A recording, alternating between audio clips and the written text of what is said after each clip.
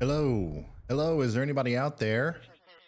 Testing, testing, 1, 2, 3. Let me bring the camera up. Hey, welcome back to another stream here on the Ryan Hall Y'all channel. Today, we are talking about hurricanes. It's been a while. It's been a while since we've done a live stream. The last time we did this, we were talking about tornadoes.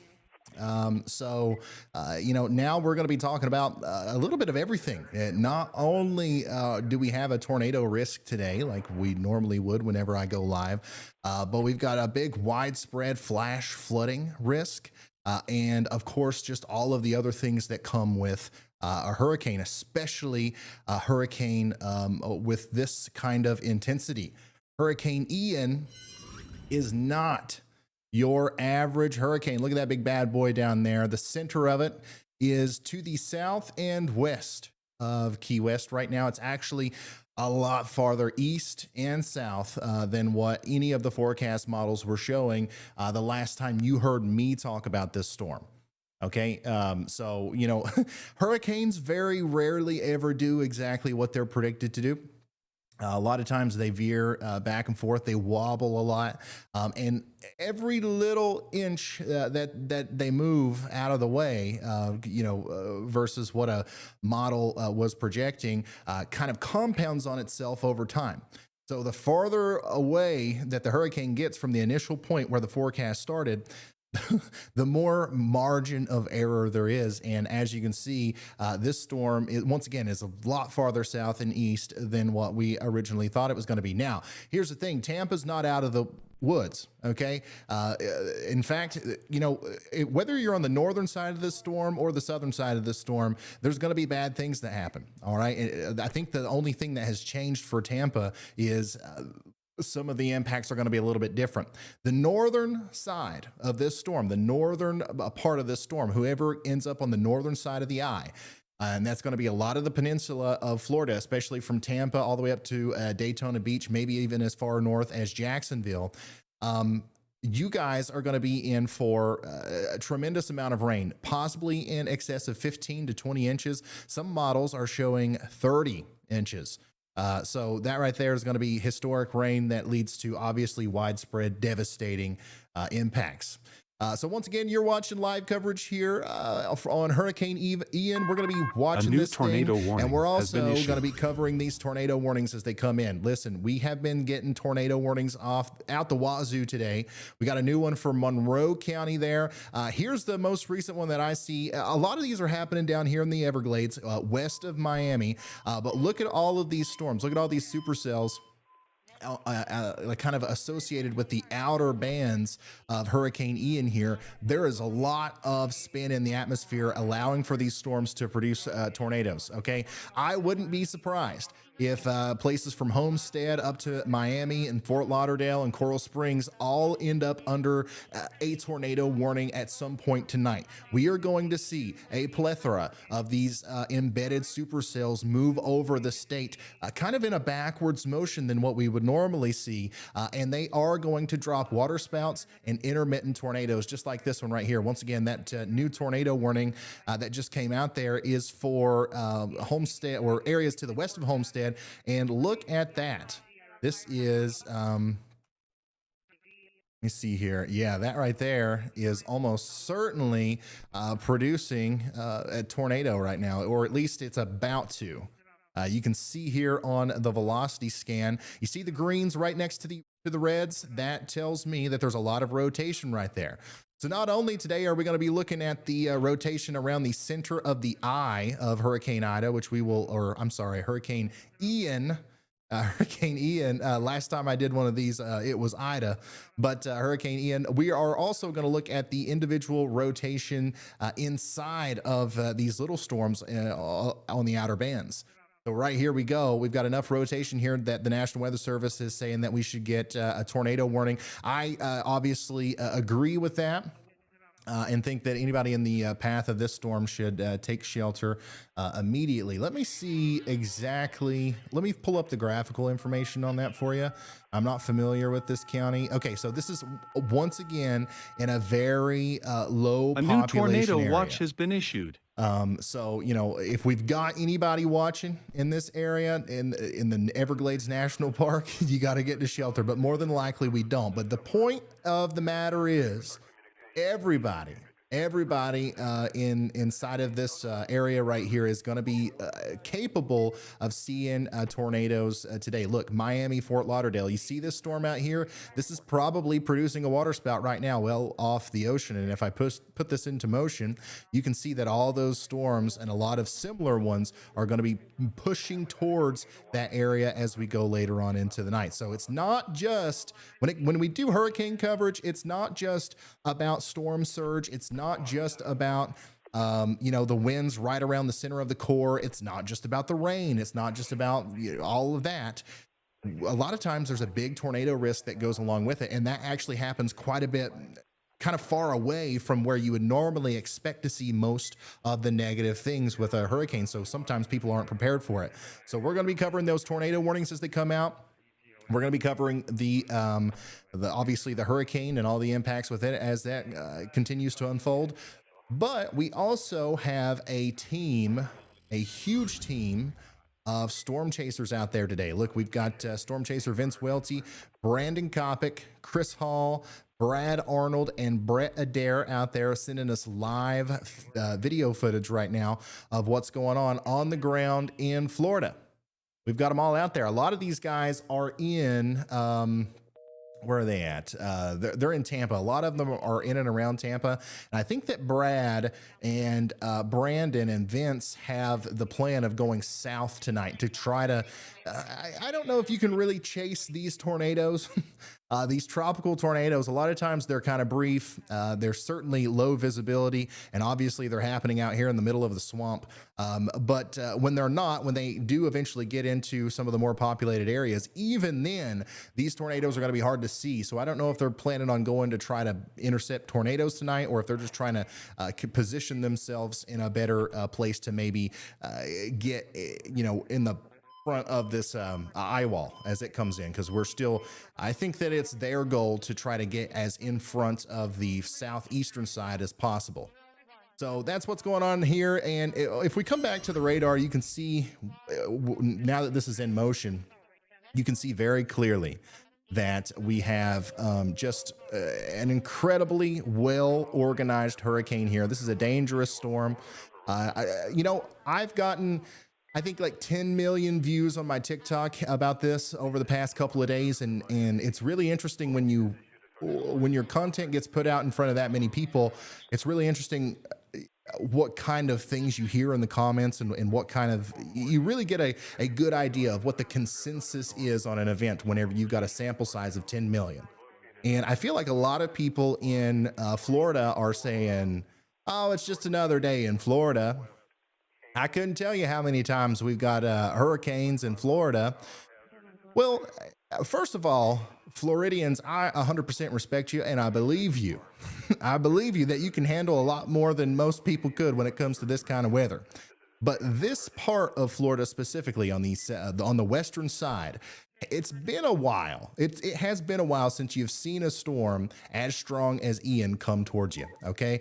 Some of the models yesterday, some of the ones that were painting that worst case scenario in Tampa, took a category 3 storm right up to the bay. That hasn't happened in over 100 years. Okay. Obviously we had Hurricane Charlie. What was that? 2003, 2004. We've had, hurricanes down here. But a lot of the ones that I think are in people's memories right now aren't the same beast as Ian is. Now, we don't know what Ian's going to look like when it gets closer to shore. We don't know exactly what's going to happen there. But I think it's always better to treat Mother Nature with respect and err on the side of caution. So if they're telling you to evacuate, just do it. Just do it. Think of it as a little bit of a vacation or something. Get out of there. And if the weather people are wrong, like they are very often, hey, what did you lose? Nothing. You could lose everything if you don't evacuate in some of these situations. So obviously, we're going to go through the forecast. We're going to look at what could happen. We're going to be talking to our storm chasers. We're going to be talking to meteorologist Andy Hill. We're going to be, doing all kinds of stuff today. But the main point of this live stream today is just kind of to go over everything. Like, kind of think of this as a video, like one of my normal videos, but we're going to have a conversation. I'm going to start looking at chat here. And then, it's just going to be a really interactive way to watch the weather. Imagine watching your local weatherman and being able to talk to him and being able to, actually, I'm going to sit here for hours. I don't know, 6, 7, 8, 9 hours, however long it takes me to answer everybody's question and make sure that everybody understands what's going on.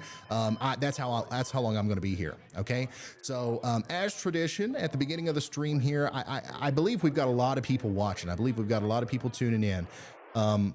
We need more. The way that this channel works is that we tend to reach people that don't normally care about the news, right?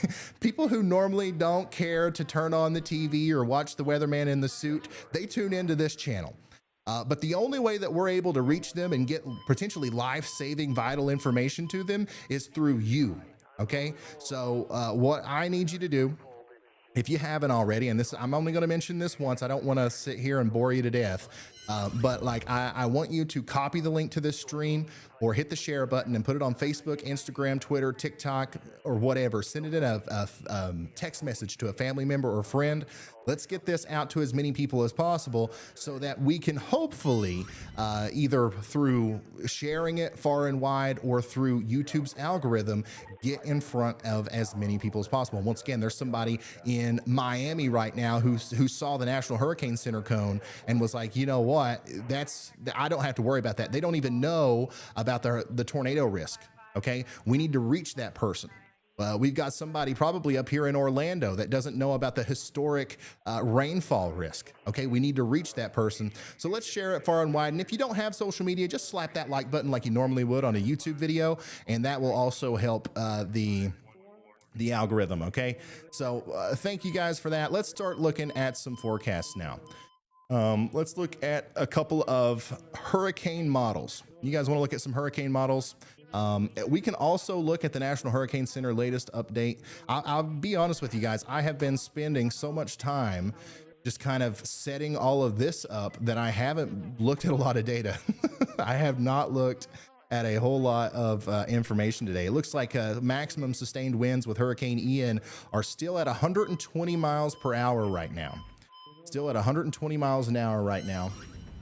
So it's still a Cat 3. But I do believe that very soon this could become a Category 4. And I don't know if any of the models are still suggesting the idea that we could see a Category 5, but at this point it doesn't matter.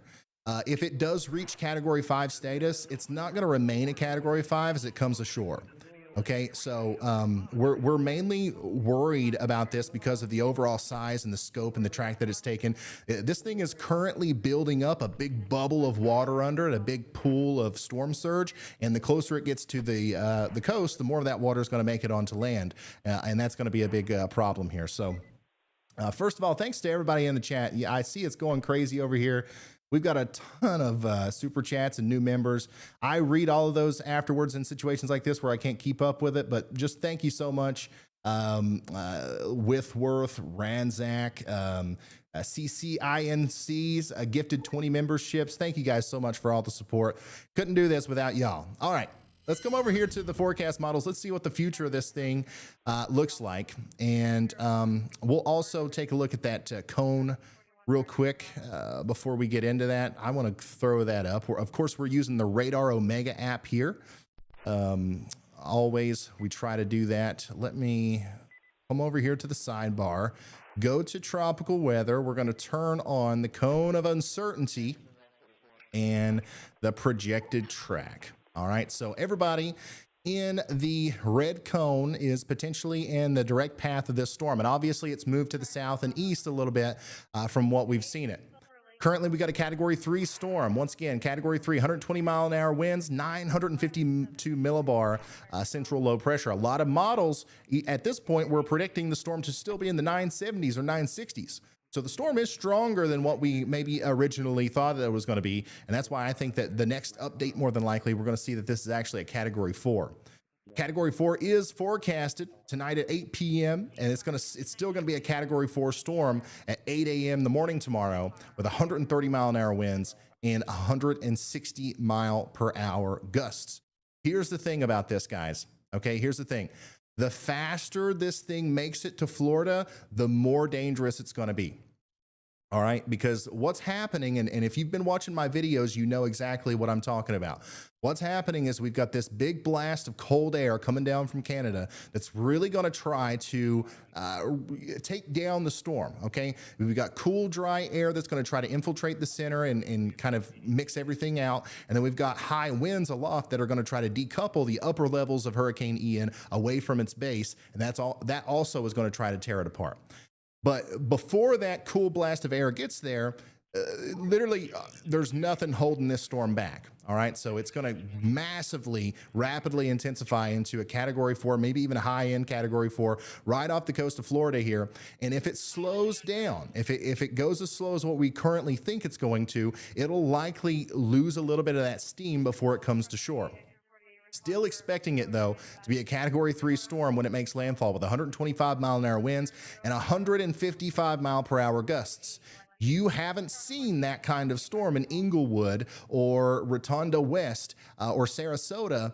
You haven't seen that in a long time. Once again, I just want to really emphasize this is not a normal storm for Florida. It seems to be a very common misconception. Like I said, I saw this comment hundreds of times on TikTok. This is not your everyday average, Florida situation. I think people are still kind of thinking back to some old data where we thought maybe this was going to weaken to a tropical storm or a Category 1 before it comes ashore. That's not even a possibility anymore. This is going to make landfall more than likely as a Category 2, 3, maybe even a high-end 3.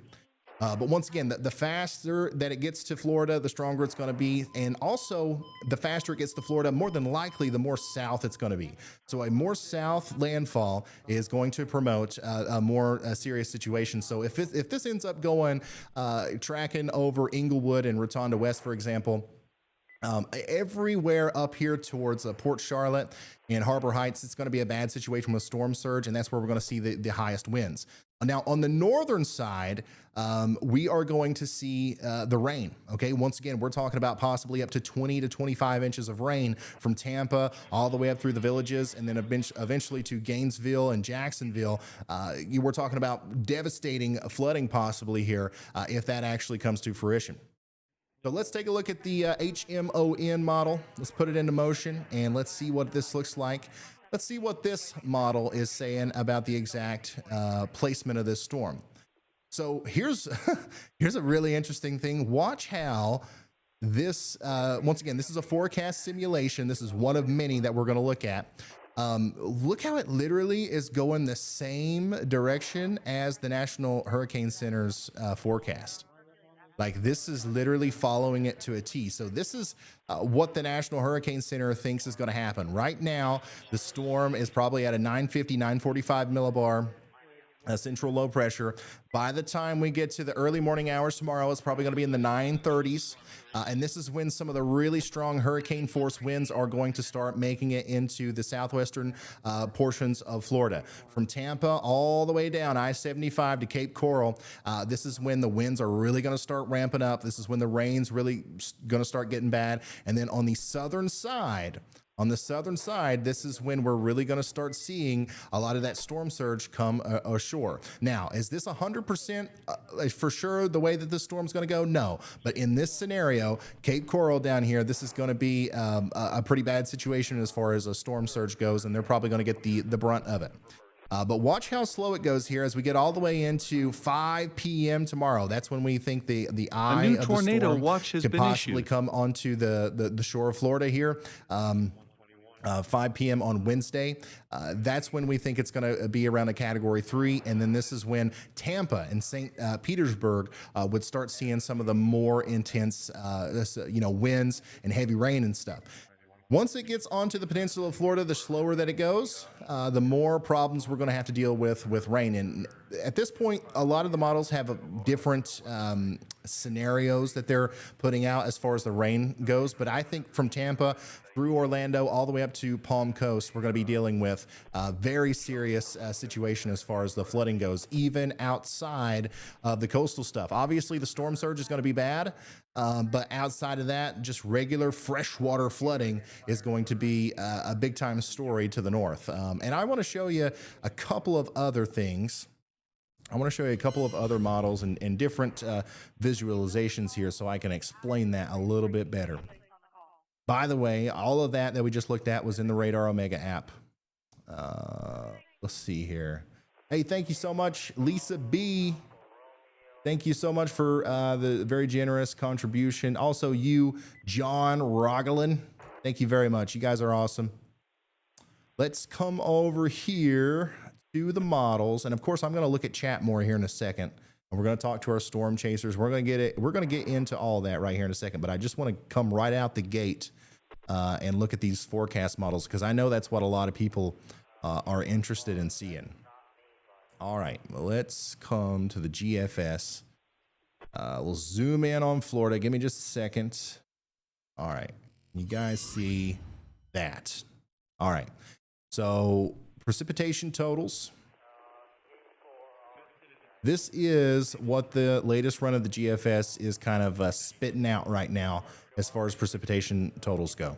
Once again, this shows a little bit more of a southern track with a landfall down there a little bit north of Cape Coral, and it slows the storm down significantly, bringing 20 to 25 inches of rain from places like Tampa all the way up through Spring Hill, through the Orlando region, the villages, Ocala, maybe even as far north as Gainesville could see more than 15 inches of rain if that's the way that this goes. And once again, that would be almost just as bad as getting a direct hit from the storm if you get 25 inches of rain in a short period of time, especially if you live in a flood prone area. So I want to make sure that everybody understands that is a big potential problem today. I know that we've heard the sound for a tornado watch multiple times here, so I want to show you that graphic. Just so we're all on the same page, and I want to make sure that I'm relaying as much information as possible here. This is going to go till 5 a.m. Check this out.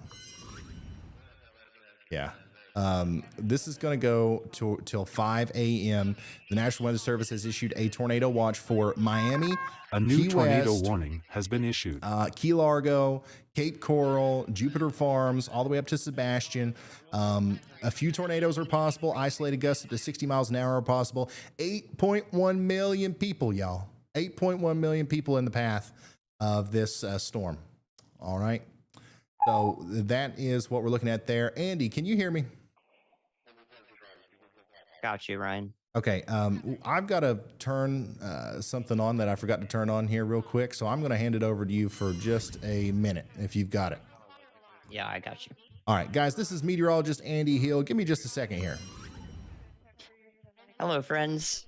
Yeah, there's a lot to talk about here. In fact, we do have the newest hourly update. The National Hurricane Center is doing hourly updates for Hurricane Ian now, and as of the latest one, actually, I know that Ryan said that it would landfall probably around maybe a high-end Cat 3, but however, the National Hurricane Center believes now that we will actually have a Cat 4, near a Cat 4 landfall possible between Tampa and Fort Myers areas. So good to see you all again. This is new coverage for us doing, well, not new for Ryan, but new for me. This is my first hurricane coverage. Great to see you all in the chat. Lots of people here. We're going to be live for many hours today, many hours tomorrow.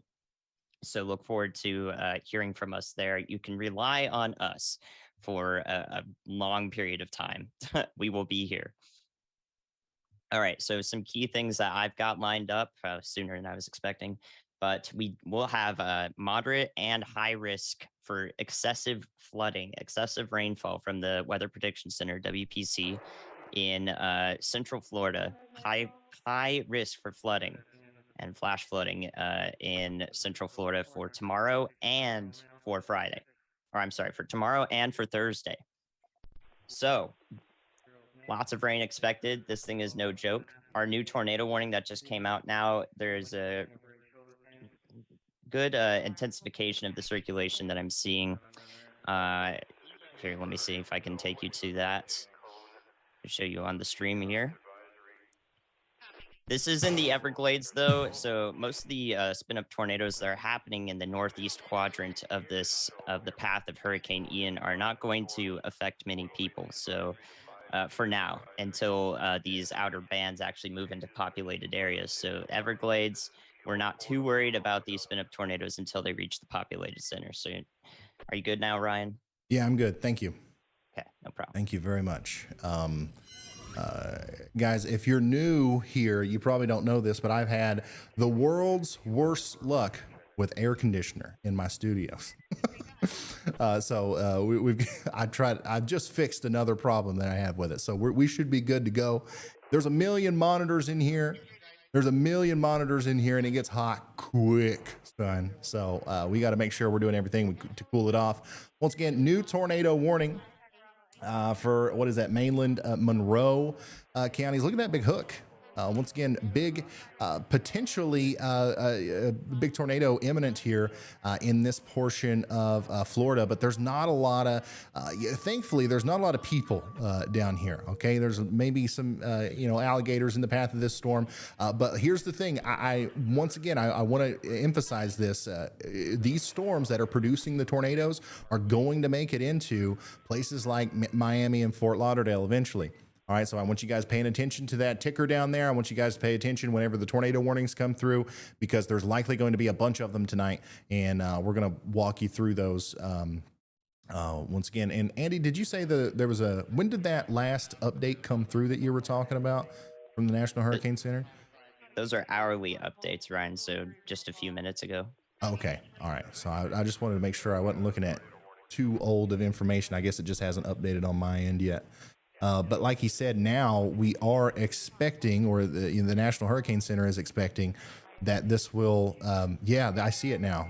This will likely make landfall as a Category 4, or at least it'll be right up there next to the shore as a Category 4 storm. Now, I can promise you this part of the world here, it's been a while since you've seen a storm like this. Once again, maybe 130 mile an hour winds, gusting up to 160 miles per hour. And if this thing stalls out even for just a little bit, like we think that it could, it's going to be some really, really bad situations unfolding from Tampa all the way down to Cape Coral and Naples, even Marco Island. All these places are, kind of in a bad situation here. And when the lights turn green, that means Andy's got some information for us. So go ahead, Andy. Yeah, Ryan, take another look at that tornado warning. Like I said, that's in a very sparsely populated area, if not no population in the middle of the Everglades. But that has an extreme signature now, actually, relative for a tropical cyclone spawned tornado. It looks impressive with a bounded weak echo region. That's a donut hole. That's what Ryan will probably call it. But the velocities on that are pretty serious, and I wouldn't be surprised if we do see a confirmed tornado warning out of that soon. Absolutely. Thank you, Andy. Yeah, guys, this is this is likely a big tornado echo region. But the most impressive thing that we can look at right now is just the velocities. Now, this is a great potential learning situation for anybody that doesn't know how to read this. Once again, this is the reflectivity. This is what you're probably used to seeing on radar whenever you're looking at, is it going to rain or whatever. What we look for when we're trying to see where there are tornadoes is areas like this, where you can see see the rotation in the storm through the hook at the southern end of the storm. You see the little hook right here. That is one thing that tells us there might be something fishy going on there. But whenever we switch over to velocity, this tells me certainly there is something going on there. There's either a big tornado down or one is imminent, because what we're looking at here is the green. The green represents, parts of the cloud, parts of the storm that are going towards the radar, and the reds, the pinks, and the really bright reds there represent the same stuff, but it's going away from the radar. So when you've got something going towards and away from the radar, really close together, and right in line with a hook echo like that, it's almost always a sign that we are looking at a big developing mesocyclone and probably a tornado. So that is, once again, like Andy said, probably going to become a confirmed tornado here before too long. Obviously, there are some people out here, but for the most part, my biggest worry isn't necessarily for this storm in particular. It's for these other storms that are forming down here. We're going to see these storms enter the same environment and atmosphere as this one is in right now. And of course, these will also eventually make it into Naples and Bonita Springs and Cape Coral and all these places as well. So we will have to keep an eye on these all night long. That's why that big tornado watch is out. And that's why we've got, once again, almost 8.1 million people in the path of that, or in that tornado watch box. Go ahead, Andy. Yeah, Ryan, that now has a massive tornado debris signature on it. So I expect a confirmed tornado warning from the National Weather Service pretty soon here. And I would invite you to check Google Maps for that area just in case there is something in the way of that. But I think besides, it may be close to, it may be nearing a road passage, a highway that goes through the Everglades. I think besides that, there may be nothing there, but a quick check would be useful just in case. Awesome. All right, thank you, Andy. What he was just talking about there, the correlate, the CC drop or the tornado debris signature, that's this. Okay, so now we're looking at blue, the little blue dot there inside of the massive zone of pink. That is potentially debris being picked up by the storm and lofted up into the atmosphere. And we can actually see that on the radar. So not only can we see the velocity or the speed and direction of the hydrometeors and the things in the atmosphere, we can see the size of them and how that correlates to other things around it. So if there are, leaves and tree branches or whatever getting lofted up into the atmosphere, the radar knows that that's different and it paints it blue for us here. So that is what we're looking at right there, tornado debris signature. And I'm actually going to take a closer look here, and we can do that on Radar Omega. And we can see what is in the path of this. And it does look like there are some small towns here. Trail City is potentially in the direct path of this dangerous storm. Let me turn on the velocity here. Yeah, so just to the south of Trail City, we've got a pretty big tornado on the ground right now. And I'm actually very surprised that the National Weather Service hasn't upgraded that to confirmed warning yet. Let me do some research here. Trail City, Florida. I just want to see what that looks like, what's going on over there. And all that. Trail City, Florida. I can't find a whole lot of information. It does look like it's a part of the Everglades. I just want to see if there's a specific part of this area that we can kind of give a heads up to. So yeah, the storm, this tornado, if it's on the ground, which I do believe it still is, it's getting ready to go across the Loop Road Big Cypress National Preserve. That's near the Florida Trail southernmost point. All right. If you know where the Frog Hammock Camp is, or the Nature Trail Tree Snail, or Lucky Coals, that's around where this tornado is right now. And it is going to continue to go northwest up towards Highway 41, where the Clyde Butcher Big Cypress Gallery is. All right. So that's, we were talking earlier. A new tornado watch has been issued. We were talking earlier about how, not a lot of people live in this area, and that's true, but there are things out here. And I just want to make sure that we're effectively communicating where this tornado possibly is and where it's going. So we're going to keep an eye on this. Once again, that latest scan looks like maybe it's let up a little bit, but we likely still have a tornado down that just went across the Loop Cypress National Preserve Road there, just to the west of Nature Trail Tree Snail. I guess that's like a shop or something. But this is what we're talking about. If you're just now tuning in, we're going over a tornado warning. This big Hurricane Ian, is dropping tornadoes left and right here in the Everglades, and we're just trying to cover these warnings as much as possible. So that we can continue to kind of promote all different ideas here that are associated with the storm. Once again, it's not just the storm surge. It's not just the winds. It's not, we've also got to deal with potential, tornadoes here. So Andy, I'm sorry, buddy, but I've got something else that's come up. I'm going to hand it back off to you for just a second. Gotcha, Ryan. No problem. All right, guys. If you don't know me, by the way, we got a little bit of an odd introduction there. We launched into it. I am meteorologist Andy Hill, as y'all like to call me. And I got my degree from University of North Carolina, Asheville. There may be a lot of new faces here today, so you may get used to seeing me around. I am happy to be like the lead meteorologist for this channel, so I hope you can trust me. We'll do our best here. We have a good reputation from those of us the subs that have been here for a while. So I hope to I hope to give you that good information. So yeah, a lot of you probably want to know where this tornado, I'm sorry, not this tornado, this Hurricane Ian is going to go and whether it'll affect you down the line. So I have a little bit to tell you about that, and mostly it's going to come from information that I'm able to extrapolate from the National Hurricane Center's cone, since they are the most reliable meteorologists. Without their work, we wouldn't be able to do this, of course, and give you reliable information. So there are a lot of different solutions right now that we can't really tell exactly where this hurricane is going to reemerge essentially into the Atlantic once it goes through Florida or up through Florida. The interaction with land as opposed to water, it induces a lot of friction that weakens the storm. You're probably used to seeing that.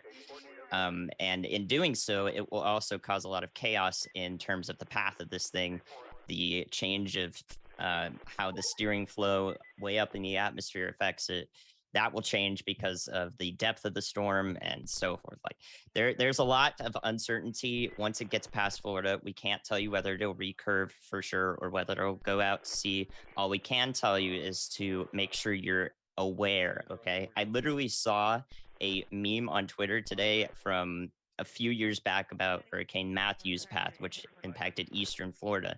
And there were hundreds of comments, hundreds of responses to that tweet of people who had no idea that that was not current. They thought this was the hurricane. So I urge you to share this information as best you can. There are still hundreds of people, even if they're not in the path of this thing or don't have anyone they know in Florida or near Hurricane Ian's path, they still have no idea what's going on. So it's very important that we try to, as best as possible, prevent the spread of misinformation about something as serious as this, right?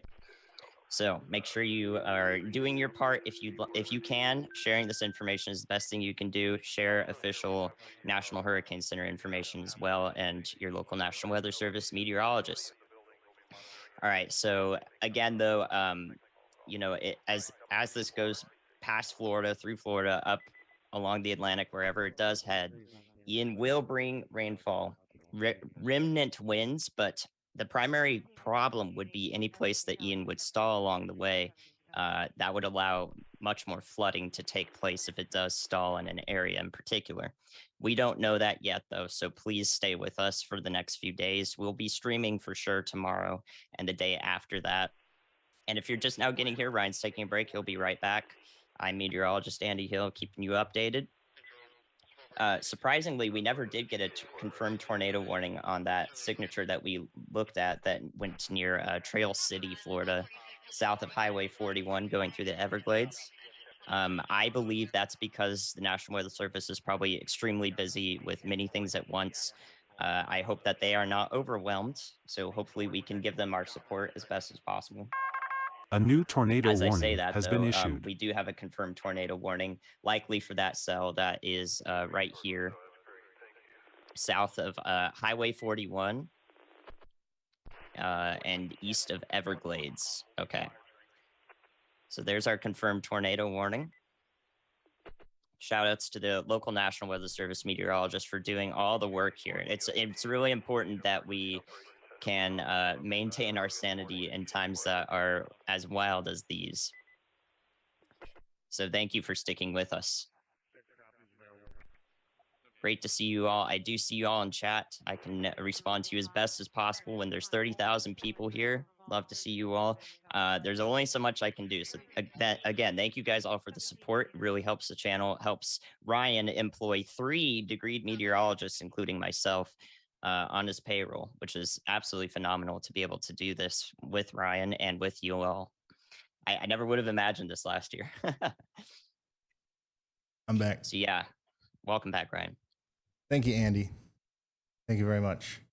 All right, guys, let's get back in to this. Everybody, give Andy a big chat round of applause for helping me out so much. I'm rusty, y'all. It's been a while since we done a live stream. And things are just not going great, but I think we've got it all figured out now. We had a little bit of a thumbnail issue or something. I don't know. But, we are going to continue to go forward. Covering this storm. Once again, I'm going to start over from the top just in case anybody is just now tuning in. We are live right now covering Hurricane Ian. The reason we're talking about tornadoes is because Hurricane Ian is spawning tornadoes inside of itself, all up and down the southern part of Florida. Okay, so a lot of tonight's coverage is probably going to be dedicated to talking about these tornadoes. Yeah, everybody's saying thank you, Andy. Way to go. The hurricane's still pretty far off shore right now. It's got plenty of time to change course and strengthen and stuff, and we'll talk about that as time goes on. But the immediate, concern right now are these storms producing tornadoes. And once again, on the western side of Miami, I'm concerned about these storms potentially producing tornadoes as well. So we're going to cover these as we go forward. And I want to show you guys what the storm looks like zoomed out here. Let's see here. Let's go to this one. This is what Hurricane Ian looks like in all of its glory.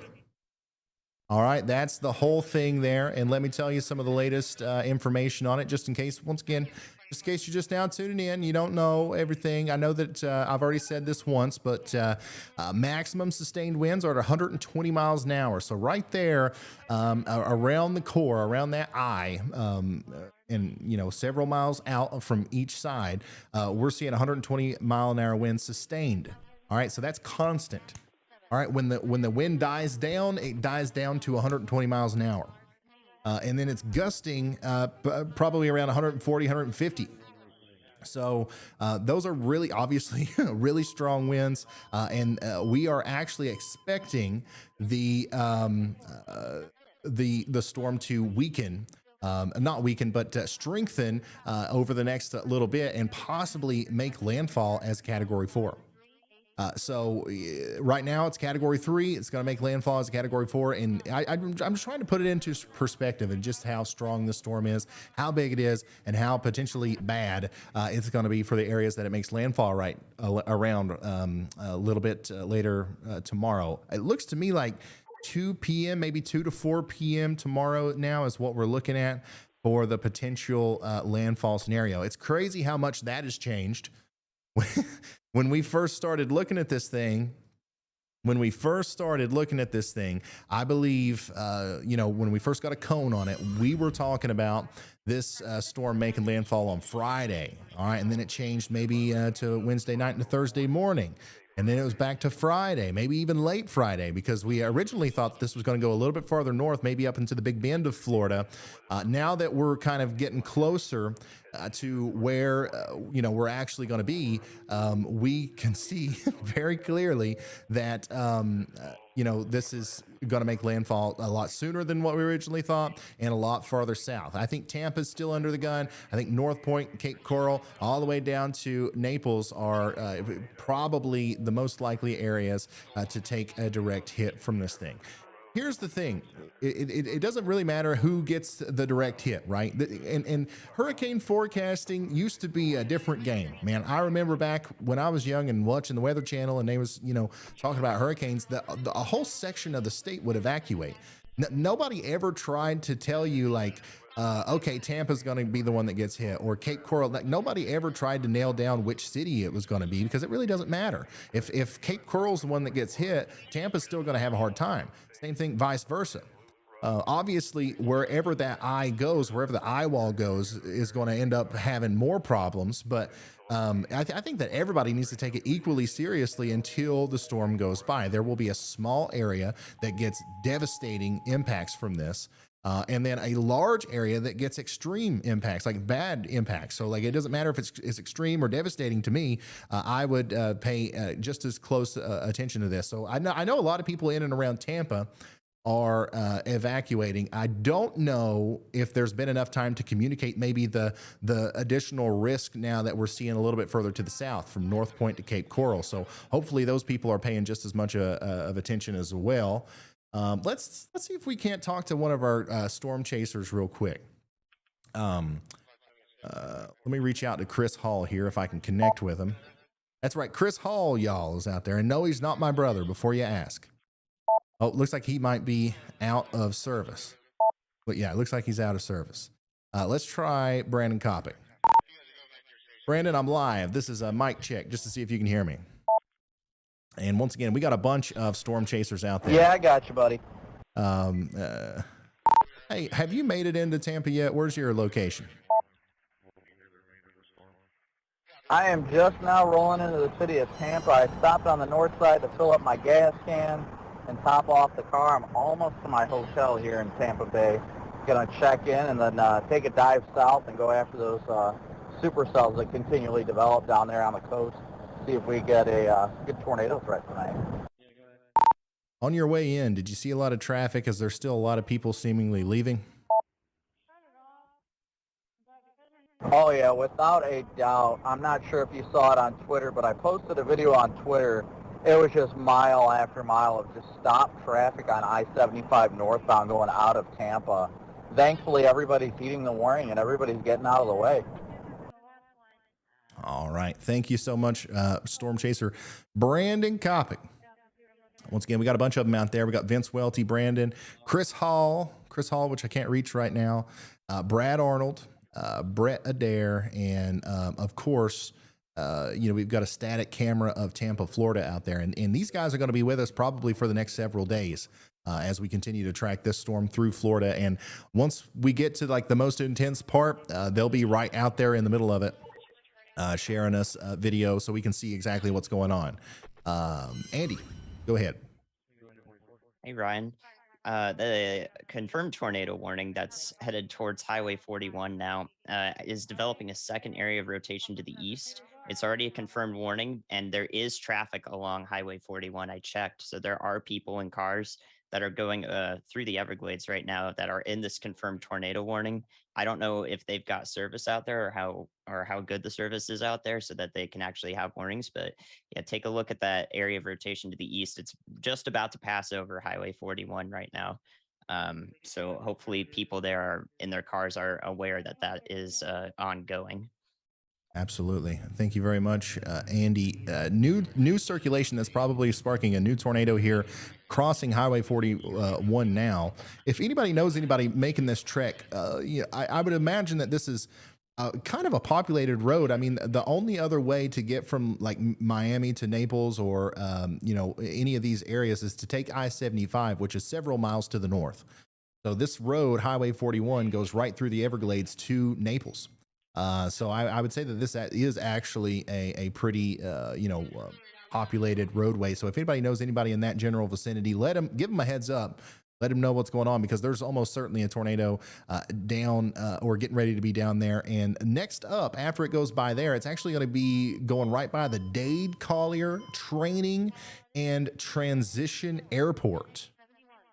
So there's a little training airport there right around the where this tornado is headed to right now. So tornado warning is in effect for Collier and mainland Monroe in Florida. Please take shelter now. Ooh, look, there's another one in line for this too. The historic Poppenhager Camp Airport. There's two little airports right here next to each other that are in the path of this storm. So once again, if anybody knows anybody over there, let them know what's up. Tornado warning. You got to get to shelter. Here's what I'm concerned about. Next up, if this thing continues, it's going to make it up there to I-75.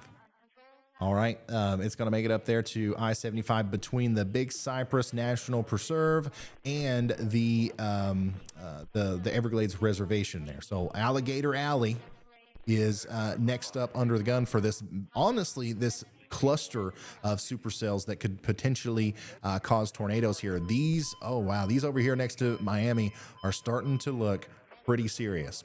Once again, here's the city of Miami. Here are all of these storms that have that look. You see that curvature in these storms?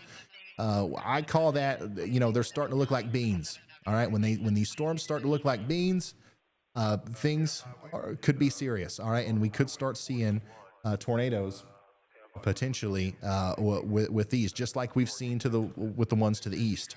We're going to give those storms time to mature before we start worrying about them, but I would watch them closely if I'm in and around the western side of, Miami. All right, here is what the radar looks like. Let's put it into motion. Look at that thing spin. Still a very well-formed eye wall down there, just to the south and west of Key West. And it's going to continue to move off to the north and to the probably the northeast as time goes on. And we're going to continue to see these tornado warnings pop up in the southeastern section of Florida all the way through the rest of the evening. And that's why we have also into the early morning hours tomorrow. That's why we have that tornado watch in effect for portions of southern Florida all the way out until 5 a.m. Let me show you that. Let me show you that. Love you too. The weather wife just walked in. Let me show you this real quick. I want to show you the graphic information on this so that you can see exactly what I'm talking about. Go to the web. There you go. Tornado watch. Almost 8 million people under this watch. And this goes from Miami to Bonita Springs. This ain't it. This is the old one. Give me just a second. Let me go find the right one. There it is. Okay. All right. There it is. Tornado watch for 8.1 million people. A few tornadoes possible all the way out till 5 a.m. Wednesday. 5 a.m. Wednesday. So keep that in mind. All right. And I've retweeted this. So if you guys want to help me share it on Twitter, you can find it on either NWS Tornadoes Twitter page or mine at Ryan Hall, y'all. Hey, I just got to say a huge shout out to everybody that's showing love in the chat. Debash Mode with the very generous super chat. He says 1 meal for the Hall family during this hurricane. Appreciate you. Bash is one that has been here for a while. He's always in the chat. Totem Wolf says thank you for all you do. Jim Thompson, thank you very much. McEmbers became a high-risk member. I mean, there's just so much love in the chat tonight. Thank you guys so much for being a part of this and sharing it. Because once again, I know that we got a lot of people watching, and that's because of you guys. Looks like we got a report in. Radar confirmed tornado by TDS. Okay, so that's that confirmed report from earlier from that tornado debris signature that we saw not too long ago. So let me pull back up the satellite here. I want you guys just to keep an eye on that hurricane as it continues to grow. And I'm going to try to find a couple more new pieces of information that maybe we haven't seen yet to maybe share with y'all. Once again, we do believe that this storm is going to be a Category 4 or close to a Category 4 as it moves in to the area south of Tampa whenever it makes landfall. And that's going to come along with a lot of problems within itself. I do want to check on Radar Omega to see if they've got anything finished with their with the thing that they're looking at with the cyclone port. Oh yeah, look at this. Let me make sure these are working. Yes, sir.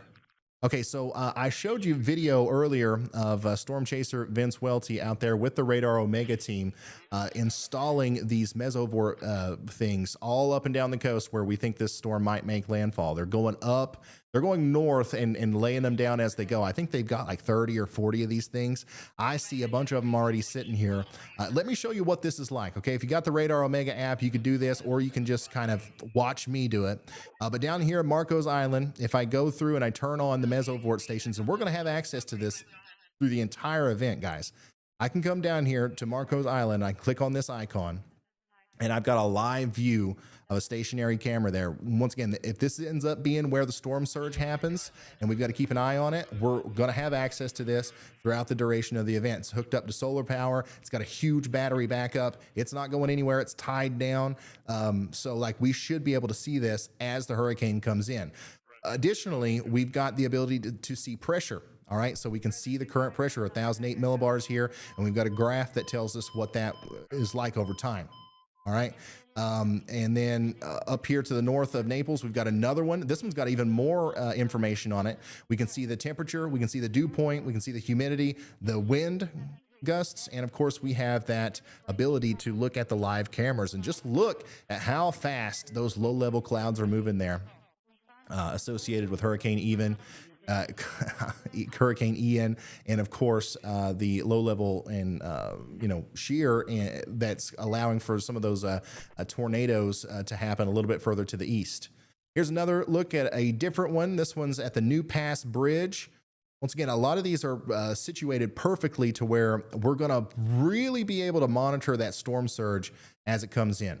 Okay, here's one north of Fort Myers Beach. My goodness. Like seriously, this is just there's no other resource as good as this, in my opinion, when it comes to tracking hurricanes. The Radar Omega team is going to be out there all night tonight, continuing to plop these down all the way up the coast as time goes on. So we're going to be able to watch this storm from every angle without having to put real people in harm's way.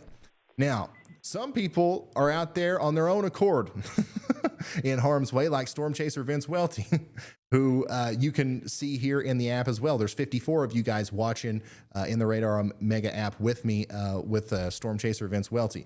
And we can see his camera, and we can see all the temperature and weather information on his as well. So we're going to keep up with that as time goes on, and we're really going to kind of play around with it and make sure that we, display all the information in a way that helps you guys. I don't want to just do it because we can. I want to make sure that we're doing everything we can to actually, inform you guys and make sure that you guys are getting the information that you come for. Let's come back to this radar view. Let's check these storms once again for rotation. These look like they're rotating, but they're not really showing a whole lot of rotation on radar. All right. That is a good sign, but I still believe that we're probably going to see an increase in that as time goes on. Next up, we've got Naples and Bonita Springs probably going to be getting in on this. When what I'm talking about is the potential tornadoes down here in southern portions of Florida. Bailey Hayes, thank you so much for becoming a Slight Risk member. And of course, we've got people, hopefully we've got a lot of people tuning in from Florida who are maybe in the path of the storm, or maybe they've evacuated and they're just looking for information. They're just wanting to follow along in any way that they can. I'm glad that I can be here for you guys, but I know that we also have a lot of people from around the world watching that don't live in Florida. And as you can see here, we've got Token Guy saying that he's in Cincinnati. He says, thanks for the hard work. Stay safe. And, he's sitting there watching. So thanks to everybody for tuning in, no matter what reason it's for. The only thing I ask, once again, is if you have time, if you want to help us, share this stream and share the channel and hit the subscribe button and like and all that stuff. All right. So yeah, thanks for tuning in and thanks for sending in that picture. I'm going to continue to look for new information. By the way, Twitter is a huge resource that I use whenever we do these live streams, man. So like if you guys find something that maybe it would be interesting for me to share, if you find that on Twitter, tag me in it. A picture, a video, whatever it is, a news thing, something from the government, tag me in it and I'll eventually find it and be able to show it. Also, if you've got any memes to share, like this one, feel free to do that. Andy is the Nader Whisperer, and yes, he is. Love having meteorologist Andy Hill on the team because it always works out. It always works out. He finds them, son. If I don't find them, he does. It's the dream team. Here's an update from Radar Omega, and look at that 3D view. Let me do this real quick. There we go. So it looks like the latest NHC update is promoting a Category 4 landfall, or at least a Category 4 storm very close to landfall. And that's going to be around 2 p.m., maybe 4 p.m. Tomorrow afternoon. And there's a look at that 3D view of Hurricane Ian as it is now a Category 3, about to be a Category 4, and it's approaching Florida. Unbelievable what you can do with that app, including looking at stuff in 3D. What's chat doing? What is chat doing? Let me Let me see. Once again, since we're not in the like a make or break it situation, we're not in the middle of like the hurricane here. We do have the ability to kind of answer some questions and talk to chat a little bit. So I'm going to be looking at chat here for a little bit and kind of see what's going on. We got a lot of people from Daytona, Florida, it looks like. Looks like we got 32,000 people watching. Thank you guys for helping us get the word out. Let's see here. Seth P says, hello from New York. Hope everybody in Florida stays safe. Thanks, Ryan and team, for all you do. All right. You know, this is the first time I've ever tried doing this with so many people watching, so this might not be the best idea. But like we're gonna hey, this is the only way that me and you can talk right now. All right, so let's try to keep the chat orderly. We got mods, they're real people. All right, let's not be too hard on them. Let's see here. Will North Carolina be affected? Will North Carolina be affected? Melody says, will North Carolina be affected? That is a good question. Now, I don't want to spend too much time. I don't want to spend too much time talking about places other than Florida just yet, but we are going to do that because I understand that there are a lot of people watching that live outside of the, you know, the Florida area and the direct impact area. So let's take a brief second to talk about what's going to happen after this thing gets by Florida. All my Floridians, stay tuned because the vast majority of this is going to be about you. Let's look at the entire East Coast and let's look at the latest Euro. Let's look at all the models here. Let's look at the latest Euro. Let's actually zoom out to where we can see the whole US just so we can still see Florida in there. One of the things that you're going to notice is with the Euro, the storm, let me load all these frames here. Okay. With the Euro, the storm is going to make landfall south of Tampa, which is pretty much what all of the models are suggesting at this point. And then it's going to go across the state very slowly. All right. It's going to dump all that rain, potentially in excess of 15 inches. And then something really interesting here, and the Euro doesn't do it as well as some of the other ones, but it tries to go back out into the Atlantic Ocean. Okay. If this storm was to actually cross Florida, come back out into the Atlantic and then up towards North Carolina, yes, it would affect you, and it probably would affect you as a tropical storm or a hurricane maybe. Obviously, the storm still has to deal with all that cold air and the wind shear associated with the cold front. But if it gets back out over warm waters, it will have the ability to kind of re-strengthen. And as we've seen, we really don't know where this thing's going to go. This model could be off, right? If this is just off by a little bit and this stays, 100 miles out to sea versus where it is right now, that's going to make a world of difference. But even if it doesn't, even if it takes this exact path, yes, North Carolina is going to feel the impact. It's going to start raining, by Friday. It'll rain all day Friday for a lot of North Carolina. A new tornado warning has been issued. And then it's going to last all the way through Saturday, probably even Sunday and Monday as the storm dissipates. So I do want to take a quick second and check on that tornado warning because that was a confirmed one. You see how the lights automatically flashed red behind me? That means that it's not a normal tornado warning. That means that we've actually got either a report or a confirmation of a tornado down. And it looks like that's going to be for Collier County, if I'm not mistaken. And right there it is. Is that a report, Andy, or is that a radar confirmation? Do you know?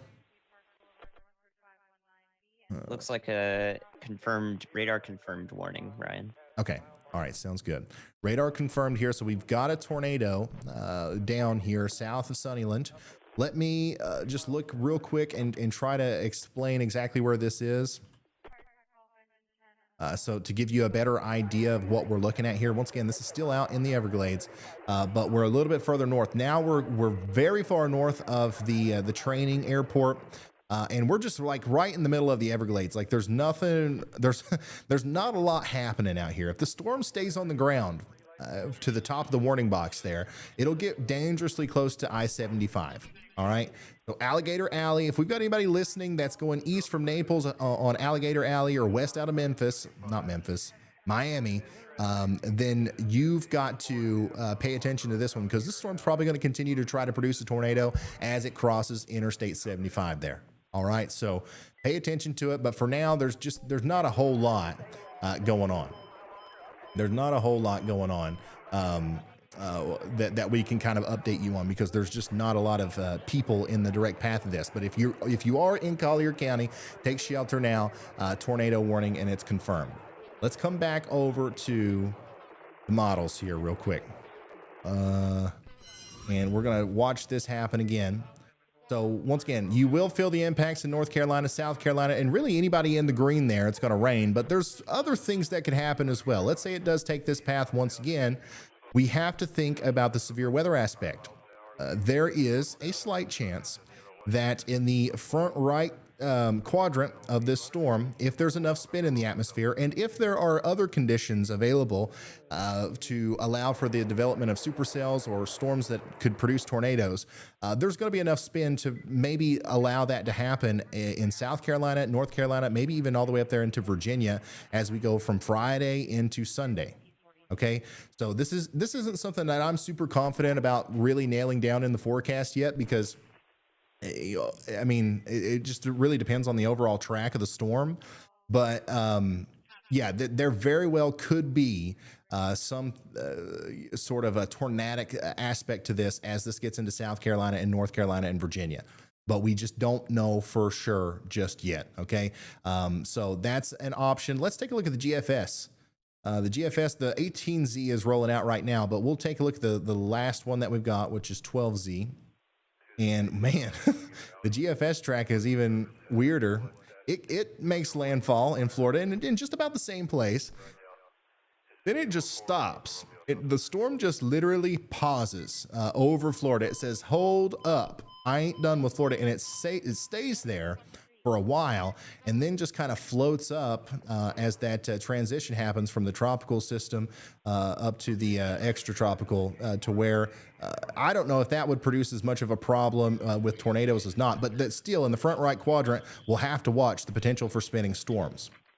Let's take a look at some higher resolution data. NAM 12 kilometer.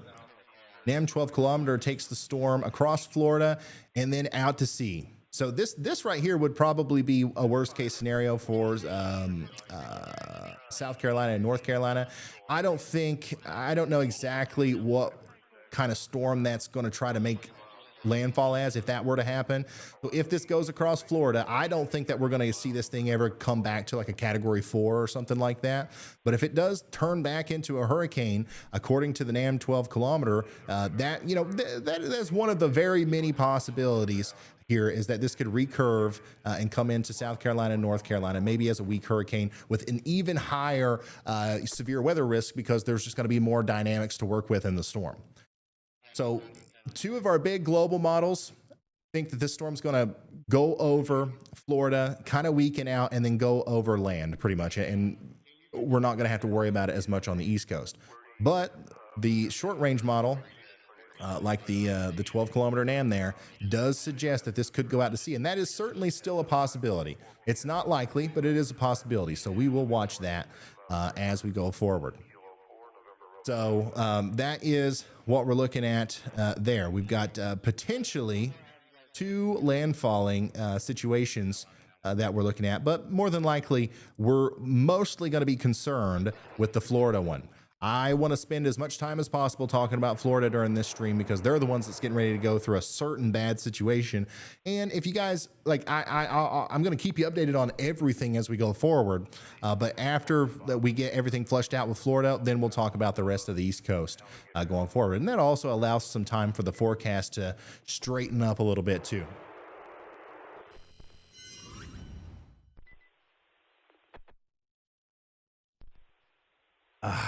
Okay. Once again, thanks to everybody for all of the wonderful support I'm seeing the chat. I just tried to answer a question there. I might have got off a little bit off track, but I think that we did a pretty good job. I'm going to touch on the rest of the East Coast forecast multiple times during this live stream. We're going to be here all night, baby. We're here all night, son. Chris Hall, y'all, has ran into Storm Chaser Brandon Kopic. Who's this? He showed up at my motel. Yeah, we're gonna see this quite a bit as we go forward. Hurricane Ian is producing tornadoes in Southwest Florida this afternoon. It looks like there are some videos of the tornadoes out there in the Everglades or north of the Everglades. I'm retweeting one right now. If you guys want to go look at that. There's a good video actually of this of one of the tornadoes that we saw earlier. It's an Everglado. Yeah. Obviously, you know, it's all fun and games whenever they're in wildly unpopulated areas like that. But I am concerned about the similar conditions producing tornadoes further towards populated areas as well. Hurricane Ian is zeroing in on southwestern Florida. As you can see here from satellite view, Category 3 Hurricane Ian is on its way to southwestern Florida, and the National Hurricane Center says that Ian will continue to strengthen this afternoon and throughout tomorrow. So that's another thing. It looks very close to Florida, right? It looks like it's going to be there in about 30 minutes. If you're just looking at this and you didn't know the timing of the loop or the forecast or anything, you would probably think you don't have much time if you're in Tampa or all the way down towards Naples or Everglades. You'd think that it's going to be there before too long, but this thing is going slow. And it's actually, you can see here in some of the latest frames that it's starting to try to go a little bit more north. It was going northwest. Now I believe it's going north-northwest, which is going to make it take even longer to make landfall there. And that gives it more time to strengthen over the water. This is expected to be an extremely dangerous major hurricane as it draws closer to the west coast of Florida. Hopefully everybody's listening to all of the warnings and the evacuation orders. I talked about it earlier in the stream, but I do think that some people are underestimating the storm because of the uncertainty with the forecast in the beginning. At the beginning, there was a lot of people saying this is going to weaken before it makes landfall. That's just not the case anymore. It's going to make landfall as a major hurricane, and it's going to be a bad deal for whoever gets underneath of it. Yeah, so bunch of videos out there of tornadoes, and I want you guys to go look at those. And here is a look. Oh, never mind. I was going to show you something, but it won't pull up. But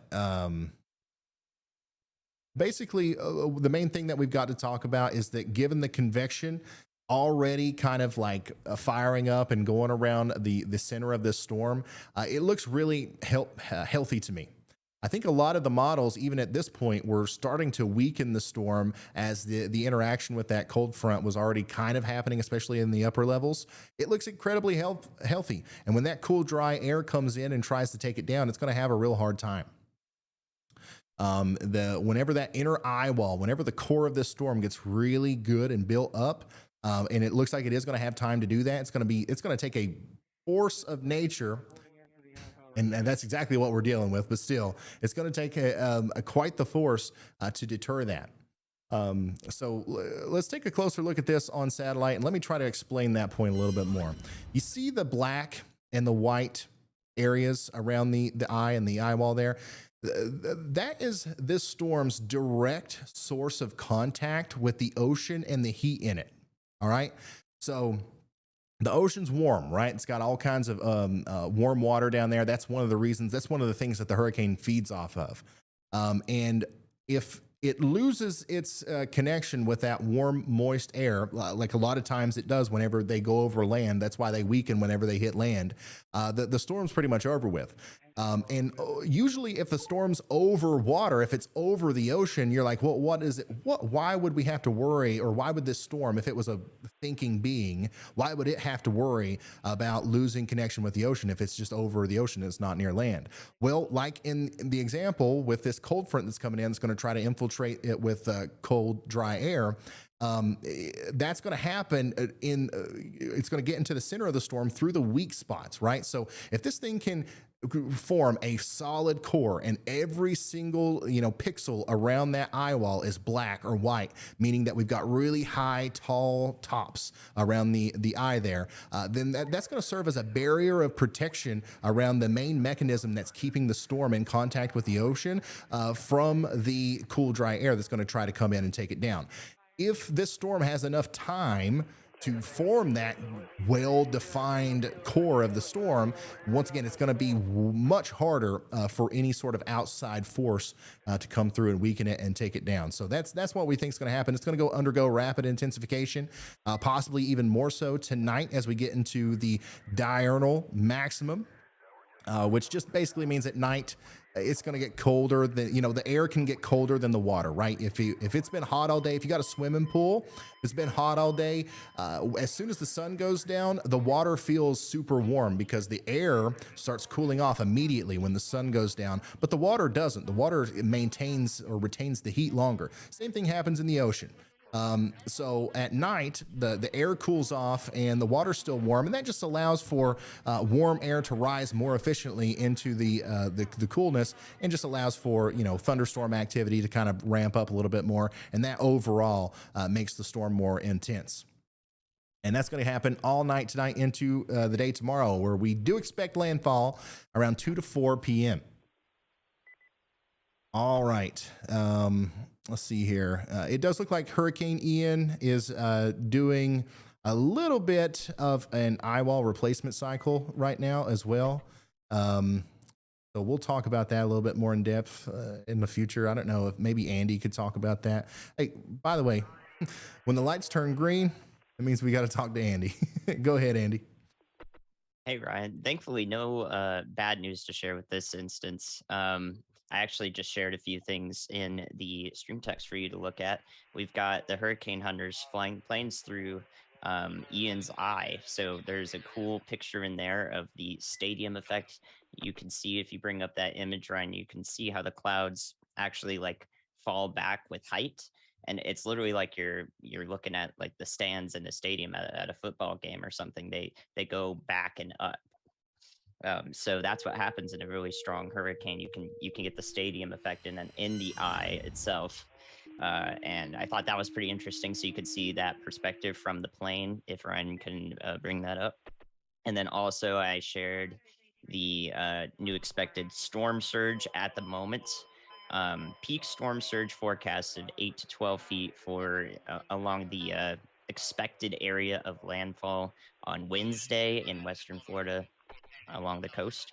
And there is also storm surge forecast on the other side of Florida, on the East Coast, up through the Georgia coast, all the way up through Charleston, South Carolina.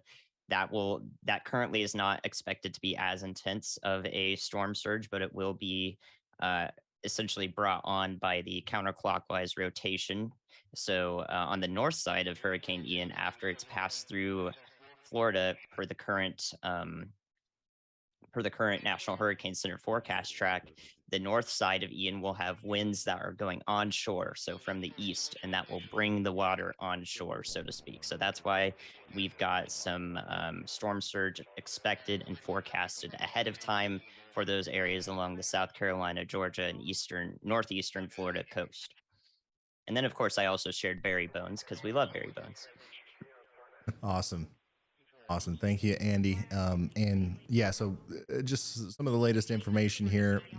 I'm retweeting all this stuff. So if you guys want to get an up close view of all this and kind of read over it yourself, it's on my Twitter, and this one's going to be on @NHC Surge on Twitter. But it does look like 8 to 12 feet. 8 to 12 feet is going to be the maximum for this forecast south of Tampa. Okay, so this is going to include the Cape Coral area. It's going to include Inglewood, Port Charlotte, unfortunately. Venice, Sarasota, all the way up to areas just south of Tampa. Now, Tampa looks like still 4 to 6 feet of storm surge is possible there. And it's important to know that more than that is possible as well. This is just what, the forecast is right now. But some of the biggest, problems that we'll see are in places like Port Charlotte and Tampa. In my video the other day, I kind of explained like a worst case scenario in Tampa. If they got 10 feet of storm surge, it was going to be a really bad deal, right? It's a similar situation in Port Charlotte and areas near that. Now it looks like maybe up to 12 feet of storm surge is possible here. And that's going to lead to a lot of coastal flooding. That's going to lead to a lot of, just really bad things, because that much storm surge is not necessarily common, especially on this side of Florida. The approach that this storm is taking is rare. Florida is no stranger. Florida is no stranger to hurricanes, but because of Cuba and because of just the way that this stuff usually works, we don't normally see the hurricanes approach this part of Florida in this way. Now, don't get me wrong; it's not impossible. It does happen. It has happened. But some of these towns that are getting ready to see the full force of a Category 4 hurricane haven't seen that in a while. So it's important to communicate that, because I just don't think that everybody understands it. And one other thing, I want to show you guys this again. If you didn't see it, Andy shared this with me. This is from In the Eye of Hurricane Ian from our hurricane hunters. So another thing, if you guys didn't know, one of the main contributing factors to our models that predict where the storm's going to go is data that these guys get. So they literally fly planes into the hurricane and they drop these instruments into it, okay? And they record all kinds of information, and all of that information gets pumped into a supercomputer that then runs a simulation, or in coordination with all the other information that they get from other places. It runs a simulation on what the storm could do. So these guys are awesome, super brave, and I think there's a lot of missions going on right now to sample the core and the storm and get that information into those models. So that's why we've got planes in the eye. This is not a commercial flight just on their way to Key West for vacation.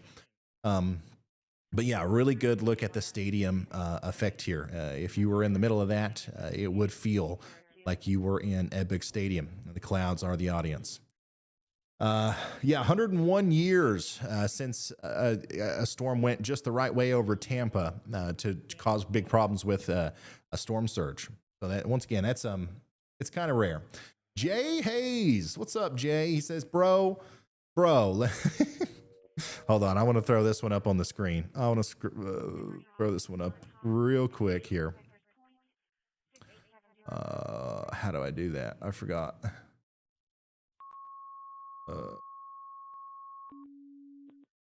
Man, like I said, I'm rusty, y'all. I'm rusty. Okay, there we go. Jay says, bro, I've been seeing so many mixed reports. I'm in Palm Coast right above Daytona, and I can't find anything definitive. How does it look for me? Jay, I'm going to fill you in more than you have ever been informed. Okay. So crap. I already forgot where he said he was. You're in Daytona. I'm in Palm Coast right above Daytona, and I can't find anything definitive. All right. Well, good for you. You've got me. You've got the internet's weatherman, Ryan Hall, y'all, specifically talking to you. And anybody else that's in Palm Coast or Daytona Beach, I'm talking to you right now. Okay? I'm talking to you. This storm is going to be a Category 4, devastating storm on the other side of Florida. All right?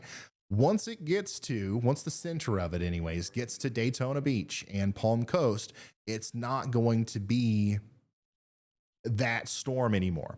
However, it is still going to be a dangerous situation. Once again, we're still looking at potentially seeing 3 to 5 feet of storm surge in that area. And we do believe that it's going to be a just under a hurricane, a tropical storm with 65-mile-an-hour wind gusts. So it's still going to be a storm. It's just not going to be this potential catastrophe in that area. The biggest problem that Daytona Beach and Palm Coasts, the biggest problem that you guys are going to see here is when this storm gets close to you. Let's run this model up here. Starting tonight into tomorrow, right around the time the storm makes landfall, really, around 5 p.m. tomorrow, you're going to start seeing a lot of those outer bands in the front right quadrant maybe interact with the wind shear enough to produce tornadoes. So that's going to be a potential for you. There might be isolated tornadoes, and you're also kind of in the perfect sweet spot there to receive a lot of rain, depending on how slow or how fast this thing goes. Daytona and Palm Coast, you could be one of those areas that gets 5, 10, maybe 15 inches of rain.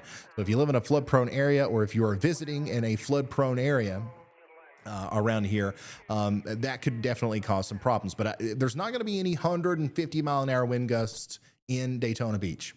I want to make that clear. This is not going to be a Category 4 by the time it gets there. It's going to be a tropical storm. It's going to be some heavy rain. It's going to be the isolated chances for tornadoes. The biggest problems are going to be those tornadoes and the flooding. So that's what we're looking at there. Hopefully that helped you out a little bit. And by the way, the center of the storm is going to be there in 3 days. That's how slow this thing's going. Like it probably won't be there. Like the actual center of the storm won't be to Daytona Beach until the 30th at 2 a.m. So 2.5, 3 days from now. So yeah, that's what we're looking at there. Hopefully that helped a little bit. And if there's any other questions you have, I'll be happy to answer them. All right, let's take a look at what else chat. Oh, actually, we got Andy. Go ahead, Andy. Yeah, Ryan, I have a question. Do you think we can cover why this moved so far to the east? The eastern extent that maybe the National Hurricane Center locked onto pretty early on in Ian's formation and intensification, earlier this week. Absolutely. Would you like to talk about that? Yeah. I think that part of the factor, we were talking about that cold front in our forecast videos that we published. Ryan and I worked on those scripts together, just like peanut butter and jelly, I think.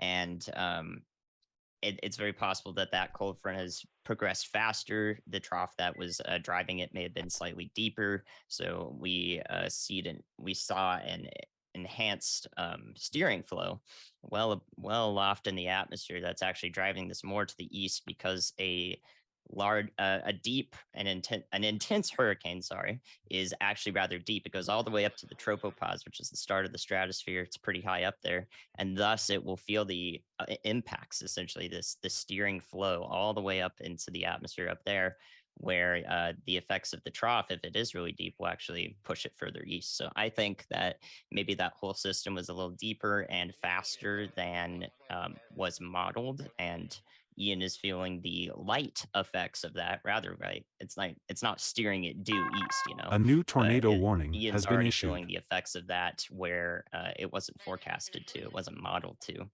and that's why we see it moving further east.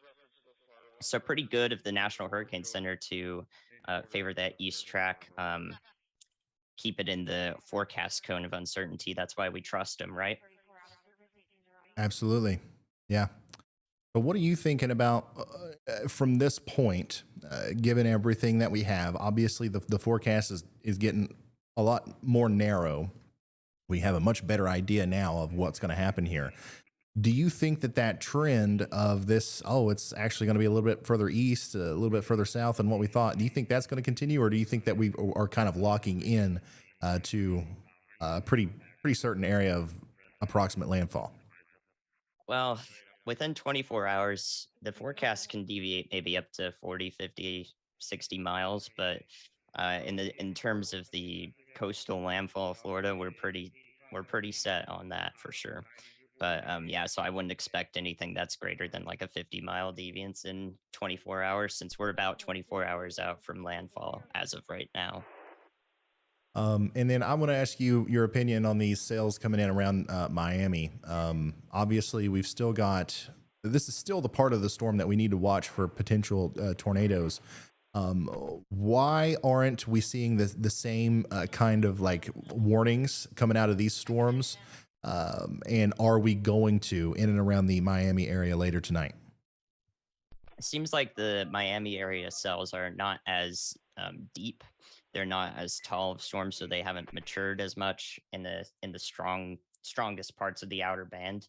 However, if they do manage to intensify, then yes, I would expect them to possibly carry a tornadic risk.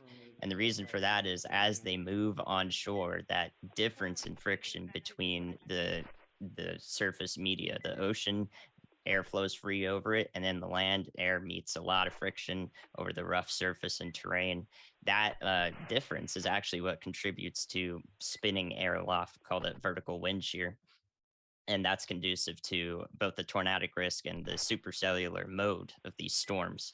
So as they move onshore, I would say that's when they have the greatest chance to become tornadic, pose a weak, mostly weak tornadic threat, though still one to watch, of course, as we'll be covering it. And it just depends on whether they meet the favorable areas for updrafts in general, such that they can sustain themselves and intensify. All right. Thank you very much, Andy, meteorologist Andy Hill there, with some awesome knowledge dropped on us. And like he was saying, we're not seeing these storms around Miami be as strong as some of the other ones. By the way, we do have a new tornado warning that came out there for Broward and Collier counties in Florida. That's north and west of Miami, but I believe the county, Miami-Dade County, is included in that. But this is north and west of the town. There it is, that pink polygon there. Let's pull this up on Radar Omega. It just looks better over here. There you go. So here's Miami. Here's the tornado warning. New tornado warning. This includes Jesse Willys, and it does include a part of Alligator Alley over here, Interstate 75. We've been talking about you guys for a while, saying, hey, like get ready. And like, if we've got anybody on this road that are going back and forth between Naples and Miami, you got to watch this one closely. And here we go. We've got multiple supercells that are capable of producing a tornado going over that interstate right now. So hopefully, if we've got anybody out there getting ready to head that way, hopefully you're listening and you maybe delay just a little bit, because that's going to be a dangerous trip over the next several hours. Zooming in to Miami, it does look like this storm just south and west of the town is it's trying to get a little bit of a hook on it, but it's not necessarily strong enough to promote a warning just yet. Let's analyze this one a little bit closer. And it's also close enough to the radar to where we really can't tell much about it. But this is one of the things that I'm concerned about, guys. It's not just about the Eyewall and the hurricane right now. We've got a bunch of storms capable of dropping tornadoes all over Florida, and we've got to watch each and every one very closely. This is one that we have to watch. Obviously, it's hard to tell exactly what's going on right now because we're so close to the radar, but we'll keep you updated as those warnings come in. So yeah, let me bring you back down to the satellite so we can see the storm. Once again, we've got the latest update here from the satellite coming in. Every single frame of this thing looks more intense. The storm is growing. It's huge. It's gigantic, and it is getting more intense with every minute. Oh, here's a look at the Radar Omega crew out there, setting up another cyclone port, another mesovort out here in the path of Hurricane Ian. Once again, we're going to be using these throughout the duration of the storm to show you exactly what's happening. They are literally strapping this thing down to a bridge. It's got solar power. It's got battery backup. This is the Radar Omega crew. And, you know, we're going to be able to look at that in the Radar Omega app. And you guys will be able to follow along here on the live stream with, I think they said they had 50 of these all up and down the coast. So we're literally going to have eyes everywhere, which is going to be great. First of all, because obviously you want to see it, right? You want to see what's going on with where the hurricane hits. But hopefully we've got people that are watching that have evacuated, right? And you're kind of wondering what's going on back home. This is literally, we're going to have more eyes than anyone on every single part of the southwestern coast of Florida. So it's my hope that we either instill some positivity and some reassurance with you, showing you these cameras, or maybe we can keep you updated on what's going on wherever the hardest part of the storm hits. So that's the point of this. And obviously these are all recording the data that they record as well. We've got pressure sensors, anemometers, temperature, humidity, all that. And it'll be really interesting to be able to see exactly what comes out of that. This will be one of the biggest operations that I can think of in a coordinated effort to do a widespread data sample of a hurricane like this. Over hundreds of miles up and down the coast, there's going to be these things installed, and they're all going to be recording live as it comes over. And I've been told that they're just about indestructible. All right. Also, Reed Timmer's out there. We're going to follow him as well. And then we are going to check in on Barry Bones. If you guys are new here, you might not know about Barry Bones, but he's the most weather enthusiastic dog on earth. He's always tuning in. He's always here with us during the live streams. And look, this dog, the owner of the dog isn't giving the dog a treat and like, hey, pose for the camera. I've seen this for over a year now. This dog is interested. Okay, this dog is concerned, and this dog is here to learn. All right, and we just love seeing him. So I just retweeted that. Everybody say hi to Barry Bones, our biggest dog fan. Of course, if you guys want to send in pictures and videos, you can do that on Twitter. But obviously, we don't want anybody out in a hurricane doing that. If you live maybe way out in the outer bands or something, and you've got something interesting going on, we'll show your picture and stuff. But you'll have to send that in on Twitter. I don't have anybody monitoring the email inbox or anything today. Go ahead, Andy. Hey, Ryan, I might have cut you off there. I'm sorry. You're fine. But I was going to go in. A lot of people have been asking what an eyewall replacement cycle is. So I'm happy to expand upon that as best as I can. And maybe you can reiterate it as best as you can, too, in understandable terms if I go off the rails. What do you think about that? I love it. Go ahead. Okay, so a lot of people want to know what an eyewall replacement cycle is and what it does, right? So we've been talking about that. Maybe you heard it from the National Hurricane Center or whatever social media you may be paying attention to, or you heard Ryan say it. I don't know if he said it yet, but an eyewall replacement cycle essentially is another eyewall forming that's outside of the current one, and it's much larger. And if it manages to wrap itself around the eye of the hurricane and the previous eye wall entirely, it essentially cuts off the inflow. The air is flowing into the center, so it comes from the outside and flows into the center of the eye. And if another eye wall essentially forms on the outside, it will choke off the inner eye wall where the strongest winds are, if you didn't know. And that actually causes the storm to weaken, but temporarily. And this new eye wall will actually then contract and shrink into the center, which has the added effect of it re-intensifying. So the ideal scenario when we talk about eye wall replacement cycles is it happening right before landfall, as that means that we will hopefully mitigate, the upper end of a category's effects. So we hope that an eye wall replacement cycle will happen. It's pretty difficult to actually forecast when it will happen. We can just see signs of it on infrared. A new tornado and warning satellite. has been if issued. If it does show up, then we'll be sure to talk about it, of course. So we'll keep an eye out on that. If you do hear that term again, hopefully we can clip this and look back at it as a tornado warning interrupts me. But hopefully that helps. All right. Thank you, Andy. I'm sure it did. That was a great explanation there. And I did use it earlier just without any context. So that was probably that was probably a much needed explanation. Thank you, Andy. We did just get a new tornado warning. This is another one that is going to impact the I-75 area, the Alligator Alley. This one's just to the south and east of Sunnyland. And actually, this includes Sunnyland. This tornado warning includes the town of Sunnyland. So we want everybody in Hendry County to take shelter, because now we have possibly 2 tornadoes here in southern Florida as Hurricane Ian is spinning these things up left and right. And I see a pattern here. This string of storms is trying to produce tornadoes one after another, and look at where the other ones are. Once again, down here towards Miami.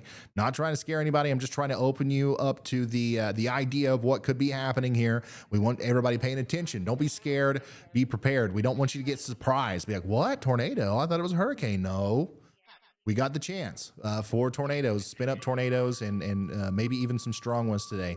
So make sure you've got a plan in place for what you're going to do if that warning comes through. But right now, the 2 tornado warnings that we have are out here to the west of Miami. This one looks a little bit more impressive, the one that's closer to nowhere.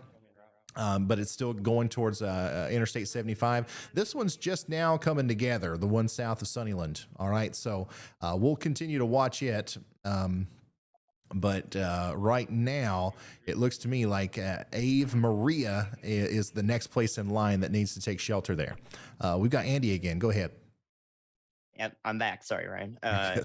In line with these 2 tornado warnings, if you go southeast of that one, we did focus on the cells entering Miami, and the one that's west of Doral,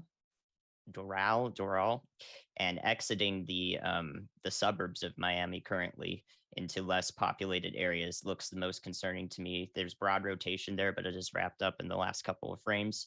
So that can be one to look at too, that is not currently warned. I'm just following the trends here of the 2 tornado warnings to the northwest, as this one enters the same environment that has caused these cells to become tornado warned. Awesome. Thank you, Andy. Let's zoom out. The hurricane's way down here. We can't see it on this one.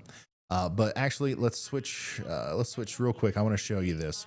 The center of the hurricane, the eye of the hurricane's way down here to the south of Key West. This, everything outside of this, the core of the storm is what we call like a feeder band or an outer band. There is one band that is producing tornado warnings right now, and a lot of times the atmospheric conditions throughout the entire band are similar. So if you're seeing something, northward in a band, and there's a pattern of, similar things happening to the south, you can kind of expect similar things to unfold with that band the further south that you go. So we've seen 2 storms up here produce tornadoes, or maybe, produce enough rotation to warrant a tornado warning. That's why we're watching these storms near Miami so much, because they're associated with that same band. It's the same potential area. It's the same kind of atmospheric conditions that promoted these tornadoes. That stuff is moving into the Miami area. You've got the one that Andy was just talking about near Doral. There's some broad rotation there. And then, just look at all these other chances that we have as more storms are forming. Thankfully, it looks like they're waiting until they get out here closer to the center of the peninsula to get strong enough to actually produce a tornado. But just in case, I just want to make sure everybody understands here in Miami that these storms are capable of producing waterspouts and tornadoes, and we got to make sure that we are ready for them. And as soon as a warning is issued for any of these, we're going to let you know about it. But look at how the storms are moving. It's going to be several hours before we're completely out of the woods there in Miami, because these are just kind of moving over the city one after another. And the slower that hurricane goes, which it's going pretty slow, the slower or the longer we're going to have to deal with this potential tornado threat out here in the Miami area. Huge shout out to Gary or Gareth for the very generous super chat. I really appreciate it. And thank you, Giddy Up, for becoming a high-risk member. You guys are awesome. Ian said, this hurricane looks crazy. Absolutely crazy. It does. For anybody that hasn't seen it yet on the infrared satellite, there you go. Look at that. You see those towers? You see that explosion? It looks like an explosion right there in the past couple of minutes on the western side of the Eyewall. That is the kind of convection that we're likely going to see all throughout the night tonight that's going to continue to strengthen the storm and make it more intense. Let me show you a closer up view of that. This is the actual visible satellite. So this is what we're actually seeing from space. Right there, the last couple of frames, you see how there's a couple bumps right next to the Eyewall. That is just explosive energy inside of here, where the storm is finally, a lot of that ocean heat content is getting, transferred up into the storm in a very quick fashion. This is another sign that we could be dealing with, rapid intensification right now. Let's take a look at this in 3D. This is another cool thing about Radar Omega, is we can actually look at the storm in 3D, which the reason this is so cool during hurricanes is because you can see exactly what I'm talking about with those overshooting tops. You can see the towers here. You can see where the storms are really kind of getting higher than the rest of it, right? That's where all of that explosive energy is. And you can see, once again, very clearly here as I put it into motion, what that looks like. The more of that we see, the stronger the storm's going to get and the more protected it becomes from the dry air that's inevitably going to try to take it out. It looks healthy right now. More than likely, though, tonight during this continued session of rapid intensification, we're going to see that happen much more often. We're probably going to see those big convective bursts wrap completely around the Eyewall. And that's when we're really going to start seeing those big wind gusts. We're going to start seeing the 130, 140 mile an hour sustained winds that will make this a Category 4. And we still believe that's going to happen. In fact, it'll probably continue to happen all the way through the time it makes landfall. So yeah, very cool perspective here on Hurricane Ian, being able to look at it in 3D, and we will continue to do that throughout the night and tomorrow. By the way, if you're confused, if you don't know, like, who's this guy? Why is he on YouTube? What news station does he work for? Why isn't he wearing a suit? My name's Ryan. I do weather videos on YouTube, and whenever things go sideways, whenever it gets real intense, I go live. I do live streams, and sometimes I'll go for 11 hours straight. Sometimes it's 8 hours. Sometimes it's 4, just however long I'm needed. So I'm going to be here throughout tonight. I don't know how long I'll be here, just until I get tired, I guess. And then I'll be here tomorrow, and I'll probably be here the next day. And if I'm needed the next day, I'll be here, and we'll have Andy with us intermittently. We'll have all of our storm chasers. And basically the idea here is just an information relay system. I don't have any producers.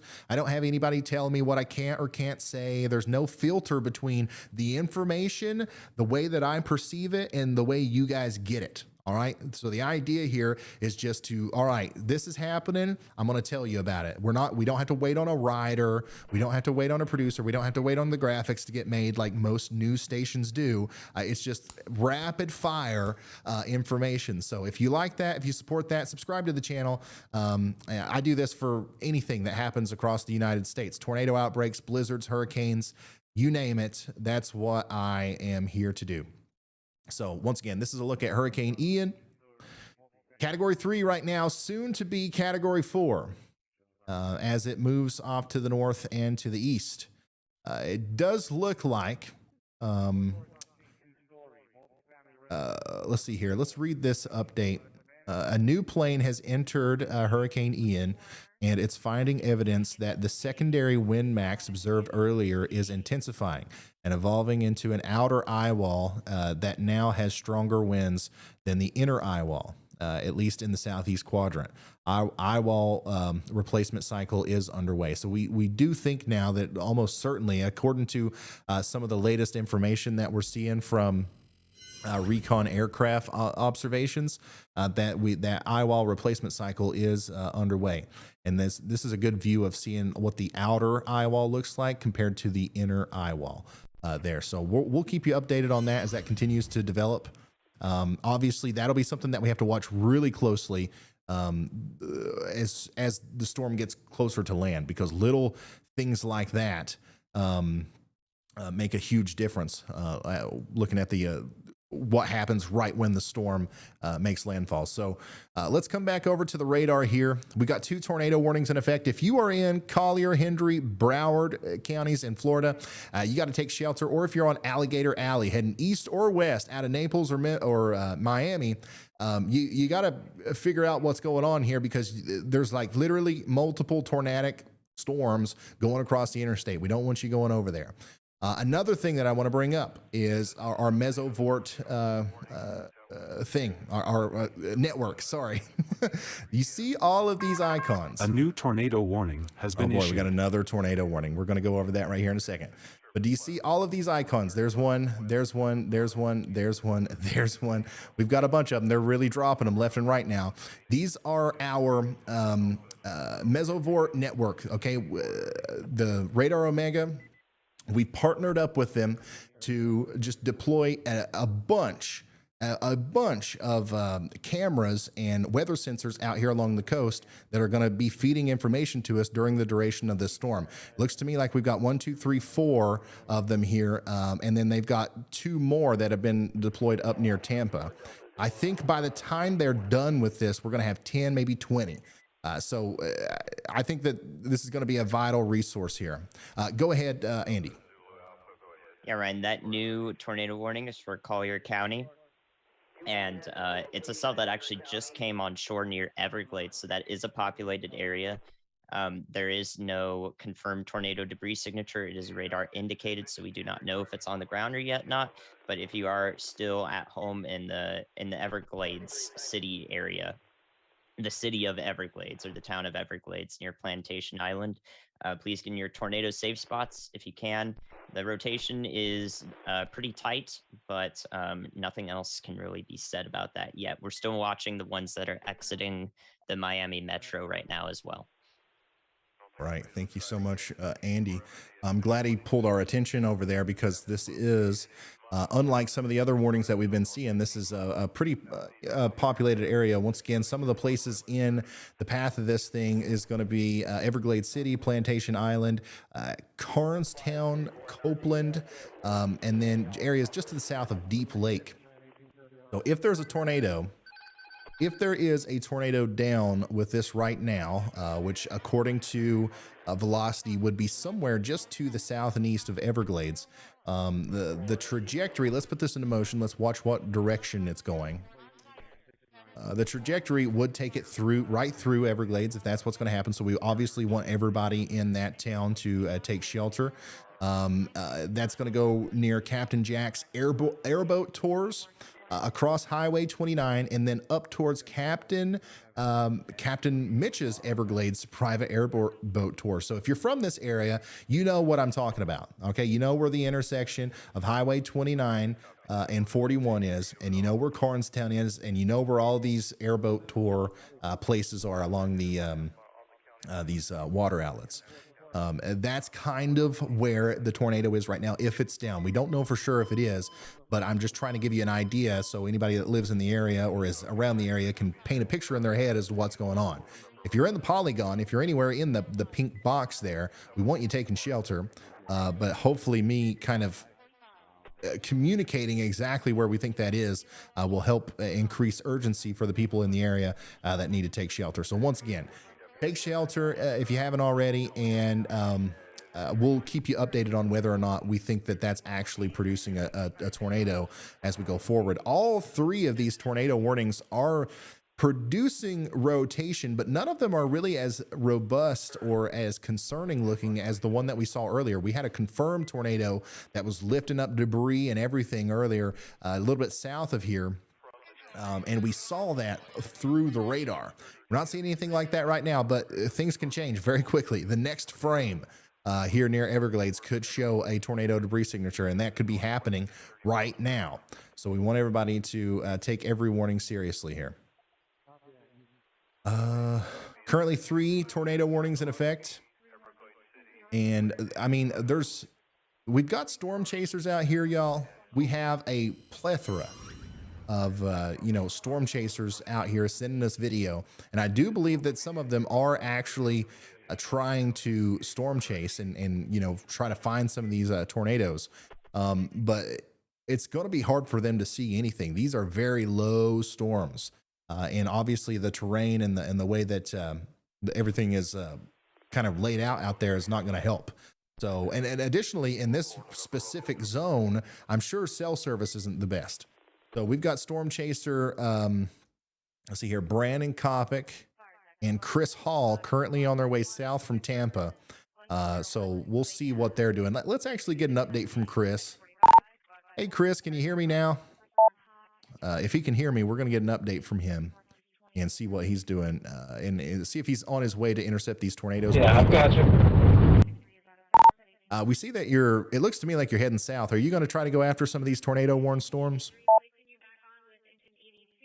If we can get there in time before dark, maybe come a nighttime chase as well. But Brandon's in front of me. We're going to head south. We may make a game plan to chase some tonight. All right, if that's loud, guys, I'm sorry. I'm turning him down. All right, y'all just keep me updated. We're watching you. And if you see anything, just holler at me on here. So we have the ability to communicate with our storm chasers as well live, which is really unique. So we're going to continue to do that as they come down the road here and try to intercept some of these tornadoes so we can give you ground truth and let you know whether or not the radar is lying to us. But yeah, that's what's going on right now.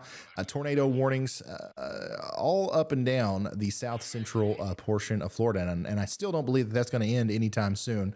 And we're going to see a lot more of these as time goes on.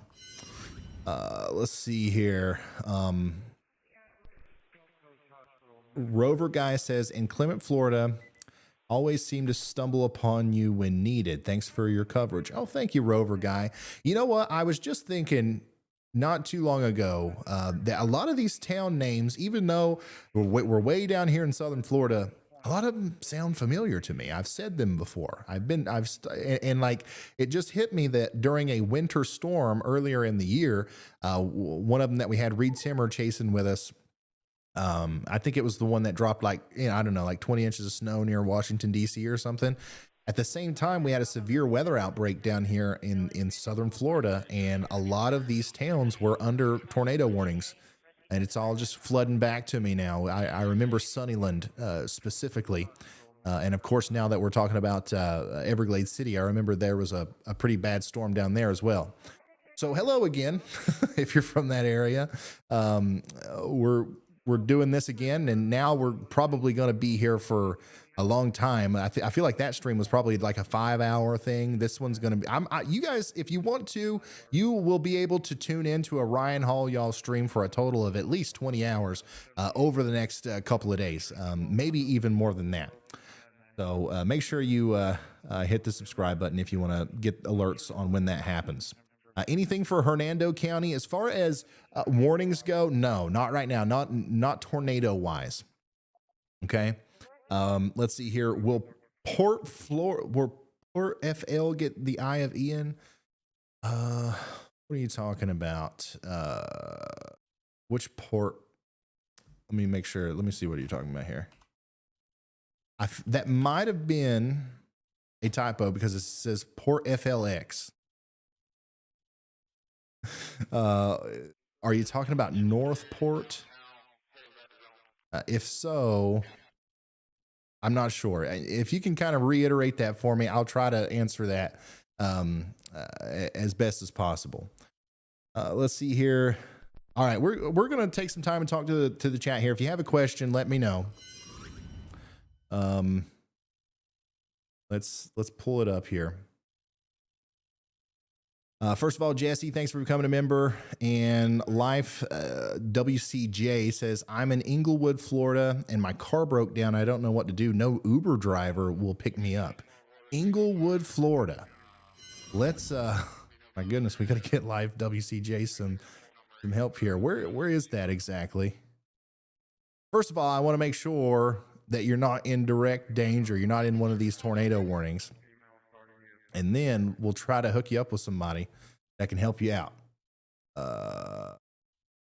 See here. And we got Andy on the hook or on the line. Go ahead. Hi, Ryan. Yeah, Inglewood is west of Port Charlotte along the shore, so that is an important thing to help this man out.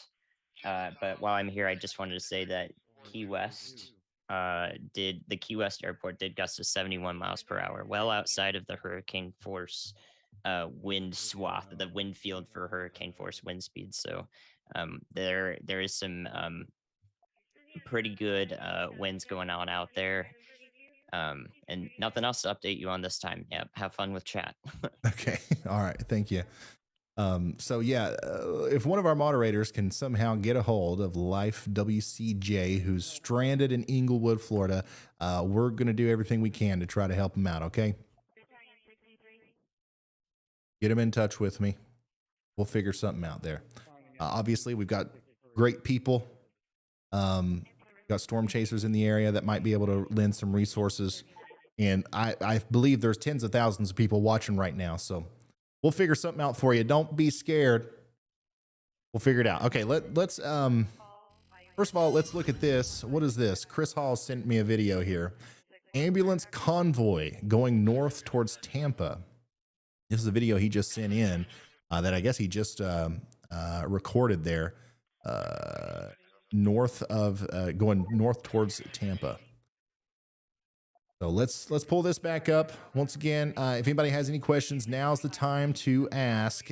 Maid Ghost says, "Thank you, Ryan Hall and team. We have family in Southwest Cape Coral, Florida, and hoping they will be okay. God bless." Thank you so much, Maid Ghost. I hope they're going to be all right as well. If they haven't left, if they're not getting out of Dodge, obviously we're going to be here with them throughout the duration of this event. Somebody else asked about Palm Bay, and once again, that's not going to be where the biggest part of the storm hits. Okay, there's going to be some impacts there, but it's not going to be the Category 4 potential catastrophe that we could see down here in Southwest Florida. The eastern side of Florida is going to see a lot of things. Okay, we've all got to be weather aware. We've all got to pay attention. But you guys are not going to be in for all the same amount of storm surge, the same amount of winds, and all that. It's really the rain, the flooding, and stuff that you guys have to worry about. Let's see. What else do we got here? In regards to the earlier discussion, what are the implications of having an eyewall replacement cycle this far out? In the forecast going forward, the main thing that I can think of is that if it happens now and everything solidifies and we've got like a fully formed core of the storm as it comes into a landfalling situation, has been issued. That could make the overall landfall worse. But we'll go to Andy here in a second to let him elaborate on that a little bit more. But first of all, we've just got so many questions and stuff coming in. I really want to try to take some time to talk to you guys. That's kind of the point of this, because tomorrow I'm going to be live all day tomorrow, and I'm pretty sure I'm not even going to be able to look at the chat once. It's going to be busy. So I want to try to answer some questions and do some due diligence here with you guys before we get into that mess. Let's see here. What will the impact be to Palmetto, Florida?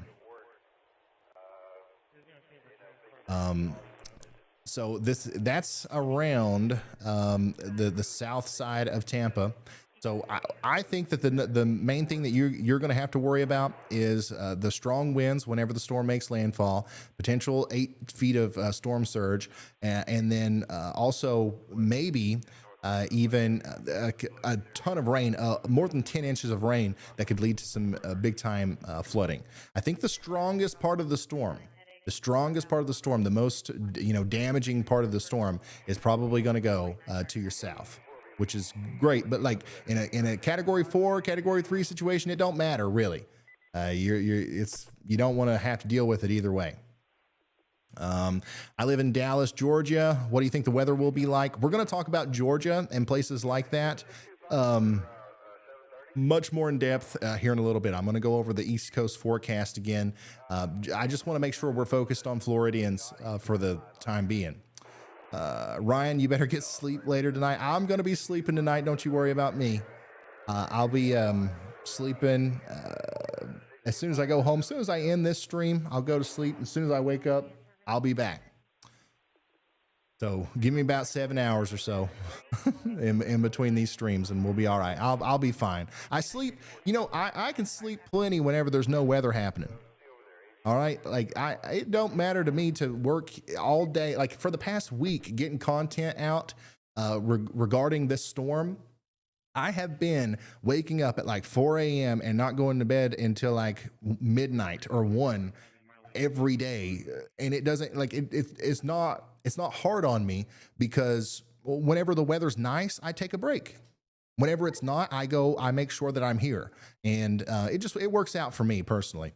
All Things Outdoors says, thank you for all you're doing, Ryan. Great job with the stream. Will there be any impacts from Hurricane Ian in Annapolis, Maryland? Probably some rain. There's a slight chance that we could see some severe weather up there, but it's too early to tell exactly what's going on with that. Jenny T, look at that. Very generous super chat from Jenny T. Everybody say thank you to Jenny. If it wasn't for stuff like that, honestly, we wouldn't be able to do what we do in the capacity that we do it. Breezy Beezy is Satellite Beach. I've got family there, and thank you. Yeah, let me... Man, there are so many messages coming in. It's hard to keep up with them all. I'm going to try my best to answer everybody's. Oh, what? Did you see what I did? I put Breezy Beach as the location. Okay, so Satellite Beach is on the eastern side of Florida, once again, near Palm Bay. So just pretty much everything that I said for Palm Bay is going to apply for Satellite Beach as well. This will be a tropical storm by the time it gets there. We're not talking about, crazy strong winds. We're mainly concerned about the preliminary tornado threat and the potentially strong relentless rainfall that could lead to flooding. Let's look through this forecast model once again. Let's watch what could happen here according to the HMON forecast model. This shows the storm coming up near Northport. There's Northport. I see it now. The storm's probably going to make landfall somewhere right around Northport. All right, around 2 to 4 p.m., maybe 5 p.m. tomorrow.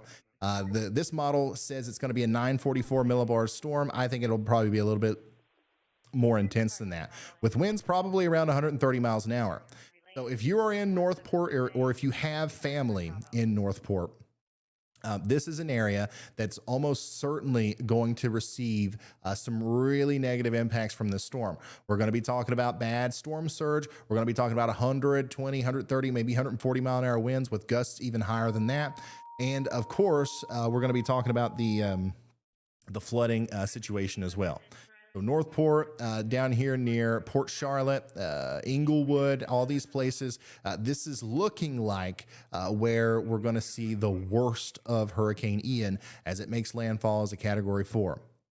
And then once it gets over to the other side here on Satellite Beach, you're not going to even notice the center of the storm. There's going to be some gusty winds, 50, 60 mile an hour winds. But for the most part, your biggest concern is going to be these outer bands with the embedded potential tornadoes beforehand. So hopefully that answered some questions for you there. And I'm going to try to continue to answer as many as possible. I hope you guys don't get mad at me if I miss your question. Obviously, there's a lot of people in here. I appreciate the super chats. Obviously, those get my attention, but I'm going to try to find some that are just sending chats to you. Don't have to pay me to talk to you. I promise. Let's see here. Who else do we have here? It's just hard to keep up with it. Atlantic Beach, Florida. No one will give us updates. Atlantic Beach, Florida. No one will give us updates. Please help us. Hey, listen, I'm going to give you an update right after Andy. Go ahead, Andy. Hi, Ryan. We're watching the storm that is actually north of downtown Miami right now. It's going to bring some heavy rains to a lot of suburbs north of Miami. And each frame we're watching the radar data, it does look like it's a little more concerning, as we expected when it comes onshore. The difference in friction between the surface and the surface of the ocean will cause it to perhaps be more likely to spin. So, watching that storm in particular, and that's all for me. All right. Thank you so much, Andy. Everybody in the Miami area, watch out. A potentially tornadic thunderstorm is coming together. We'll let you know as soon as a warning is issued, if a warning is issued. So let's come back over here to Tori Holloway, who is begging for us to go over Atlantic Beach, Florida. She can't get updates anywhere else. Well, that's why you've come to the Ryan Hall Y'all channel. All right, because no town is too small. No, it doesn't matter to us. Okay, we're going to cover every single place that we can. Atlantic Beach, Florida is up here near Jacksonville. All right, and this is important to kind of reiterate this once again. The eastern side of Florida, Jacksonville, Palm Coast, Daytona Beach, Melbourne, all the way down to West Palm Beach, Fort Lauderdale, and Miami. All of you guys are going to see a different Hurricane Ian than the western side. Okay, the western side, especially down here near Cape Coral, Inglewood, all the way up to Tampa, this is going to be a bad storm. Okay, this is the one that we're telling people to literally run away from. You know, pack up, get out, get out of Dodge. We're not telling you that in places like Jacksonville and Atlantic Beach, because we have every reason to believe that this storm, due to the land interaction with the peninsula of Florida, is going to weaken significantly before it gets to you. Now, don't get me wrong. It's still going to be a bad storm. There's going to be winds 50, 60, 70 miles an hour. If you live right on the coast, like in Atlantic Beach, we could still see 5 feet storm surge. Which could lead to some problems. And we're looking at, especially on the northern side, wherever the center of this storm goes, on the northern side, we're expecting a lot of rain, potentially, some really bad flooding rain. And Atlantic Beach is one of those areas, and the greater Jacksonville area is one of those regions that we really have to watch for that. You could see 10, 15 inches of rain up here, maybe more. And if that happens, it doesn't matter, if you get coastal flooding or not. The freshwater flooding is going to be bad enough to potentially cause problems. Just ask anybody who's had to deal with a really slow hurricane before. The first one that comes to my mind is Harvey. No, I don't know, or I don't think this is going to be as bad as Hurricane Harvey. I don't know, but there's always a possibility with a hurricane that goes really slow that you see something really terrible like that happen. So that's the main thing that you guys have got to watch out for. The winds, the storm surge, and everything is going to be much worse on the other side of Florida. But Atlantic Beach, I've got you in my head now. I'm thinking about you. So if there are any updates for you in the near future, I will relay them to you. Let's see here.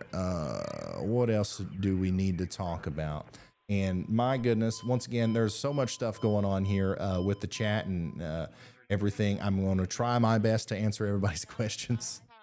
But I think what I'm going to have to do is just whenever somebody asks me about Daytona Beach, for example, I'm just going to have to cover that whole area. When I talk about Daytona Beach in a situation like this, that includes Palm Coast. That includes a place like Titusville. And basically, everything that I just said about Atlantic Beach and Jacksonville, that also goes for you in Kingsland, Fruit Cove, all the way down to St. Augustine. All right, it's the same deal for you. Let's see here. How's our dude in Inglewood? I haven't gotten an update on our dude in Inglewood, but I know that we had guys, I know that it looks like it's just me and Andy, but there's a lot of people behind the scenes, our moderators and people that help us out that are probably trying to reach out to that person right now. So I don't have an update for you yet, but as soon as I do, we will let you know. Once again, tag me and stuff on Twitter if you see anything newsworthy. I will share it. But don't put yourself in harm's way to get a video or something. All right. This is one of those tornadoes that we were looking at earlier on radar. Hurricane Ian is producing tornadoes in southwestern Florida this afternoon. This was shot along US 41 between Naples and Miami. So this was south of Alligator Alley there. And that's probably the tornado. That's probably the very one that we were looking at with the tornado debris signature. So this is the kind of stuff that we're worried about maybe seeing in and around the greater Miami area here soon with these rotating storms that are coming ashore. Thankfully, doesn't look like anything like that's happening right now, and we're going to hope that that continues to be the case. Let's come back over to the radar here. We currently have 2 tornado warnings in effect. One of them, let's come to radar Omega once again.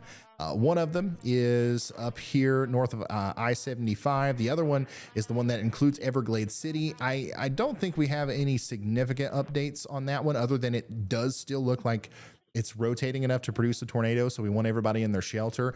Weaver Station, take shelter now. Jerome, Lee Cypress, all these places, please get into your safe spots. And we got to start thinking about the Royal Palm Hammock all the way up towards Naples. If this storm continues on the path that it's going, it could try to produce a tornado up there as well. So we're going to keep a very close eye on that. And of course, we're still watching this one down here near Miami, as it's on reflectivity. It looks really concerning with maybe a hook down here, but the velocity is not yet showing us what we would, want to see if we were looking for a tornado. All right. So I'm going to go through Twitter. Once again, Twitter is at Ryan Hall, y'all. If you want to send me anything, you want to be a part of this information relay system, you can do that by joining Twitter and just kind of interacting with me on there. Pictures, videos, news, whatever it is, tag me in it, and I'll try to spread the word out there about whatever's going on. And it looks to me like there's not a whole lot of, like really important updates right now, which is good news. But we do have, lots of videos from, I don't know if these are coming from storm chasers or just people that were driving down the road out there, but lots of videos of these tornadoes that have been going on in southern Florida. Let's see. Heads up. The Carolinas are not affected until late Thursday or Friday. Georgia, Wednesday and Thursday, maybe through Friday. Yeah, I know that we've got a whole lot of people that are begging me to talk about Virginia and North Carolina and all these places. And I promised you guys I'm going to, and I'm not purposefully just ignoring those places. It's just, that is so far away that there's so much time to talk about that. There's not a lot of time to effectively communicate the potential dangers of what's getting ready to happen in southwestern Florida. So that's my main job right now. Until this thing gets closer to Florida and I feel like we've done a good enough job to let everybody down there know exactly what's going to happen, I'm not going to worry too much about Georgia. Now, don't get me wrong. We're going to talk about Georgia right here in a minute. We're going to hit the East Coast forecast, but obviously the main focus right now has to be the direct impacts from this, major hurricane that's getting ready to slam into Florida. Let's see here. Portland, thanks for being a member for 4 months. Pickles, thanks for being a member for 5 months. Fishing and shooting with Peach and Batman. Thank you for becoming a moderate risk member. Really happy to see all the new members today. It looks like we got a lot of new gifted members as well. A lot of people are from Sarasota asking if they should leave Sarasota. I'm just going to be honest with you. If I lived in Sarasota, I would be leaving. I would be like, I'm not a government official. I'm a YouTuber. Okay. I want to make that 100% clear. I can't tell you what to do. All right. I'm not giving you any sort of advice like that. I can tell you if the tornado warnings are going to come out, I can tell you to take shelter. I can give you the forecast. I can give you, meteorological advice, but like you deciding whether or not you're going to either abide by a mandatory evacuation or do a precautionary evacuation is going to be up to you. All I can do is present you with what I know. That area, Sarasota, Florida, is going to experience Category 3 at least conditions. That's 115 mile an hour winds, gusts probably higher than that. That will cause damage to homes. That will bring down trees. That will cause power outages. And the storm surge, depending on where you live, could be bad enough to cause significant flooding to where you can't get out if it's too late. So if I lived in Sarasota, I would definitely be getting the heck out of there. That's just me. That's me. And like, once again, I don't want to tell you guys what to do. So yeah, that I wish I could be more helpful for you there. All I can say is listen to the local officials and just think of it as a little, if you can. I understand everybody's in different circumstances, and this is a terrible situation. I wish it wasn't happening to you. I really do. But like, if you can find it in you or figure out a way to think of it as a little vacation, just as a precaution, leave. And then when you come back, if nothing bad happened, what did you lose? That's the way I'm looking at it. Hold on, my wife's texting me. Does need anything from the store or want anything to snack? Oh. No, I'm good. I'm good. We love the weather wife.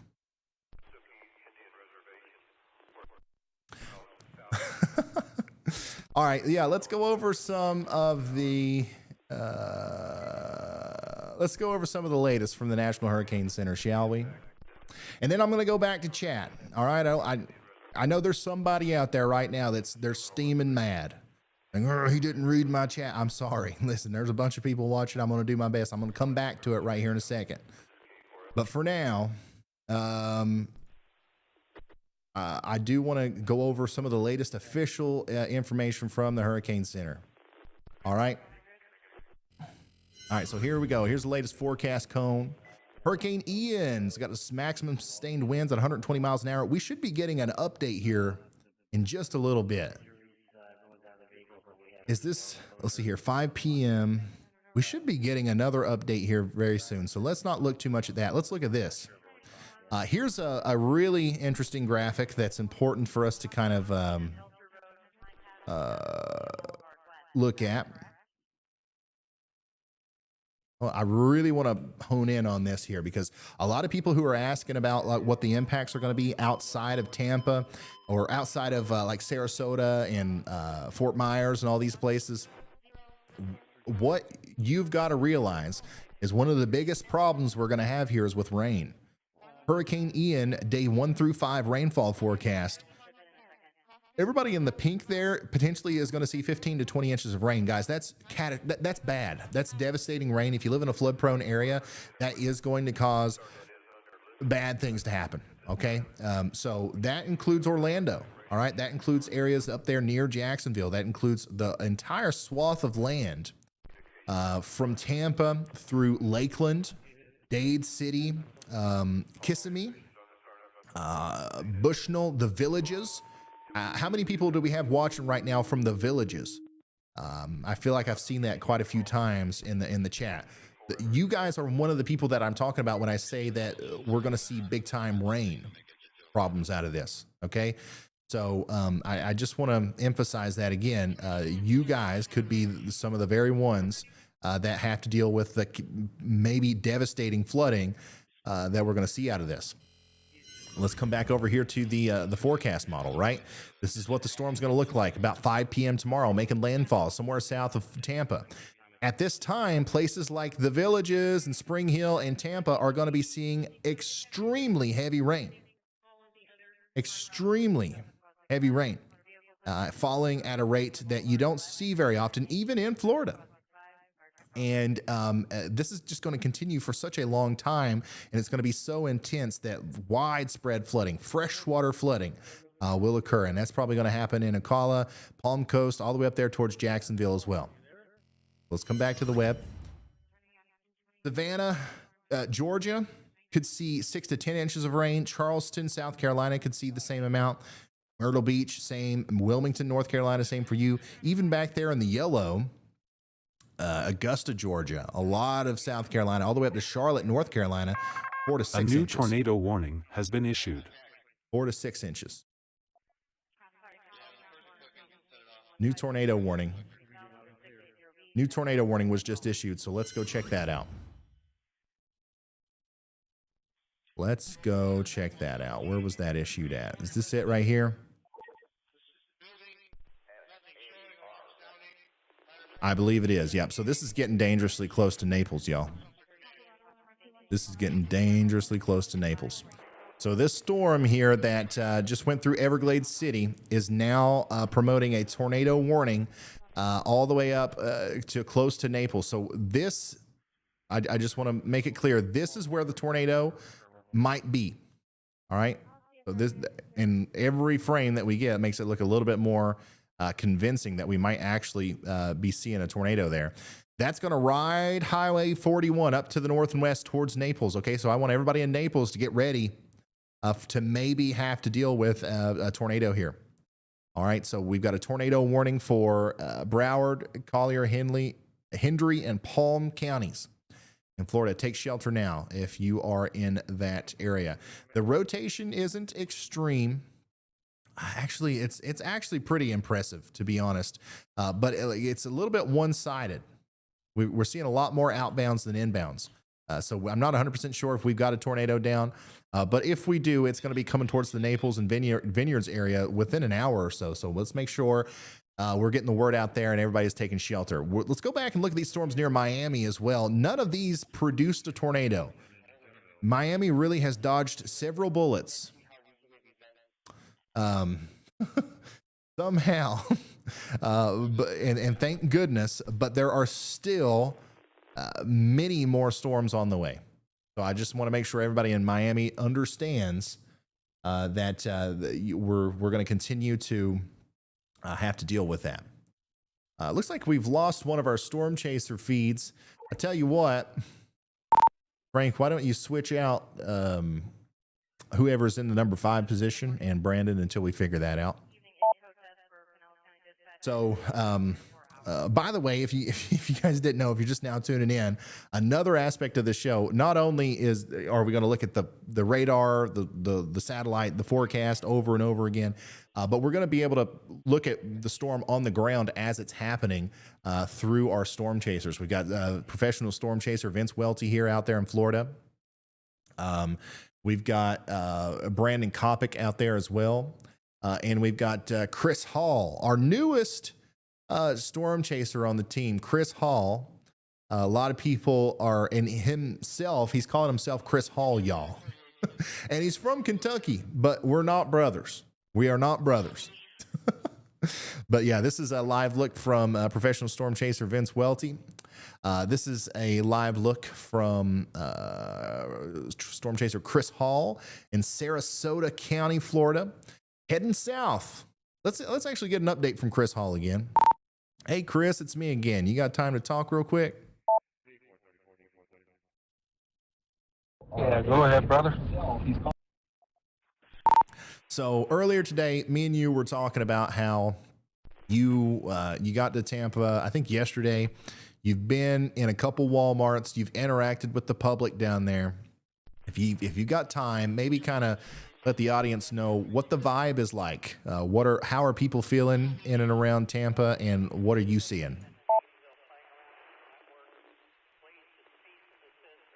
A lot of people are taking heed to this warning, not only just in the affected areas. I stayed in Tallahassee on my drive down, and they were running low on supplies up there as well. So it's only not only in South Florida, but towards Southern Florida. You know, they're all taking the warning seriously, and water, supplies, you know, toiletries, even buying out some boots, you know, just in case you have to be out in the water. And a lot of folks are saying when the Waffle House closes, it's time to go, and Waffle Houses are indeed starting to close. So the Waffle Houses are starting to close, Bulls. Did you hear that? So if you guys didn't know, what he's saying is no joke.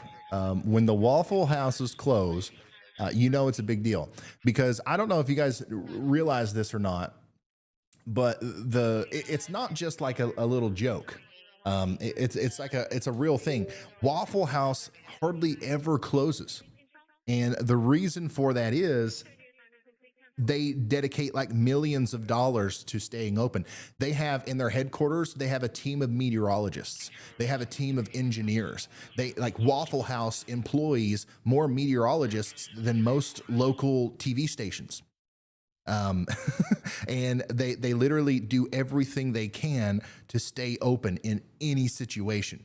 So whenever all of that effort is kind of not enough to keep them open, it's a big deal. And apparently some of the Waffle Houses down here near Tampa or south of Tampa are closing. So that's maybe that's an effective way to communicate the danger of what's getting ready to happen.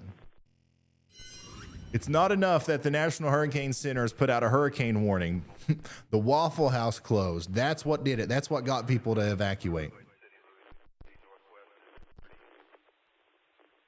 There is a Waffle House disaster center. Yeah, they've got a big command center. I mean, it's literally like if you walked into the Waffle House headquarters, you'd think you'd walked right into NASA. It's a big part of their business that they're always open. That's how they make money, right? If you want to go somewhere at night or in a blizzard or whatever, you can go to the Waffle House. So it's just one of those things. Jenny, thank you so much for the very generous super chat. Let's see here. North Captiva Island and Naples. Okay, so I am going to go over those areas again, but I do think I've talked about that quite a bit. I just don't want anybody to think that I'm purposefully just overlooking them. If I've said it multiple times, I don't care to reiterate, but I want to make sure that I'm not repeating myself too much for the people who have been here for the entire duration of the stream. Okay, so Naples, Cape Coral, this area down here, anywhere along the coast, down here south of Inglewood especially, that has a backwards C shape to it. So you see one there, you see that port, see the little indentation right here.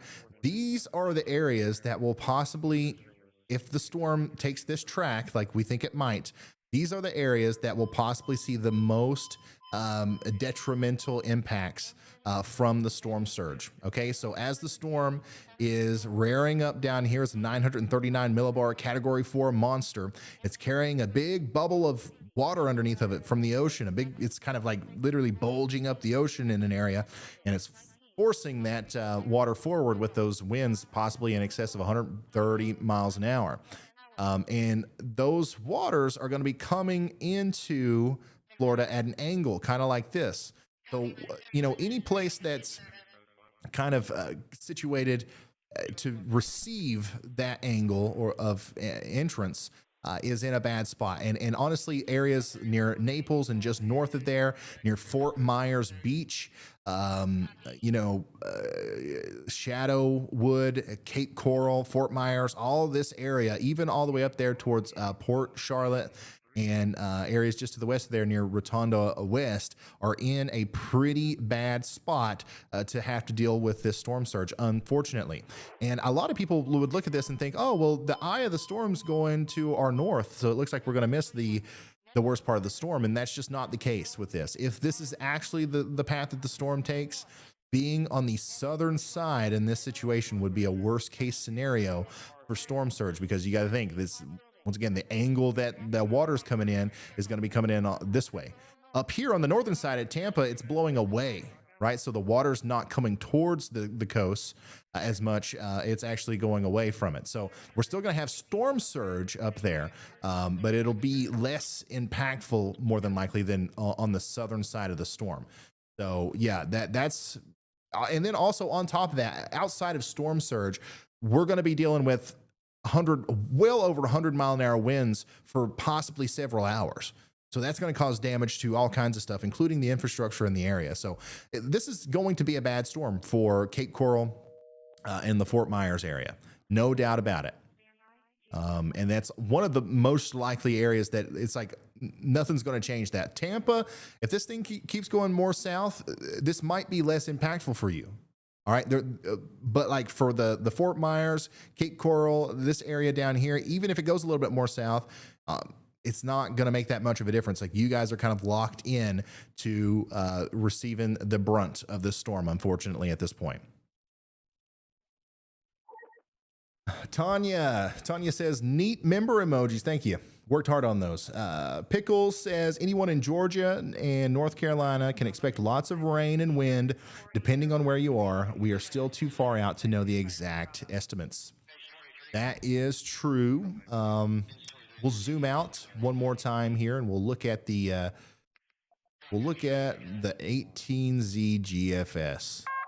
A new tornado warning has been issued. Right after we update you on this new tornado warning that was just issued. Another tornado warning just came out. That one's going to be really, there's not a lot of stuff out here for reference, but I believe, I don't even have the county name yet. Hold on. Give me just a second. Yeah, so that's going to be up here north of Highway 833, south of Clewiston. Go ahead, Andy. Hey Ryan, I think we should take another look at the supercell that is in the Miami Metro, north of Miami proper, near Pembroke Pines. Definitely got the tight rotation on the last frame there. If you haven't gone over it yet, it looks like it's wrapping up and becoming more gate to gate. Absolutely. Thank you very much, Andy. Nothing gets by Andy. Once again, we're coming back to the Miami area for, I don't know, like the 5th time today. And it's unfortunate because look at all these other storms that are still popping up to the south. Miami's not out of the woods just yet. But right here near Pembroke Pines, it does look like we have some rotation that's trying to tighten up. There's a big storm there. This could be trying to produce a tornado. There's no warning yet, but watch out, y'all, because it could come at some point. No need to run to shelter, but if that warning comes through, know what you're going to do. The new warning that was just issued is up here for Hendry and Palm Beach counties. And really, there's not a lot going on up here. It's south of Clewiston, and it's in this very unpopulated area, which is a very good thing. So we're going to keep an eye on that, but we're also going to watch this storm near Miami very closely.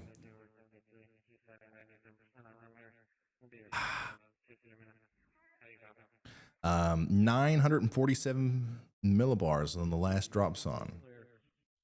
Let's see.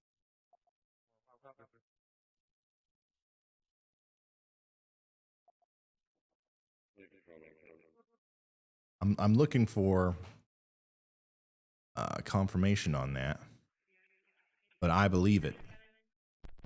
Basically, and we'll go over maybe in a little bit, and maybe Andy can help elaborate on it, but we'll go over what 947 millibars means. Because I know a lot of times I'll say that and people are just like, what? But just to put it plainly for you, because the point of this, once again, is just to get information to you fast. For those of you who don't want necessarily a lesson in meteorology right now, the lower that number, the more intense the storm is, the stronger the storm is. The lower that number, the stronger the storm is. So the last measurement that we got that's official, I believe, is what was in the 950s. And now we might be looking at a 947 millibar central low pressure, which means that the storm is getting stronger. So as you hear me continue to reference a new tornado warning in the future, has been just know issued. that's what I mean. And we got a new tornado warning. And the graphics, I feel like the graphics aren't popping up, are they? Did that pop up there? But I believe that's the one that Andy was talking about. Yeah, it is. So there we go. We got a new tornado warning that was just issued back here, and this includes the northern side, north of Miami, and the western side of Fort Lauderdale. So Pembroke Pines, Davie, and Tamarack needs to take shelter now because we believe we have a tornado developing here, and that looks pretty daggone convincing, if I do say so myself. Right here, we have a tornado likely coming together. You see where the red meets the green? We might have a tornado developing right there, and it's going almost due north towards Pine Island Ridge and the Fern Crest Village. So here's the tornado. If it continues to strengthen and actually hits the ground and comes up through here, this is likely, it could possibly do damage in the Cooper City community, all the way up through Pine Island Ridge. And then even further downstream, we got Sunrise Heights, Plantation Acres, and all the way up to the Marigate Estates, Hammondville, Lakewood East. This is a very populated area. So let's make sure that we're doing whatever we can to get the word out about this one, because that velocity signature looks very convincing to me. That's tight, rotation there. You see how the bright red and the green are literally touching each other. That means we've got tight counterclockwise rotation going on there, and there could be a tornado coming down any minute. So I am going to retweet the graphic information on that. If you guys want to go over to Twitter at NWS Tornado or at Ryan Hall, y'all, and retweet that so we can get this vital information out to as many people as possible. This is what it looks like. 851,000 people under that tornado warning, 157 schools and 13 hospitals underneath that as well. Radar indicated it includes Pembroke Pines, Ferncrest Village, Plantation, Lauderdale Lake, Sunrise, Tamarack, and Margate. So there you go, guys. This is on my Twitter account now. And of course, it's on just at NWS Tornado. This is what it looks like on radar. We're going to analyze this one pretty tight. We want to stick with this one for a while because this looks very concerning. You can see the overall rotation in the storm too, which even leads me to believe that it's even more likely that we're seeing a tornado here, or at least we're getting ready to see one as it gets closer and closer to Cooper City. That, once again, this is where we think that tornado might be, and it's going north and northwest. So I'm going to pull up the mesoscale here and see if I can't give you an even better idea as to what we're seeing here. Give me just a second.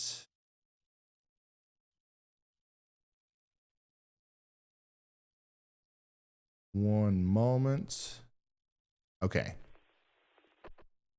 All right, so this is on the western side, by the way, of Fort Lauderdale. Okay, the warning box almost includes downtown Fort Lauderdale, but it doesn't.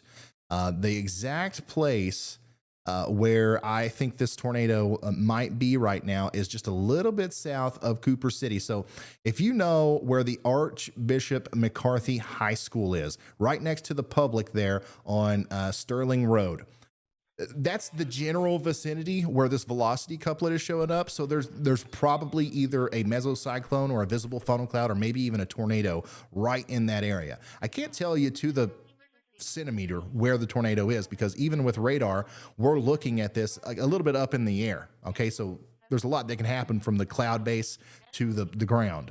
But somewhere in there, we've got a tornado developing, and it's going to move up towards the Walmart Supercenter south of Flamingo Gardens. And I'm going to name a lot of places that hopefully people local to the area are familiar with so that I can paint a picture in your head as to where this thing is. We need you taking shelter because this looks kind of like a serious situation. Vista View Park, the Cleveland Clinic there on near Fort Lauderdale. And then also, like, this comes up right to the Interstate 75 intersection with Highway 869. That's going to be possibly a very dangerous place here in the next little bit. Go ahead, Andy. Hey, Ryan, I do see a tornado debris signature pretty easily verifiable on this newest radar scan as well. So your words are very valuable for people in the path. I expect this to be upgraded to a confirmed tornado warning very soon. So keep an eye or keep an ear out for that warning coming through, and we may sound the sirens for that, I imagine. All right. Thank you so much, Andy. Unfortunately, guys, this is what Andy just came through to talk about. We believe this is a tornado debris signature, meaning that we can almost confirm that a tornado is on the ground putting debris in the sky. It's picking stuff up, it's throwing it up in the sky, the radar's seeing it, and that is around where we think the tornado is now. Once again, this is a populated area. We have potentially a tornado on the ground here near Cooper City, south of Pine Island Ridge. moving north. We want everybody. These are residential subdivisions too. Everything that you see here is a residential subdivision. There it is. New information. This tornado warning has been upgraded. All right, that was just upgraded to. I don't know why I'm not seeing the graphics pop up. I don't know if we've got the tech guy watching or not, but if we could refresh that, that would be great. But anyways, this was upgraded. This is now a confirmed warning. So we are going to sound the alarm. The National Weather Service has issued a confirmed tornado warning for Broward County in Florida, and we need everybody to take shelter immediately. We have a tornado on the ground right now, moving up towards Pine Island Ridge. If you're tuning in for the hurricane coverage, this is part of it. The outer bands of Hurricane Ian have spawned a tornado here just to the west of Fort Lauderdale. Okay, it's on the ground. This spot right here is where it is. And I think we could see it even better if we go over to the correlation coefficient. So let me do that real quick.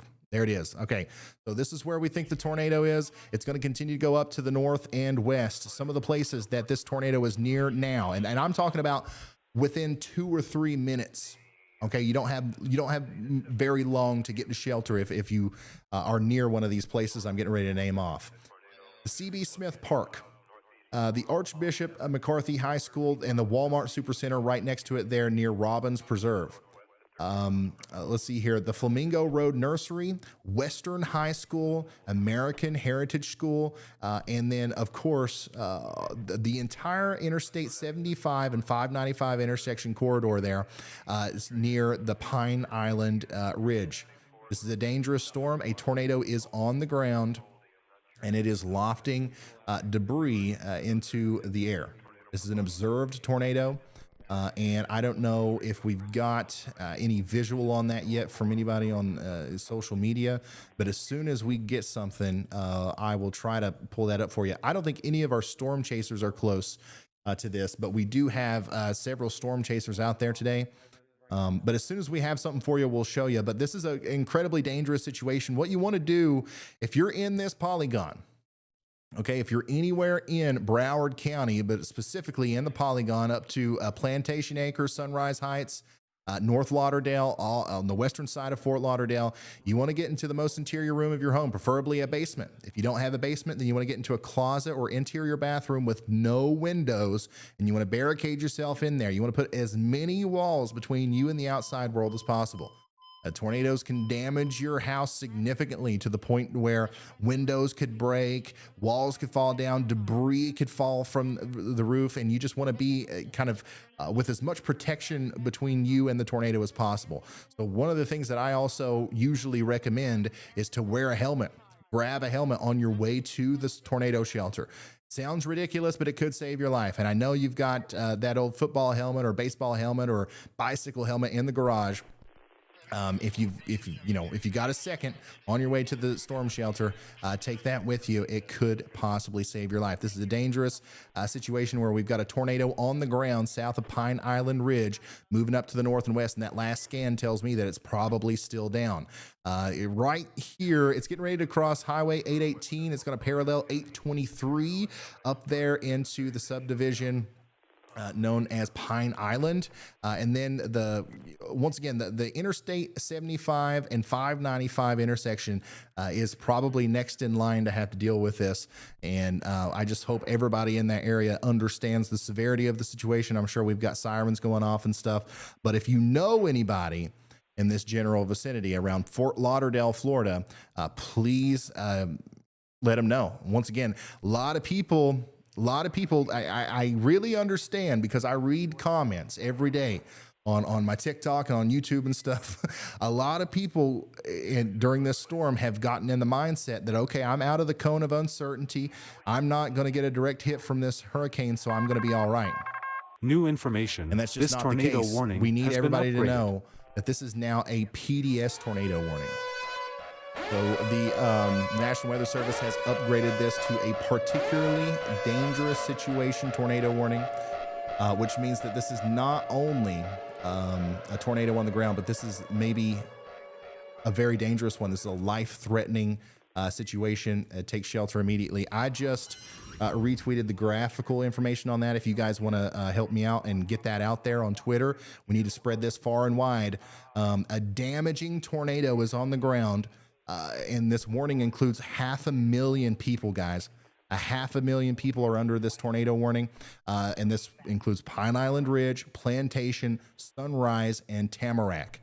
A damaging tornado is on the ground right now. A PDS tornado warning is not your average tornado warning. They don't issue these unless something really bad is happening. So that's what we're dealing with right now as we continue to track this storm through portions of Florida. Once again, this is really close to Fort Lauderdale, but downtown Fort Lauderdale is not included in the warning. But we still want everybody in the general vicinity to take shelter. Let me pull this back over to the correlation coefficient. This is where we think the tornado is. All right. And the reason we think that is because what the correlation coefficient does is it looks at everything in the sky. Doppler radar looks at everything in the sky. It says, okay, there's a raindrop. There's a raindrop. They're all about the same size. So they correlate. But then it says, what is that stick doing there? What's that shingle doing there? What's that thing doing in the sky? That doesn't correlate with the raindrop. So I'm going to drop the correlation coefficient.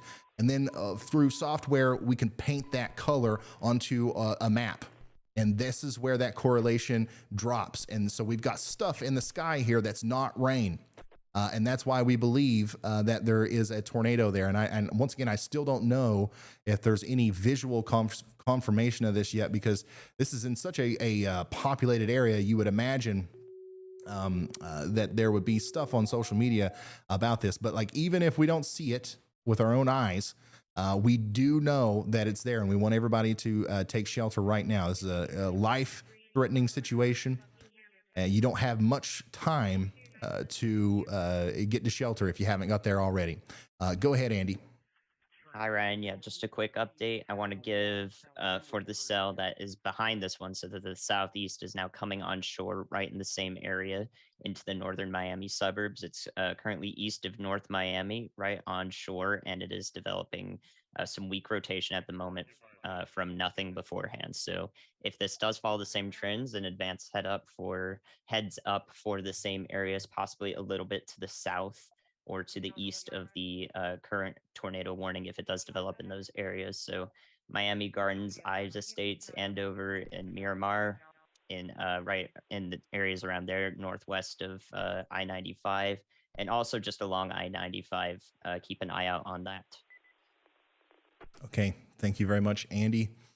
He's watching all of the storms as we kind of focus in on the one with our PDS tornado warning. It does look like there is another storm, possibly multiple storms down here that are going to try to do something similar as they come in and around the Miami region. I want everybody that's listening right now in Miami up to Fort Lauderdale to understand the severity of the situation.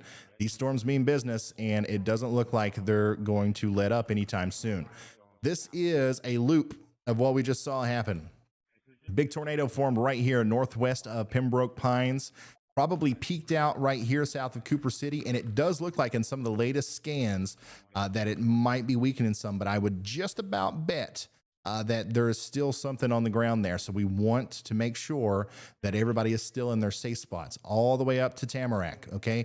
Do not come out of that shelter until the National Weather Service lifts the warning, or until, I give the all clear. Sometimes if we end up with like 50 other tornado warnings, sometimes I might forget to say that the all clear is there. But like as soon as that warning is lifted and we see that down here, we can come out of our shelter. But for now, we want to stay in there. Once again, that was more than likely a bad situation somewhere near Pine Island. And I know that we've got people watching or listening to scanners and stuff. So just let them know, Andy, if you can, that I'm going to be monitoring the researcher or the scanner feed channel, just in case anything comes through. Yeah, Ryan, I got you. In fact, something did come through there. There's reports of transformer blowing in Cooper City, which this tornado warning, or this tornado just passed through. Okay. Yeah, so we've got a team of people in the background that kind of work with and listen to the emergency services in these areas. And it looks like so far we've heard of a transformer blowing in Cooper City, trees down in the Sterling area. But it looks like there's a lot of radio traffic, obviously, that's having to do with just the tones and the emergency alerts that are going on. So it might take a second for us to figure out exactly what happened there. But I mean, I would be very shocked if we didn't just see a tornado go through that area just based off of the radar presentation. Now, it does look like that rotation's letting up, but look, there's a new area of potential rotation trying to form south of Pine Island Ridge, and these things can change fast. All right, so I definitely don't want to give the all clear or make anybody downstream feel like they've dodged a bullet, because this thing could still be producing a tornado, and we want you to stay in your shelter until that warning is lifted. Once again, more storms are forming to the south. Pembroke Pines, you're getting ready to get hit by another storm that could potentially be producing a tornado by the time it gets to you. And then, there's just so many more all the way down through here that we're going to have to deal with tonight. And it's all associated with the outer bands of Hurricane Ian, who's, even without the tornado, activity out here, that storm's bad enough in itself. And it's strong. It's getting stronger every minute. Some reports that we're getting out of Key West. I do want to go over this real quick before I forget about it. 74 knots or 85 mile per hour winds from a mesonet source there in Key West. And then also 62 mile an hour winds. So we're already looking at 70 to 80 mile an hour wind gusts, and we're that far away from the center of the storm. So that kind of tells you that the hurricane force wind field is pretty large. So whenever it comes onto the shore here, it's going to continue to be that large. So that's how much of an area could potentially see hurricane force wind gusts. Just want to make sure I'm continuing to update you here with that PDS tornado warning in Florida, west of Fort Lauderdale. It does look like to me that the rotation has let up a lot, and we probably don't have a tornado down anymore, but we want to stay in our shelter and our safe spot just in case. And we want to stay hyper vigilant, because this ain't it. There's another storm coming right after that. We got to watch this one come in too. And unfortunately, I believe that we're going to see a couple of those tonight, as the atmosphere is just primed in that this part of the storm. When we deal with hurricanes, this is a very common thing. This part of the storm is just notorious for trying to spit out tornadoes, and it's unfortunate that it's lining right up with the Miami, Fort Lauderdale region.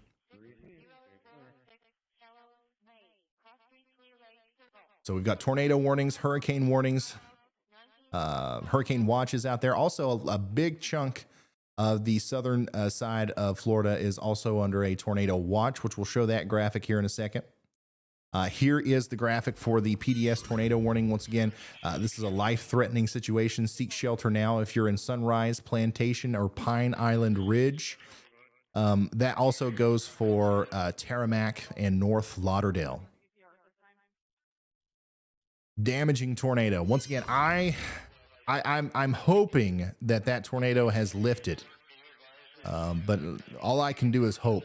We've got to trust or respect, in the words of James Spann. I don't know if anybody in here knows James Spann, but we've got to respect the polygon and not come out of that safe spot until the warning goes away. There's still rotation here, so that's why I'm kind of cautious to say, okay, it's over. Trust me, that's my favorite thing to do. I love to bring good news to people, but I'm cautious to say that, because I do believe this could recycle, and we could see maybe a new tornado form here pretty soon. So we're going to keep an eye on that. We're not going to leave it. And if you're just now tuning in from these areas and you're in your safe spot, it's going to be all right. We're going to get through it. And as soon as that warning lets up, I'll let you know. If you have family or friends in this area, share the graphic information on Twitter with them. Send a text message to them. Just let them know that things are getting serious out here. You Tornado could warning end has up- been downgraded to radar indicated. Oh, okay. Well, that's nice. That's new. Tornado warning has been downgraded to radar indicated. Thanks for that update, Mr. Computer. So that's good. So we no longer have the PDS warning. It's been downgraded to the radar indicated, but we still have a tornado warning for Tamarack and Plantation here. So make sure you are in your safe spot, but it does seem like the storm has lifted. But anyways, like I was saying, if you have family that live in this area, I really do think that some of these guys think that they're safe because they're not going to take a direct impact or a direct hit from the hurricane. Share this stream with them, or share some direct source of information from the National Weather Service with them, and let them know that things are serious, and we're going to walk them through it. Facebook, Twitter, Instagram, the more people we've got out there, the better that are watching. And also, the more people that we have watching, the better we are as a network to get information out to people. When we got 10,000 people watching, there's that many people that can get the word out.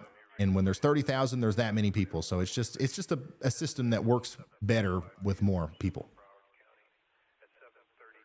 City of Sarasota is going to shut off the water. Water shut off. Water to the barrier islands in the city of Sarasota will be turned off at 7 p.m. to protect the distribution system and resources.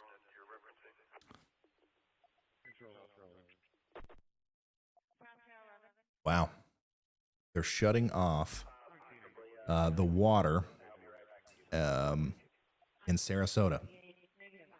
So that's obviously that's important information to pass on. And thank you, Michael, for sending that to me. Once again, if you guys want to send me stuff, Twitter's the way to do it. I know not everybody likes Twitter. I don't personally love it, but it just works. It just works. My username on there is @RyanHall, y'all. In fact, that's my username on every platform. If you're tuning in because of the tornado warning near Fort Lauderdale, that is still in effect, and you need to be in your safe spot if you are in Broward County. But we don't believe that the tornado is down any longer. It's not on the ground now. It could be again soon, but it has lifted, so we've kind of zoomed out a little bit.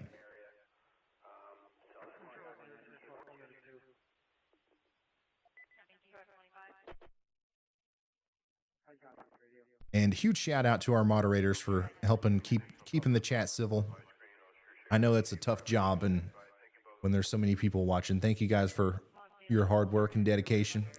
Teresa, thank you for the very generous super chat. Also, thank you, Karen.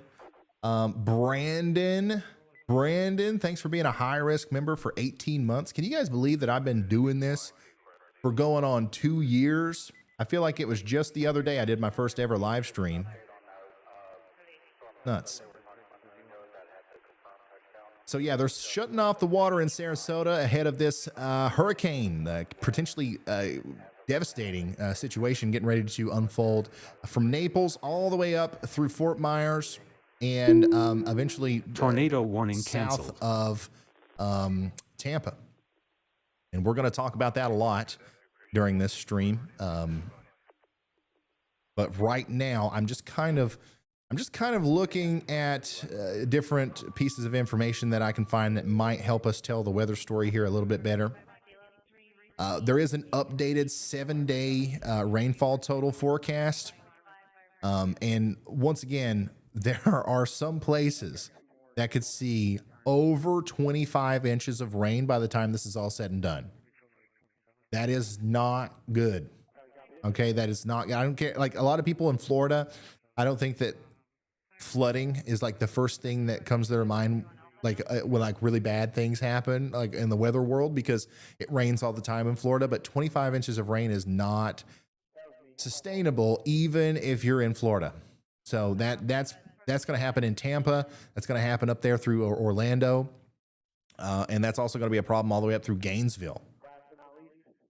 So, yeah, another thing that we're watching tonight and we're keeping up with is our partnership with Radar Omega. You see these guys, This is a live look right now from Storm Chaser Vince Welty's car.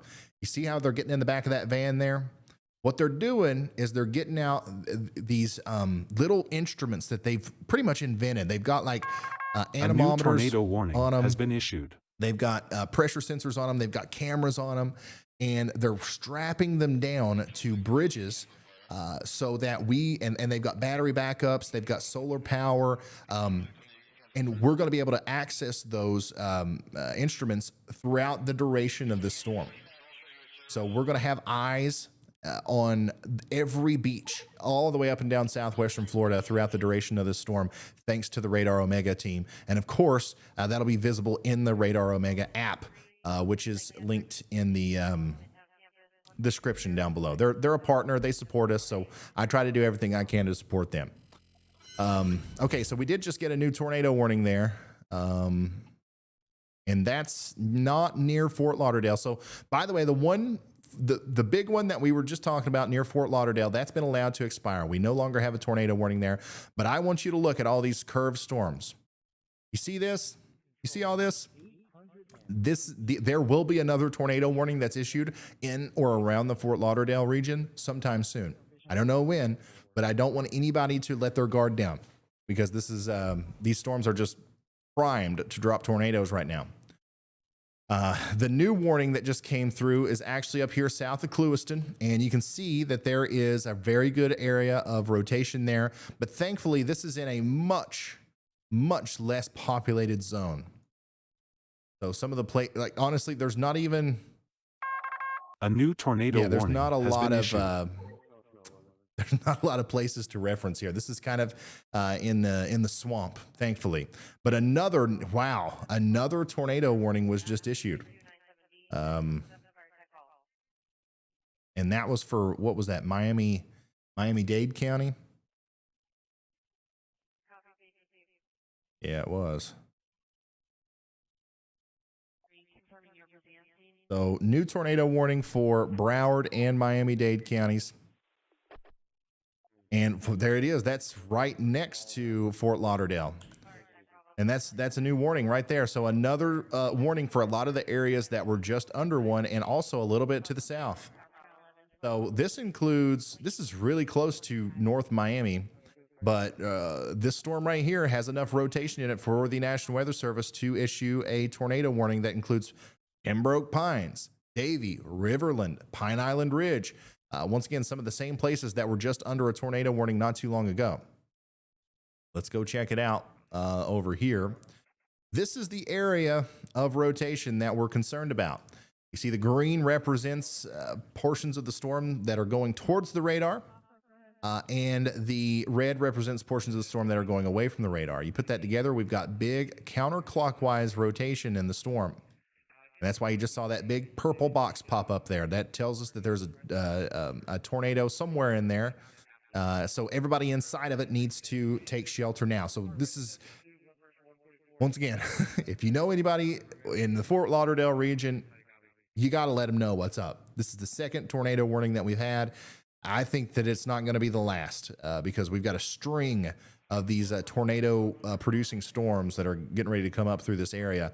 And I don't think that we're going to be out of the woods anytime soon. But Pembroke Pines, get back into your shelter. Fleetwood Manor, it's time to take shelter. Let's see here. Let's get to the velocity. West Hollywood, it's time to take shelter. Playland Village, Ferncrest Village, Broadview Park, Melrose Park, and Riverland and Pine Island Ridge. Get back to shelter. We're under a tornado warning. This one's radar indicated. It's not the big PDS warning, but neither was the other one when it first came out. And the rotation does look like it might be trying to intensify down there just to the west of Hollywood.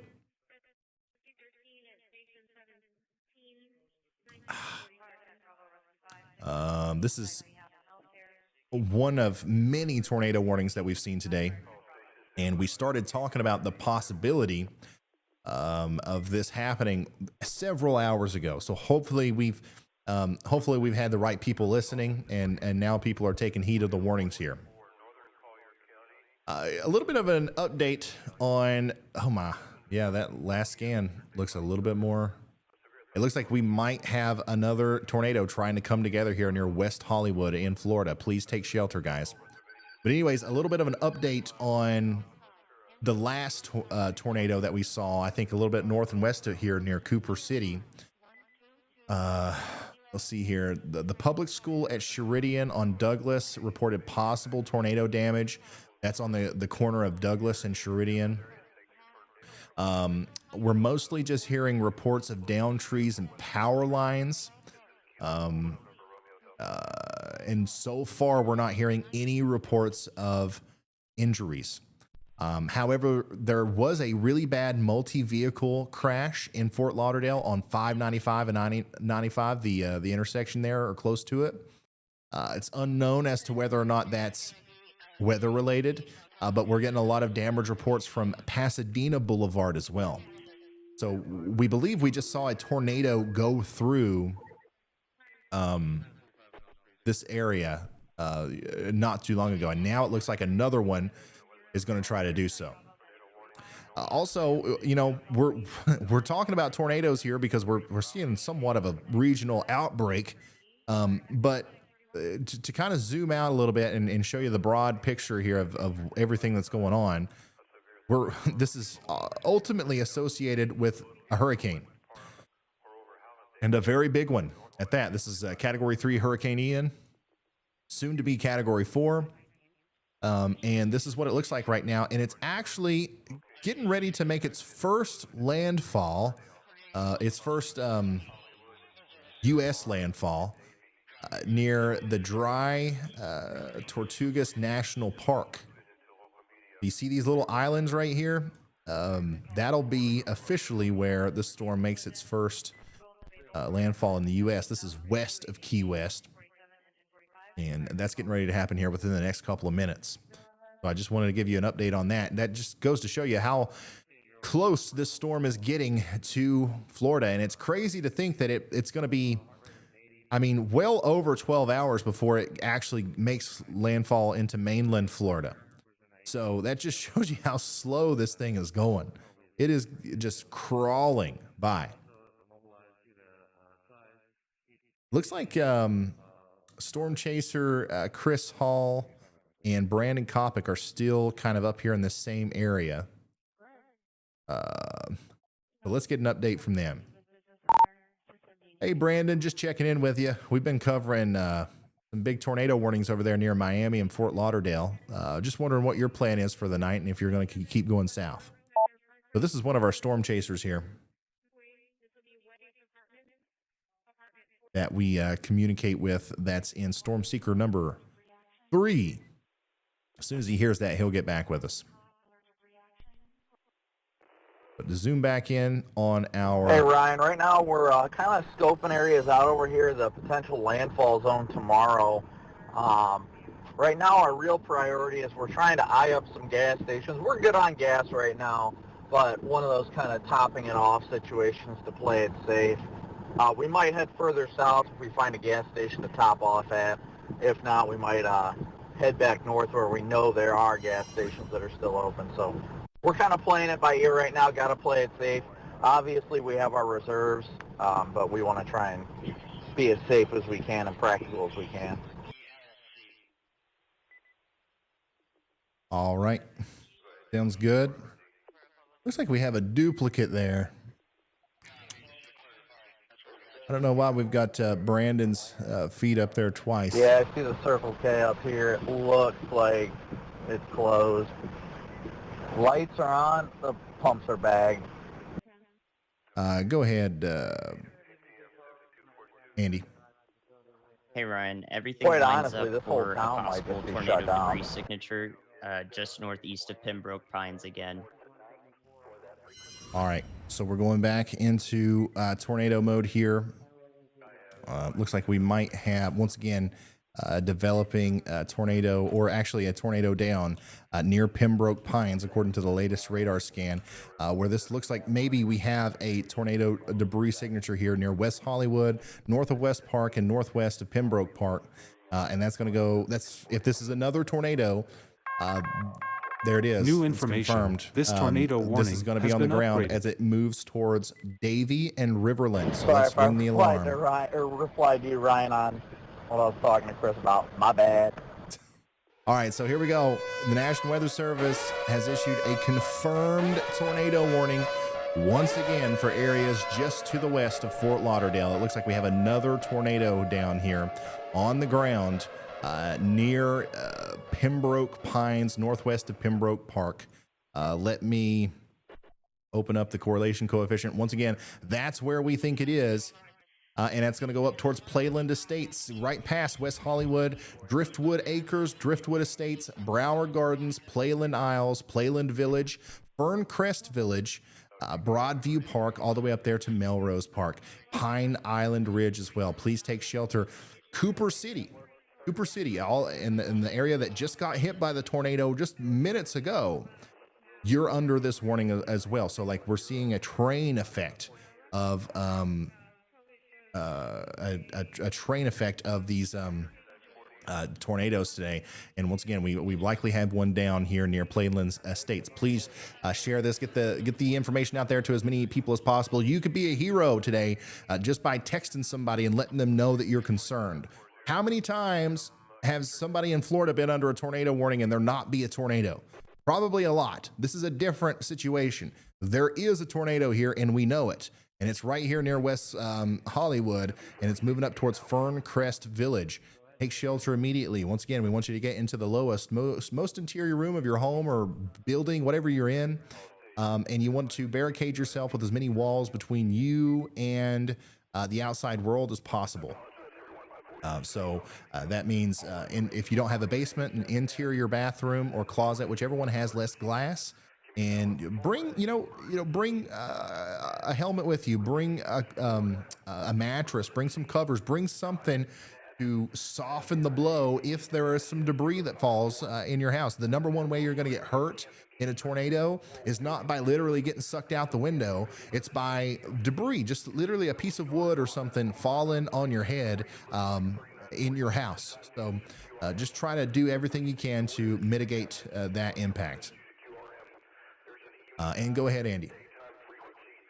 Hi, Ryan. I'm another area of concern is just to the east of Key West. If you go to Key West radar near Big Pine Key, there's a supercell that is currently coming on shore near Big Pine Key along Highway 1 there. That could do something soon as it hits the land. All right, thank you very much, Andy. We're going to load up that radar. Now we're having to go between different radar sites, guys, to keep up with the potential tornadic activity. And I want to reiterate once again, we're still several hours away, more than half a day away from this hurricane making it to land. So that's just goes to show you the wide-reaching impacts this storm is having. I'm not getting Key West loading up here. I'm going to try it on Radar Omega. There it is. Oh, wow. Yeah, so this is what Andy was talking about here near Big Pine. You see, this is a classic looking supercell. You got the hook echo on the bottom. And this could, once again, very soon, potentially drop a tornado here near Big Pine. So please, if they issue that warning here soon, take it seriously and take shelter if you're down here near Key West, near Big Pine, as that is likely going to produce a tornado here soon. But my goodness, look at this hurricane, guys. Look at the radar presentation here as it gets closer. You can see the outer eye wall. You can see the inner eye wall. You can see just how a new tornado warning has been issued. Significant this storm is just by watching. I'm sorry, I'm literally speechless looking at it.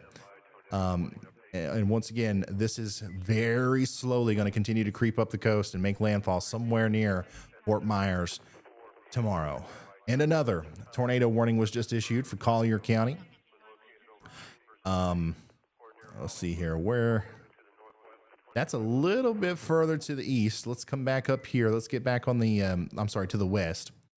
That's that same storm, I believe, that was impacting Everglades City earlier. And now we've got a tornado warning for this cell as well. Let me load this back up. We're going to talk about the Fort Lauderdale storm here, and we're going to talk about the new tornado warning as soon as I can get this to load up. Yeah, I believe that this is the new warning. Our system is so fast, we get that warning notification before like anybody else. So sometimes for like 30 seconds, we're like, where exactly was that warning? Okay, here it is. This does not include Naples, all right? But this includes everywhere north of Naples pretty much. In the world is that, son? I don't know what just happened here on Brett Adair's live stream, but there was an explosion or some sort of huge power flash. Like literally out of the corner of my eye, I saw that. What in the world is that? Do we have Brett? Brett, test 1 2. Can you hear me? Where exactly? I don't even know where he is exactly.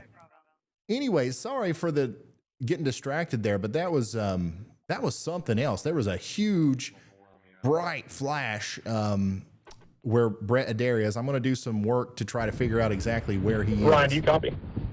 And we'll get that here in a second. Yeah, Brad, what's up?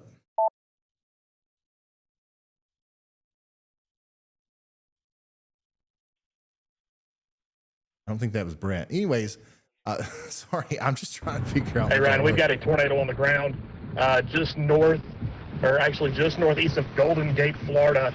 We're down here on I-75, multiple power flashes. Okay, so I think that we've got something mixed up. If Frank or somebody could do some due diligence here and make sure that our cameras and our names are lined up, I think that we're actually looking at Brad Arnold's feed. And what we just saw was a power flash from a tornado that's on the ground, and he's right next to it. Okay, so anyways, this right here is where Brad is, okay? And the big flash that we just saw was actually a power flash from the tornado that is very close to where he is. This is near Naples, guys. Okay. Yeah, I saw that out of the corner of my eye, and I wasn't sure exactly what it was. I wasn't getting your location, so I didn't know you was that close to the storm. Are you seeing anything else? Is there anything else that you're able to visually report? Ryan, I could see back in there where the power flashes were happening. You could see the wind, you could see the rain curtains twisting around, obviously rotating. You can't see back into it. Obviously, it's rain wrapped. Can't see anything right now. We're on 75 headed back west, and then we're going to cut north as it bends back around near Naples to try to be able to intercept this and get a little bit closer to it. But no doubt, tornado on the ground. Okay, so we've got a tornado on the ground here near Vineyards and Palm River. So that we're going to continue to relay that information. Andy, if you could do me a favor real quick and give me just a second to fix our camera system, just kind of talk about the storm here a little bit, okay? Gotcha, Ryan. No problem. All right, guys. It's meteorologist Andy here. And I actually put out a tweet asking for questions for me to answer on the stream. But since we've got active tornado warnings, I'm not going to go over that yet. If you're interested, you want to ask me questions, go look at my Twitter. And I will be happy to answer that because it's a little hard to respond to everyone in chat with 40,000 people watching right now. Thank you guys so much. I hope we are able to help you out. So we do have 3 active tornado warnings. Now, none of them are radar confirmed anymore. So there are no... as far as we know, we don't have a tornado on the ground. However, the warning near Naples, North Naples, sorry, that Brad Arnold is on is currently too far away from the radar. It's very far away from the radar, so we can't really get a good idea of what's happening at the surface, as you can see there. So we're relying on our storm chaser eyes. We're trying to get Brad Arnold's feet up as he is in the vicinity of that area right now. So. Is that good, Ryan? Or you still need more time? I need just a little bit more time here. Okay, let me know when you're good. So 3 active tornado warnings. We have 2 in Collier County. One is in a mostly rural area in Hendry County primarily. That one doesn't look imminently concerning. However, we are focusing still on the northern Miami metro. We're for the most part, we look like we're done with on any more supercells that are coming onshore, with the potential to produce a tornadic signature, a tornadic rotation. And it's important that we cover these too, because even though we've got the hurricane going on the western Florida coast in about 24 hours from now, we have the outer bands coming on shore on the eastern coast, where a lot of people have actually evacuated to the Miami metro area, and now they are under the threat of the outer bands of storms coming through that are producing tornadic potential. So it's very important that we cover all aspects of this as much as possible, as Ryan fixes the feeds there in a rather hilarious manner. Great to see you all, by the way. We will be, and just in case you don't know, we will be live for quite a few more hours today and many, many hours tomorrow, covering the landfall of Hurricane Ian on the western Florida coast. Wherever it does end up, we will be on top of it, giving you the latest up-to-date information, as many perspectives as we can, news on reports and so forth, if they are coming through. Hopefully the people that are relaying those reports and so forth are safe. We're doing the best we can. Okay. So again, all active tornado warnings are radar indicated at the moment. However, I am looking at the tornado warning around Davie and northeast of Cooper City, this time headed towards Pine Island Ridge and Plantation in the northern Miami metro area in Broward County. That area is now wrapping up once again. So I am concerned about that. So those of y'all along Highway 817 or State Road 817 headed north-south along Davie, Pine Island Ridge, and Plantation. Y'all watch out for that in case that warning gets upgraded once again. There is no tornado debris signature active there, but I see that now on the latest radar scan, so I am concerned about that. All right, I should be good. Okay. Thank you, Andy. Mm-hmm. Yeah, so we've still got a storm chaser, Brad Arnold, very close to this storm that's producing, I believe, a tornado here. And we're trying our best to get the latest feed from him and make sure that we're tuning into the right area. But everything kind of glitched on us. But we saw, I wished I was recording it because I would play the video for you. But we saw a power flash, a huge power flash. So there was a tornado on the ground. Go ahead, Andy. Yeah, Ryan, actually, I linked that. I had an analyst go back and clip it for us. So I sent that in stream text. It'll link you to the message with that video so you can play it full screen, hopefully. He said during the end of the clip is when the big power flash is. Amazing. All right. Thank you very much. So here it is. This is what I was looking at. I was explaining something. I don't remember what it was. So right there, you see when he moves the camera there. So before this, even, I think there was another one that was a lot more evident, but you know, he moves the camera. This is when I looked over, I was like, what in the world was that? And then I believe we see another one right here in a second. And remember, this is the storm near Naples.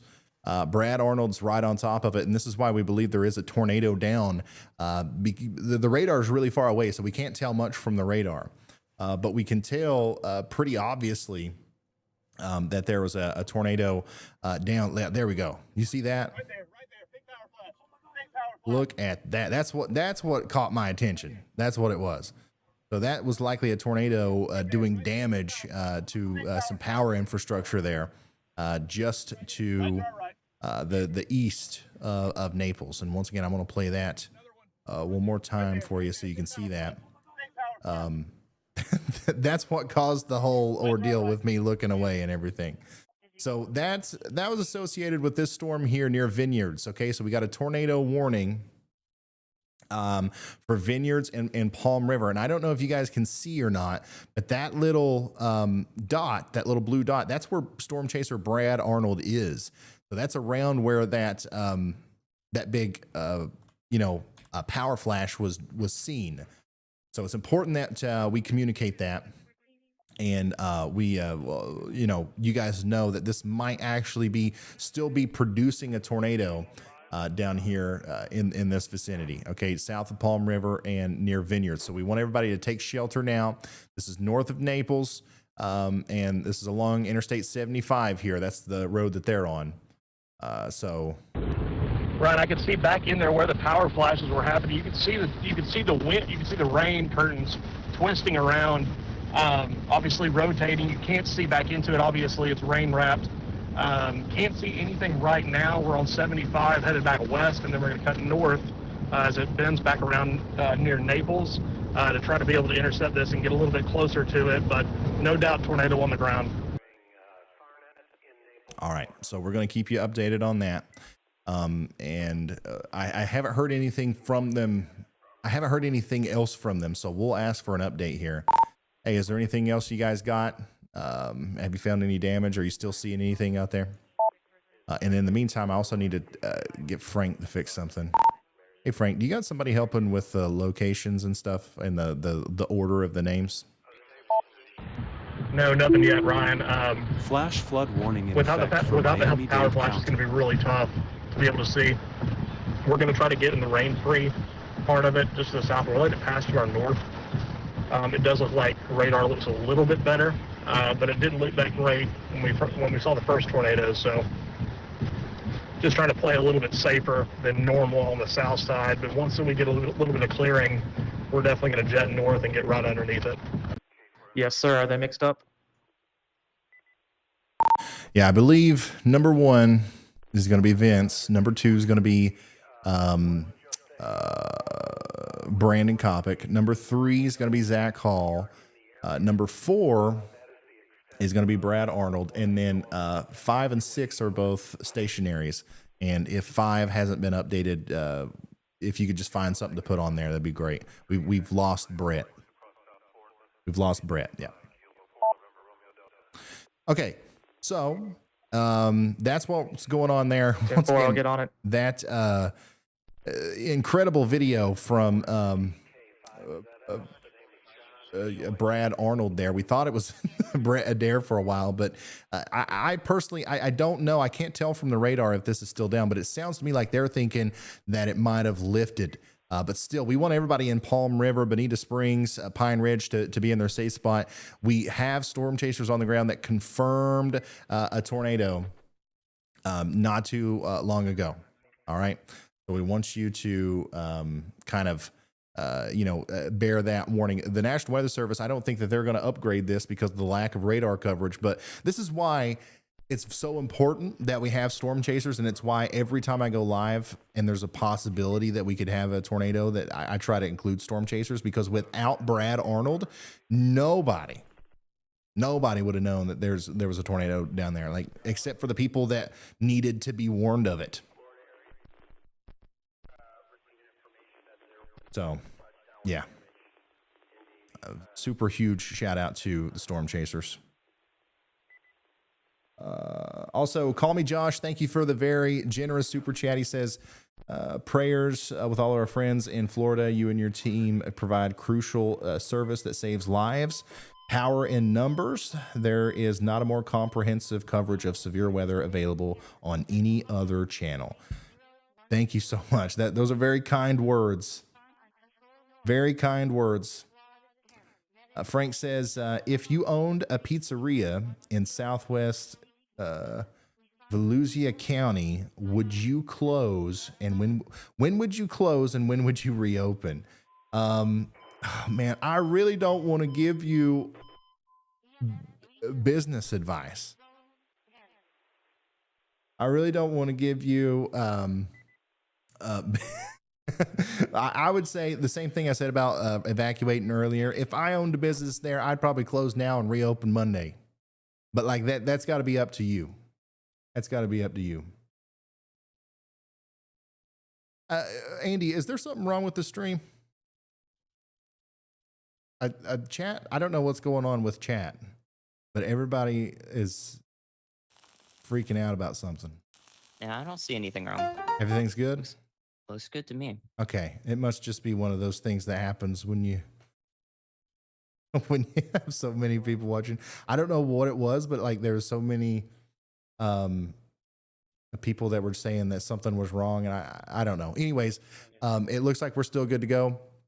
And we still have those one tornado warning now for Collier County in Florida. So hopefully we can go 20 minutes here without a tornado warning. So we can do a little bit more digging into the hurricane side of this coverage. And by the way, I just want to show this. This is another view of the Radar Omega team installing one of the Cyclone Port Mesovort stations out there. This is what these guys built this. These guys built this, okay? And we're putting multiple ones of these out here, and they're going to be there for the duration of the storm, which is just unbelievably awesome. Just so unreal that we're going to have that resource to us tomorrow as we cover the landfalling of this storm. All the tornado warnings, including the ones over there near Fort Lauderdale, have been allowed to expire. Let's see here. Radar debris signature confirmed the tornado earlier. And then also that the same thing happened. We had 2 confirmed tornadoes. And that's no longer on the table. However, we have more storms back here, and they're coming up towards Fort Lauderdale. So unfortunately, it's not time to let your guard down just yet. Let's take a big broad view, a big broad look at our Hurricane Ian. Really getting its act together down here just to the west of Key West. It looks like that first U.S. landfall is about to happen any second now, really, as it makes it into those outer islands there. And that's what we're looking at here. I also want to show you what it looks like on satellite in 3D, and we can do that on the Radar Omega app. This is a live look at sorry. This is a live look at what Hurricane Ian looks like right now on satellite, but from a 3-dimensional point of view. I want to emphasize once again that the reason we even care to look at this is we like to see those peaks. We like to monitor them. How tall are they getting? How robust is that core? And the more white and black here, and the taller you see those peaks, the stronger this storm is likely to get. What we're seeing here is deep convection right next to the eyewall. And you can see how it's trying to wrap around the center of the eyewall. The more of this that happens, and the more enclosed the eye gets with that convection, the stronger the storm is, and the harder it's going to be for anything to take it down. This storm is getting ready to have to put up a big fight. There's a big cold front coming down from Canada, and there's a big dry wedge of air that's coming after this thing. And then also you've got all the land interaction that's getting ready to happen with the peninsula of Florida. You've got the fact that this storm is so big. This storm is so big that the sea surface temperatures are effectively getting cooled down in front of it before the center of the storm makes it to them.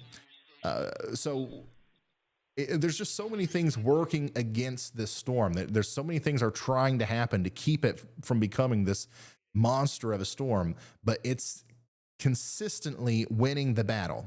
And seeing those black and white areas, those really tall towers popping up around the eyewall, is a continued sign of, the fact that it is winning. When you stop seeing those popping up, when you stop seeing that level of convection, that's when you know the storm's giving up. So we're seeing a little bit of an eye wobble here, which is putting it even further east than maybe some of the projected tracks had it earlier. But that could also just be some distortion from the height of the clouds that are popping up on the western side there. So I just wanted to give you a look at Hurricane Ian. This is a live look. We're looking at this through Radar Omega. If you've got the app, all you got to do to see this is come up to the hamburger menu and you switch from radar to satellite. And then once you're over there, you can select the floater section, Hurricane Ian, and then we can look at clean LWIR. We can look at the mid-levels. We can look at the visible satellite, which obviously we're not going to see anything right now because it's night. And then we can look at the long wave infrared, which is another really good way to visualize the storm. So yeah, that's what we're doing there. And that's a current look at everything that's going on.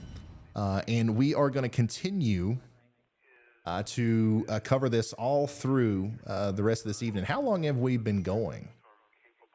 How long have we been live here? How can I find out that information? Give me just a second. I'm going to find out. The plan was to go live around 4. I believe we did that. So we've probably been live now for about 4 hours. And we'll probably go tonight because I do want to make sure that we're all well, like it's not just me. We've got Andy. We've got a whole team of people that are involved in this. I want to make sure that we're all well rested and ready to go for tomorrow. So we'll probably call it a night in 3 or 4 hours. And then tomorrow, maybe around, let's see here. Probably if landfall is expected around 2 or 3, then probably around 11 a.m. From like 10 or 11 a.m. to 10 p.m. we'll probably be live tomorrow, if not earlier than that. So that's the plan. That's the preliminary plan right now. So don't go anywhere. Make sure you're hitting that subscribe button because we're not only are we going to continue this coverage tonight, but we are going to go all the way through tomorrow. And if we need to go into Thursday, we'll be here, son. If we need to go Friday, we'll be there. All right. If this ends up going up the East Coast and affecting South Carolina, North Carolina, and Georgia in a significant way, we will be live here for you. So hit that subscribe button, and I appreciate everybody's support. I really do. You guys are awesome. You've been super supportive in helping us get information out today. I know that you've been sharing it everywhere. This is the definition of like a grassroots like effort of just sharing free information. This is a free YouTube video. Anybody from anywhere, no matter what, can access this. And I just think it's beautiful that we're able to do this. And I couldn't do it without you. So thank you. Here's a tweet that's pretty interesting here. Residents reporting damage in the tornado warned area in Broward County. So here's possibly some of the damage that we were seeing earlier, or from the storm in Broward County. You can see a lot of tree limbs down, a whole lot of tree limbs down. And thankfully, that looks like about the extent of it. Like there's some big trees there, but it looks like power's still on. And it looks like most of the structures, for the most part, are intact. So this is in Broward County there. The current county that's under a tornado warning is, what is it? Collier County. And call me Josh. Thank you so much for the 20 gifted memberships, man. That you just made 20 people's days. Appreciate it.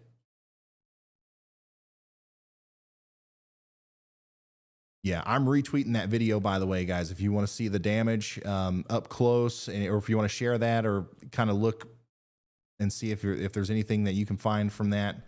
There you go. Oh yeah, here's some more. Yeah, we're definitely getting a lot of reports in now that pretty much confirm that we had a tornado.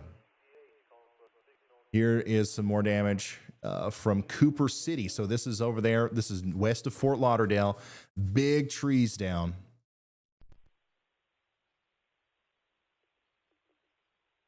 Yeah, that's tornado damage. The kind of storms that those were, I don't think that we would see straight line damaging winds of that significance. That was more than almost certainly tornado damage there in Broward County, especially in that specific area. So thank you guys for tagging me and stuff. Thanks for helping me spread the word and of the situation here. A lot of times whenever we cover tornadoes specifically, a lot of times what happens is not only do the residents of a place like Broward County tune in, but a lot of their family members do, right? A lot of like concerned family members that live from a distance tune in. So it's always important that we kind of cover the news afterwards as well. So I do want to make sure that we update people on what happened, where those tornado warnings were issued, just in case you're watching and you've got a son or a daughter or a family member or a friend that lives in the area and you can't get a hold of them. This is what's going on there.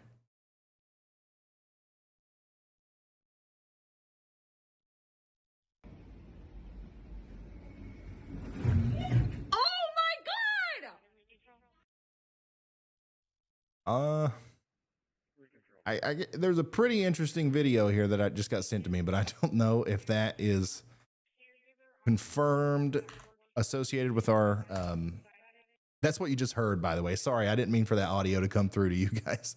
I just sent that to Andy and those guys to see if they can figure out if that is actually from our current storm that just went through the Miami area. If you're just now tuning in, we're doing live coverage of Hurricane Ian. We've had multiple tornadoes today in and around the Miami and Fort Lauderdale area. We've been doing a wall-to-wall coverage on those tornado warnings. And we're also just updating you on the tornado or the overall hurricane forecast as we go too. We're going to continue to do that through the evening. It is about time, though, for me to take a very short break. I got to refill my water and do all that stuff. I've been sitting here for 4.5 hours, something like that. I got to get up and move or something. So Andy, what do you want to do? Do you want to take it for a minute or do you want to take a break too? No, I want you to go get your water. I'm good. I've got some stuff lined up. All right. Awesome. So guys, I'm going to leave you with Andy for a second and I will be right back. This is a great opportunity to share the link to the stream everywhere you can. All right. Go ahead. All right. Thanks, Ryan. Hi, guys. If you don't know me, I'm meteorologist Andy Hill. I know I might look young. Y'all have been commenting on it all stream. I see it. Thanks for the compliments on my age. Happy to look young. Anyways, I am degreed meteorologist from University of North Carolina, Asheville. So hopefully you can trust me. And in the meantime, while we have one tornado warning still for the North Naples area that Storm Chaser Brad Arnold is currently looking at, please pay attention if you're in the North Naples area and you are in a tornado warning right now. I know a lot of places in Florida don't have basements in their houses. So interior most room of your house and cover yourself with a mattress or anything if it does look like it's going to get bad near you. Not look like, but if you start hearing stuff, it's a good idea to be in there with something to cover you. Your most important place to cover is your neck. All right. So on top of that, we do have some flash flood warnings. A We new will be tornado live for warning 12 has hours been tomorrow. We issued. are not going offline yet. There is a new tornado warning for Collier County as well. I believe that is an extension of the current tornado warning. Waiting for it to show up real quick, but new tornado warning for Collier County, new tornado warning for Broward has been and issued. Palm Beach County. All right, I guess I'm Hey not Ryan, going to get we have got a new tornado warning that has popped up on Interstate 75 that All right, we so are new on right tornado now. warning It should come right in front of Broward us. County and Palm Beach County as well.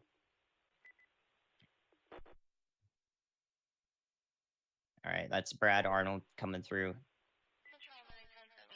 All right, so the new tornado warning for Palm Beach and Broward County is covering an area north and west of Coral Springs. Coral Springs. Let me see if there is anything. All right, so it is exiting populated areas very rapidly. I think it is already over some of the Everglades National Park. Hopefully that is an area that's not impacting any populations. That's for the tornado warning northwest of Coral Springs right now, heading out of the Northwest Miami Metro, okay? So that should not be impacting any residential areas. And the Collier County area was this new tornado warning. You can see here Brad Arnold is in there near Vineyards and North Naples. That is actually for this cell back here. It's hard to see from the radar this far up. Ryan is currently taking a break in case you're just now tuning in. Ryan will be back. He's getting some water. We will be going for another 3 or 4 hours tonight and at least 10 hours tomorrow for the landfall of Hurricane Ian.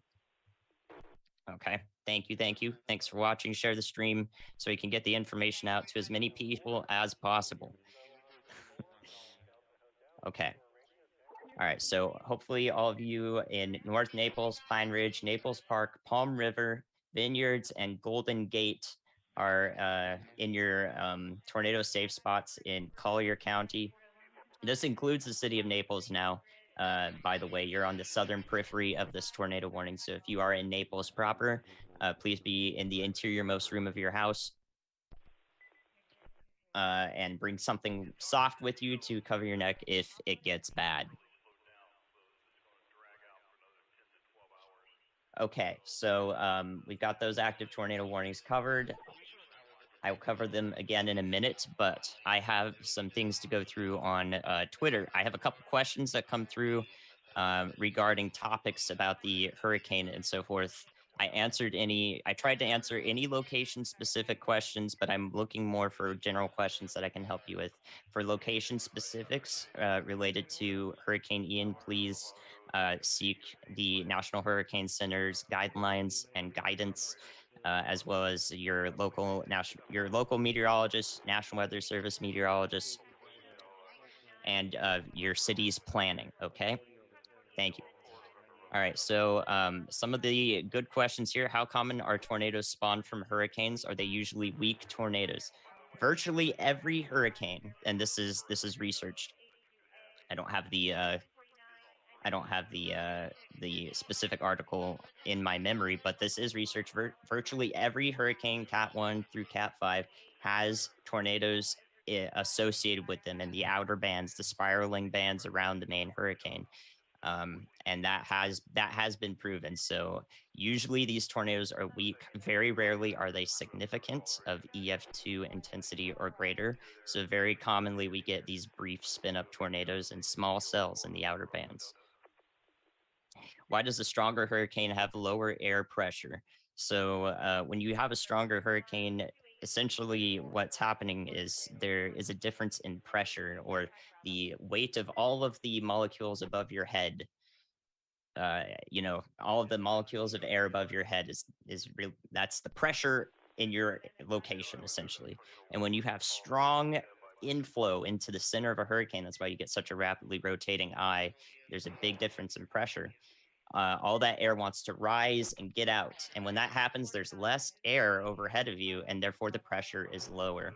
So the stronger the inflow, the stronger the convergence, and thus rising air, the lower the pressure is. And that will correlate also to stronger wind speeds. And yeah, that's what you're looking out for there. Should you be worried about tornadoes in northeast Georgia? I am watching the chat as well. I don't think northeast Georgia or any areas of Georgia will be necessarily under the threat of tornadoes from Hurricane Ian at any time. You may see some right along the coast if the track favors it, but I'm going to say very unlikely in that case. Your main concern in Georgia is going to be, if you're on the coast, some storm surge out ahead of Ian, and also some excessive rainfall.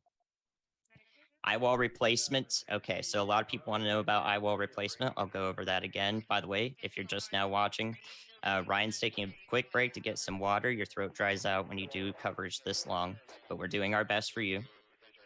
Eyewall replacement is when storms outside the main eyewall, right around the eye, that's spinning really fast.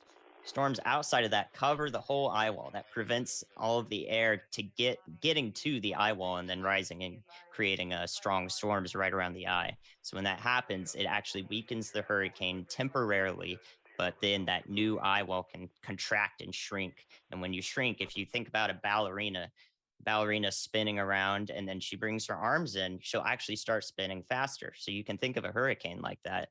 The storms, if they contract in, you start spinning faster and faster around a smaller central axis. So if an eyewall replacement cycle happens, you want that to happen right before landfall, so you don't give the storm time to reform or to constrict to become the spinning ballerina. So it can weaken the storm temporarily. Ideally, it would happen right before landfall. If it happens well before landfall, it does have the chance to re-intensify in wind speeds. Okay. I'm sorry, that is a lot. You got to turn on your meteorology brains or let it flow through you.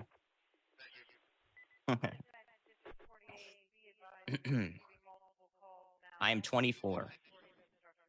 Okay, some more questions coming out of Twitter. Are there telltale signs that could cause a hurricane to significantly deviate from its projected path? Could this be more or less likely once it makes landfall? Telltale signs that a hurricane could significantly deviate. Uh, I think significant deviation is tough to actually discern. There are numerous different factors: wind speeds at any level of the storm, local currents in the ocean. You know, it's that's a tough question, or a uh, a murky question to answer. There would be a lot of assumptions happening there that I don't really think I could go over on stream because it would probably bore you guys too much physics, you know. And this is not this is not a time to go to school right now. We are concerned with the storm. But yeah, there's a lot going on there that is tough to answer. More or less likely once it makes landfall. I would say that it could be more likely once it makes landfall because the storm will essentially lose its self-sustaining mechanisms and thus be subject more to the local environment rather than creating its own local environment around it that allows it to persist. Okay. And last question here that I've got for now. What is the biggest storm surge these areas, the areas of landfall around Tampa, south of Tampa, have ever seen in the past? So storm surge is when those waves are coming onshore way higher than they should be. And I had my analyst team look up some of this so that we could gather information, resources for this. There were a few hurricanes in the past century. It's been over a century, actually, 101 years since a hurricane has made landfall near the Tampa Bay area. And in that last century, there have been a few large storms that have brought waves 6 to 10 feet. That may be a hurricane. So there was a hurricane. Let's see, I had that open. What happened to it? It was Hurricane Elena in late August of 1985 did cause highest storm surge recorded near Tampa, which was, I think it was over 6 feet, according to this article from Ocean Weather Services. A new tornado warning has been issued. And that's a problem because new tornado warning, by the way. Okay, that new tornado warning was issued for Broward County, Florida. That is an extension into the Everglades National Parks. This should not be affecting a civilized area or residential area at this time in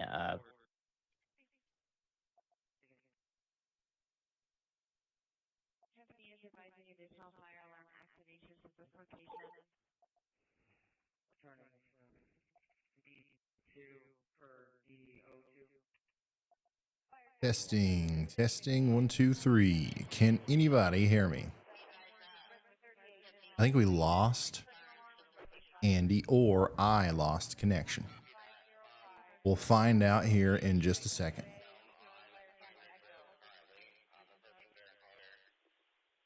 Okay, I think we lost Andy. All right, we'll get Andy back in here in just a minute. Hey Ryan, Andy just blue screened. Oh no. But we can hear you. Okay. All right. Okay, so Andy's okay, guys. He's just he's having some computer issues. I've been there. But I really appreciate the break. I got me some water. All right, I stood up, I stretched my legs.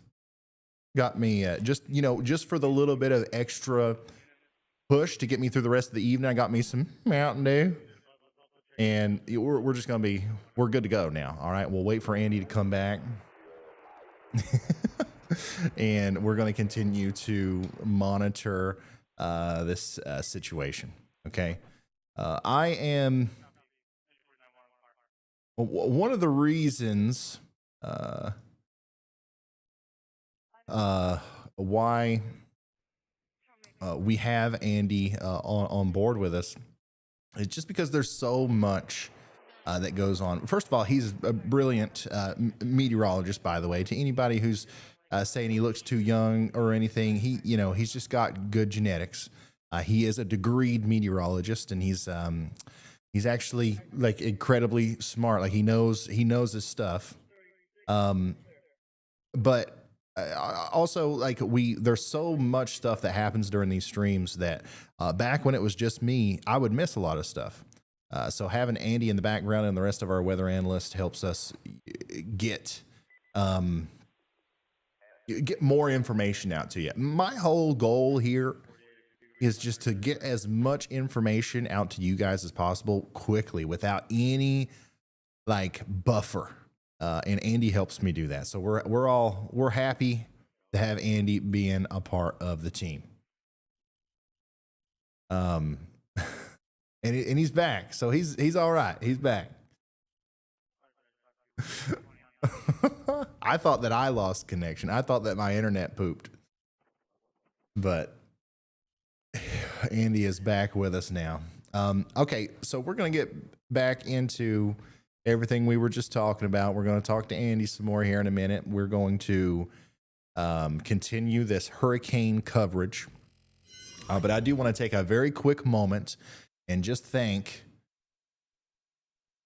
everyone for all the support. Give me just a second. Now I'm getting PC problems. Make sure. Okay. All right. I just want to thank everyone for being a part of this and helping us share. We've reached an incredible amount of people today. And I also just want to thank everybody who has helped out in the form of a super chat or becoming a member or just subscribing to the channel. I haven't been able to shout everybody out. There's just been so many people. So just thank you guys for seriously. We're going to be here with you throughout this entire thing. And my goal is to be here for you throughout anything that happens like this in the future. So Call Me Josh has been super supportive. I mean, just like an unbelievable amount of support. Thank you so much, Call Me Josh. David Lennox, thank you. Andrew Hoffman, Dean Linkmer, Old Man Gibb, thank you. Kenny Freeman. I mean, there's just so many of you guys who are supporting, and I just, I couldn't be happier for the support. And remember, your contributions help us continue to do this, but you don't have to do that. Nobody is required to do the super chat thing. All right. I want to make that abundantly clear. Just like the video, just hit the like button and you have done your part to help us continue to move this machine forward. If you are just now tuning in, we have a huge hurricane in progress, Hurricane Ian, and this is what it looks like from space, zoomed out. This really kind of puts it into perspective, exactly what it looks like. I'm retweeting this. So one of the things that you see here is the poleward outflow up here. We've got a lot of, like, this is the hurricane, right? But you see all this like moisture, all this stuff going up towards the North Pole. This is part of what's getting taken away from Hurricane Ian in association with that big trough. If you watched our videos leading up to this, one of the main steering factors, one of the big deciding factors as to which direction this storm went was the trough up here. And this storm did eventually latch on to the trough, and now it's getting sucked up towards it. And that's and you can see that happening here. So this is a big hurricane. I like whenever I make a video and it's titled Massive Hurricane. I think some people think that that's a little bit of a, like a sensationalism thing. No, this is actually a massive hurricane. This is a giant one. It's bigger than normal. And I just wanted to show this for perspective. Mark Adkins says there's 36,000 people watching, but only 24,000 likes. Good way to point that out. Everybody that's watching right now, hit the like button. It helps us with the algorithm and all that stuff. But yeah, that's a picture of Hurricane Ian from space. Here is a color enhanced picture of Hurricane a little bit closer. And you can see that actually some of the outer bands of the core really is starting to make it into Florida right now. So, this thing's moving quick. It's moving quick, but it's also moving kind of slow. That we don't expect this to make it to where it's going to make landfall until closer to 2 p.m. to 4 p.m. tomorrow. Okay, so this thing's going to sit here and it's going to intensify and get stronger and stronger until the majority of the storm is over land, and then it'll start weakening. So it'll make landfall close to a Category 4 near Fort Myers and Cape Coral. But by the time it gets up here, just 100 miles inland, maybe. The winds will be down to 80 miles an hour to be a Category 1. By the time the center of low pressure's over Orlando, it's going to be a tropical storm. So it's going to weaken very quickly once it goes over Florida. And then it's going to continue to go, and it might actually go back over the Atlantic Ocean. There's some discrepancy in the models. But the most likely thing that's going to happen is it's going to stall out over Florida and then kind of curl back up into Georgia. And during this process, it's going to weaken tremendously. We're going to see a lot of rain. We're going to see a lot of wind in Georgia. We might even see an isolated tornado threat. But it's not going to be the biggest impacts are going to be felt right here on the southwestern side of Florida. But one thing that could also happen that I'm interested in seeing if this is the way that it's actually going to go is this could go across Florida pretty quickly and kind of make it a little bit further out into the Atlantic and then maybe kind of curl back up towards the Carolinas. If that happens, we might see Hurricane Ian go down to a tropical storm and then slowly reform back into a low Category 1, maybe, tropical storm or a Category 1 hurricane, and then come up towards North Carolina. We're not sure if that's going to happen or not, but it is a possibility. Let's look at that cone of uncertainty, and you can see that even the National Hurricane Center understands that. One of the things that it's really important to keep note of is that whenever we're looking at the cone of uncertainty here, the red area does not denote the impact zone. It just tells you where the center of the storm could possibly go. So the center of low pressure could go this way. It could go over Atlanta, or it could go over Myrtle Beach, or anywhere in between. And if it goes this way, then the impact zone will be like this. If it goes this way, then the impact zone will be like this. So we're only forecasting where the center of Hurricane Ian might go with the cone of uncertainty. So there's still a lot of uncertainty there, as you can see. And the further out this goes into the warm waters in the Atlantic Ocean, the more likely it becomes that we may see some intensification once it gets back out over water. But it's too soon. It's really too soon to talk about that too in depth, I guess, because we're just too far away. Let's take a look at the most recent HWRF. By the way, we still have 3 tornado warnings in effect. I am going to go over those here in a second, but I do want to just kind of look at the hurricane forecast real quick, because that's the main purpose of what we're doing here. HWRF model takes this storm right up to, oh my goodness, this one's still having the storm intensify rapidly right up to the coast. This is showing potentially a 929 millibar low pressure center right off of Cape Coral. This would mean more than likely a high end, Category 4, 130, 135 mile an hour winds, maybe 140. And obviously just devastating storm surge in the Fort Myers, Naples, Inglewood, and Cape Coral regions. It shows landfall, though, a little bit farther north than the track from the National Hurricane Center. Shows it right over Sarasota around 5 p.m. tomorrow. And once again, this would drive the Gulf of Mexico into Cape Coral and Naples and these areas in the form of storm surge. And then it shows it kind of weakening, obviously, over the state of Florida. We're going to get a lot of rain in Orlando and Tampa. Lots of gusty winds during this time period. The Villages, Palm Coast, Jacksonville, Gainesville, Atlantic Beach. Lots of rain, lots of heavy, storm impacts during this time. But it's not going to be a hurricane. And then watch what happens. It shows that center of low pressure go out to sea a little bit farther than some of the other models. And while it's out there, even though it's brief, it is going to try to intensify a little bit. And then that might make the storm just a little bit more impactful for places in Georgia, like Savannah, Georgia, Charleston, South Carolina, and then the rest of the Carolinas. I mean, we're talking about really heavy rain here. And possibly in a situation like this where we have training supercells coming off the ocean, just like we saw today in Fort Lauderdale and Miami, see a tornadic aspect to this as well. And then, by the time it gets out of there, it's really not going to be much of anything to worry about unless there's a severe weather aspect on the eastern side. You'll get rain in Kentucky, West Virginia, Ohio, Pennsylvania, all the way up into Canada out of this thing.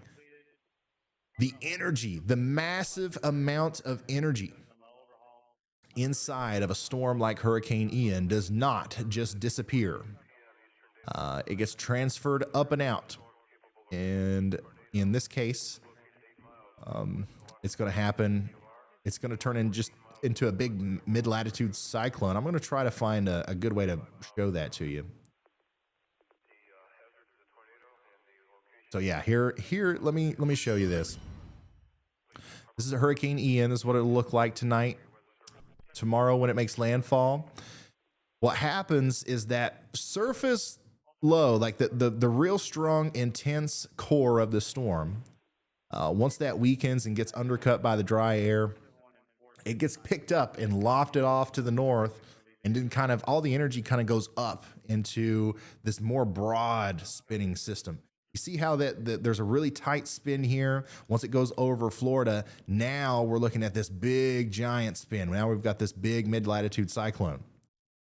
That transfer of energy is going to spread the impacts really far. So once again, from Georgia all the way up into Canada, there'll be gusty winds and rain and potentially thunderstorms from this. And then that's going to continue to go all the way through probably Tuesday, and like a week from now, we will still be seeing remnants of Hurricane Ian over the mid-Atlantic regions. So this is a big storm. It's a big impactful storm. It's incredible how much energy it's picking up and how long it's going to take for that to get mixed in to the rest of our weather system. It's how much of a disruption this is. And it really goes to show how a new tornado warning has been issued. Just how much energy is in that storm. A new tornado warning was just issued for Hendry and Collier County, Florida, man. How many tornado warnings have they been under today? Let's come back over to the radar and let's get an updates on our tornadoes. Once again, we have 2 tornado warnings right now. We got one for Palm Beach County. We got one for Collier County. The one up here, by the way, we also have flash flood warnings for North Miami, all the way up there through Pembroke, Pines, and areas just north of there, including Cooper City. These are the areas that got hit by the tornado earlier. And the reason they've got a flash flood warning is just because the training storms that went over them dumped so much rain. But anyways, we got a tornado warning up here, northwest of Coral Springs. This is near the water conservation area. There's, once again, not a lot of stuff up here, but there is a tornado warning there. The other tornado warning is closer to Naples, is still in effect, and we're waiting to hear from Brad Arnold about that. Let's hear what he said again. Hey Ryan, we have got a new tornado warning that has popped up on Interstate 75 that we are on right now. It should come right in front of us. Okay, so that was the last thing that we heard from Brad Arnold, who is a storm chaser that's right on this storm. Let's get an update from him. Hey man, you seen anything else from that storm? And this is near Palm River here, so let's see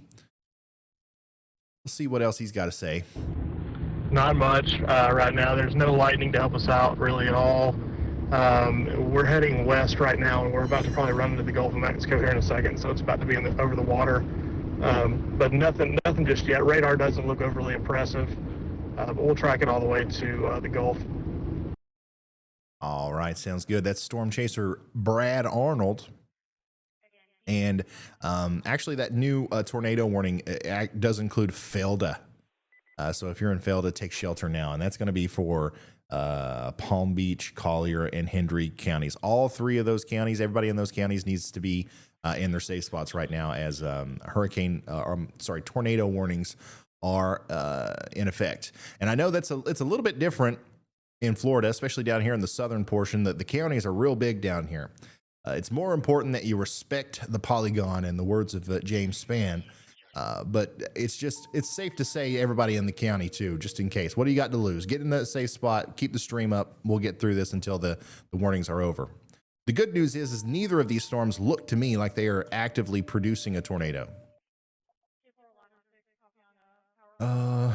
Man, we've gotten so many new members. It's literally impossible for me to shout everybody out. Thank you guys for all of the love and the support. Let's take a look at chat. Once again, if you have a question for me, now's the time to ask it.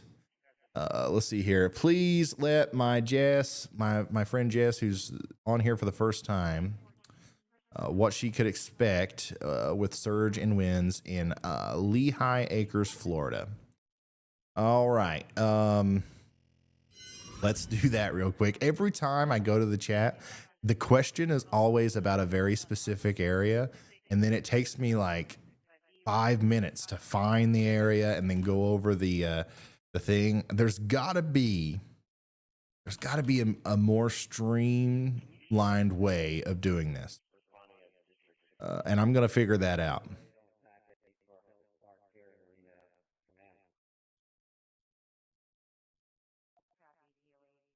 I can't find that. I don't know if I'm spelling it wrong. Lehigh Acres. Yeah, I don't know. That's literally not even popping up on Google Maps. So I would assume, though, if they're on the western side, southwestern Florida, it's going to be bad. And if there are mandatory evacuations in order, please abide by them, because it's going to be bad enough to ensue that. However, if you're on the eastern side of Florida, it could still be bad, but it's not going to be that bad. Okay, you've seen worse. Just be hyper vigilant. Pay attention to the weather. Watch out for flash flood warnings and tornado warnings, and you'll be fine. But thank you for being a member for 13 months. That's super awesome. Let's see what else we got here. We've got Challenge Gal saying, keep up the good work. Dave Davidson became a member. Farmer Chad became a member. WESH says dry air may already be getting into the west side of the storm at about the 9 o'clock position. What do you say? Let's take a look at it. Let's take a look at that storm up close and personal on the satellite, and let's analyze it from different perspectives. Let's look and see if dry air is getting into this thing. And it looks like maybe there might be something going on there that would lead somebody to believe that. However, there's also, to me, it just looks like the storm is undergoing some changes. There's a huge burst of convection happening on the left side of the storm, right on the western side. And I think that is honestly just so explosive, that convection, that it's literally kind of putting the storm out of balance a little bit, because on the eastern side, there's not as much, convection going on. Let's switch this over to 3D so I can show you a little bit better exactly what I'm talking about. You see all of those high tops on that side of the storm, and then it's kind of just slopes down on the eastern side. So the eyewall is losing its shape a little bit, which sometimes can mean that the storm overall is losing, some of its strength. But in this case, I think that it's too soon to make that assumption. And even if it was true, even if let's say this thing was falling apart, I definitely don't want to try to communicate that the threat is over for the people in southwestern Florida, because it's certainly not. Andy, do you have any input there? Do you have any thing to say about dry air maybe making it into the storm here?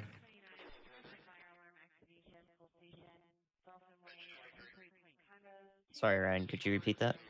Oh yeah, I was just gonna say somebody asked about why the storm is looking less organized. Looks like the eye wall is getting a little bit smaller. It just doesn't look as good on satellite as it did earlier. And they're asking, is that because of dry air, or what do you think's going on there? So more than likely, we can attribute that to the eyewall replacement cycle that we've talked about, that I've talked about a few times. And you can kind of tell that on radar if you're looking at that radar Omega 3D plot just above me. You can see that there's a wide swath of those grays that are kind of coming out of the center. So that's stronger convection, stronger thunderstorms, heavier rain. That's almost completely enveloping the south side. So it's preventing a lot of the air that's trying to get to the center of the eye so that it can rise. Um, it's preventing a lot of that from reaching the center. So it's kind of making the center collapse somewhat. And if it manages to complete that cycle, it'll completely surround itself with those dark grays that you can see in 3D. And then it will begin to constrict again so that the strongest storms are right around the eye wall. So I believe it's probably an eye wall replacement cycle that is about halfway done at this point. Uh, Usually you don't see eyes. Well, I would say that eyes probably collapse kind of like what you're watching right here. So this is pretty typical of an eyewall replacement cycle. And also, just wanted to say thank you guys for being patient with me. I can't believe my PC blue screen there. Yeah, you're fine, and thank you for that awesome explanation. So, pretty much. Like he was saying, the storm is just a little bit lopsided right now. Hey Ryan, we're gonna call it a night. We're staying in Naples tonight, and then we'll get up early in the morning and do it all over again. All right, Brad. Thank you very much. We'll see you tomorrow. So basically, the storm, any storm, no matter the strength, it goes through these phases, and it's actually not the best thing that we're seeing this happen right now. We would want to see this happen right before it makes landfall, because it is essentially temporarily weakening the storm. So, once this gets reorganized, it'll probably be just about time for the core to start making it into, the areas of Southwest Florida. So I've got a couple things that I want to show you. A new tornado warning has been First issued. of all, we got a new tornado warning in Palm Beach County, Florida. So we'll analyze that real quick.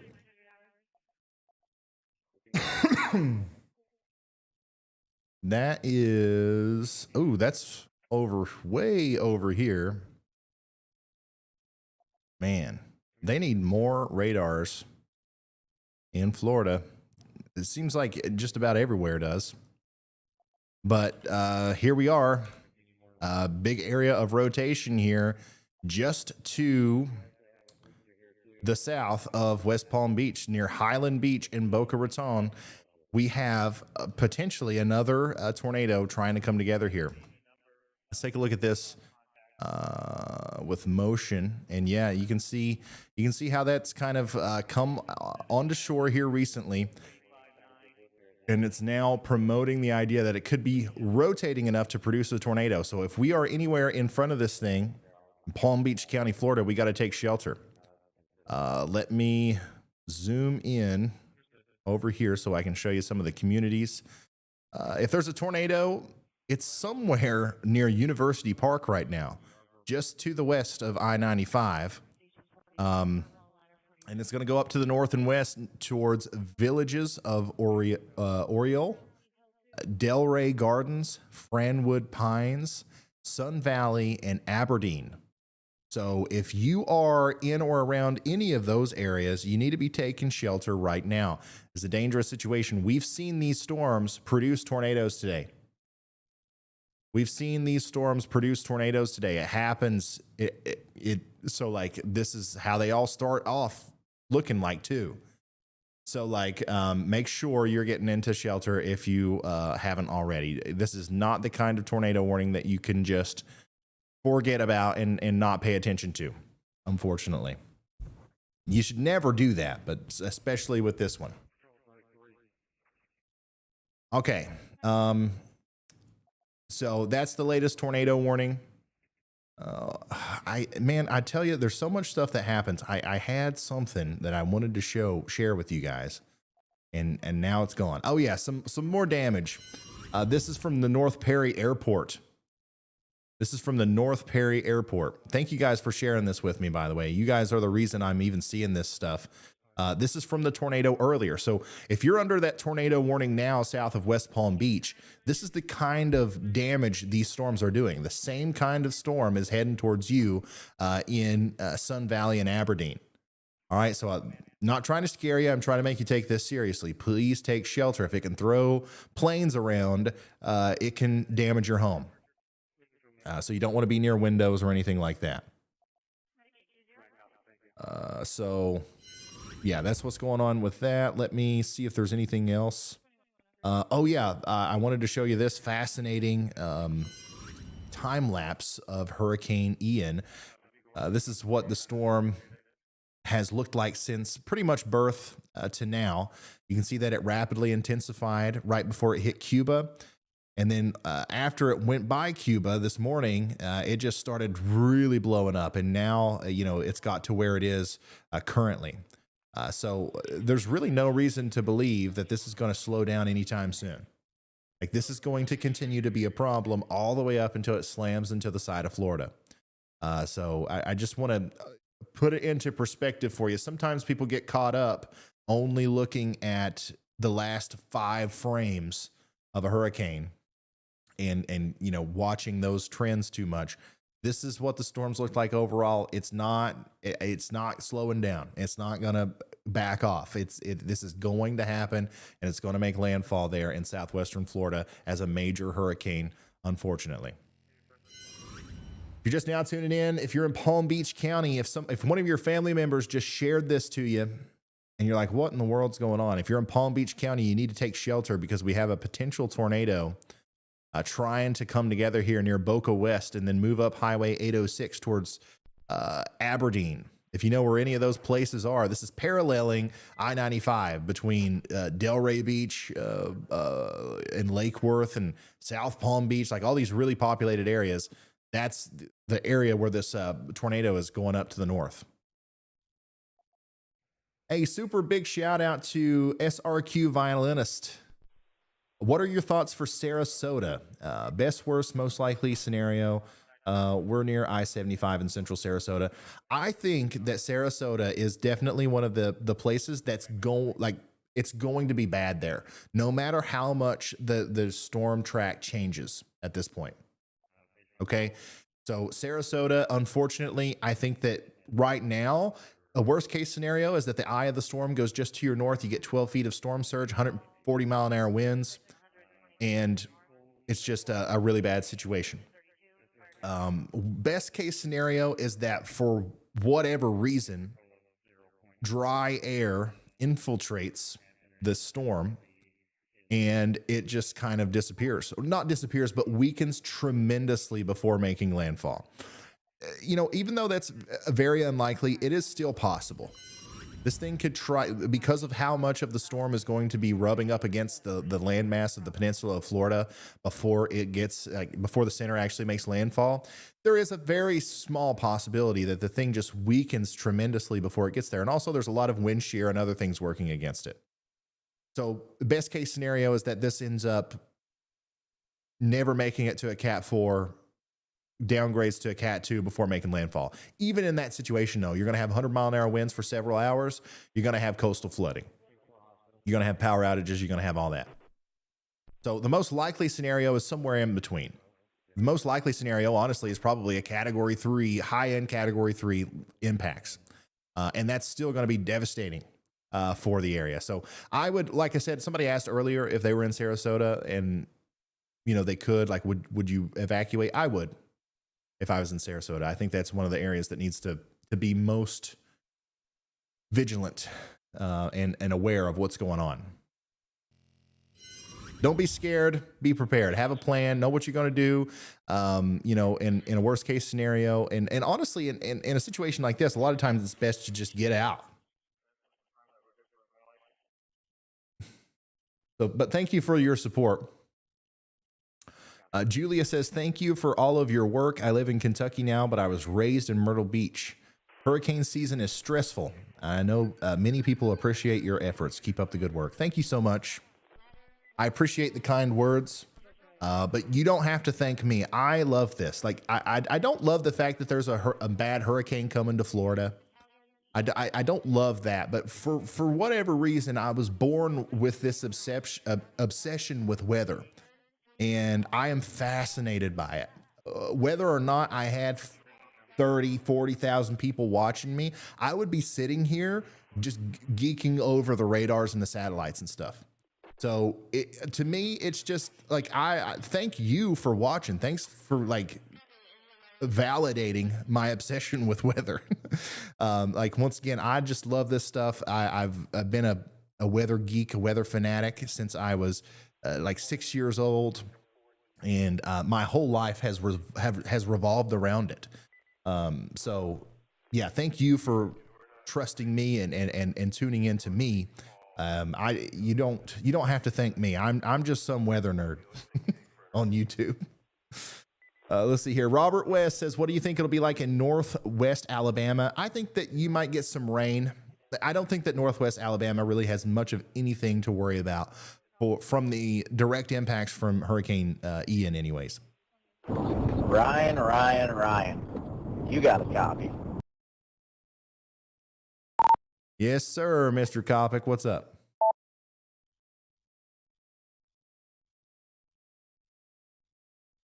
Shelby Moore, can you do a Well, meet and greet? I passed Vince and the Omega crew there. We're all heading northbound. What are you guys thinking about tomorrow? I know Chris and I are heading back up towards Tampa. We're going to try and get some rest while we can.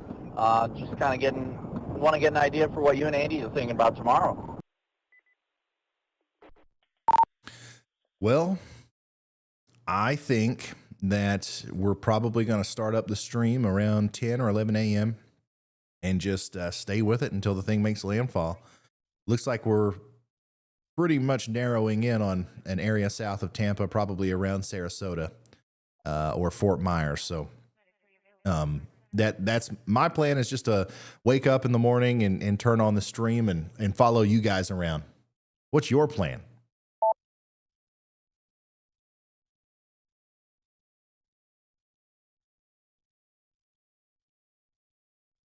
Put him on the spot.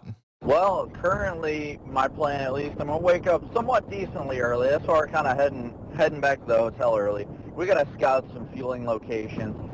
Really, the area that it's set to make landfall, there's not very many parking garages or any elevated areas, so it's going to be a very dangerous intercept if it's anywhere near the water dealing with surge.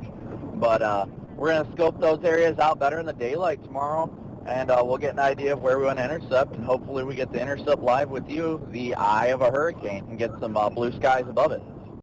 Oh, yeah.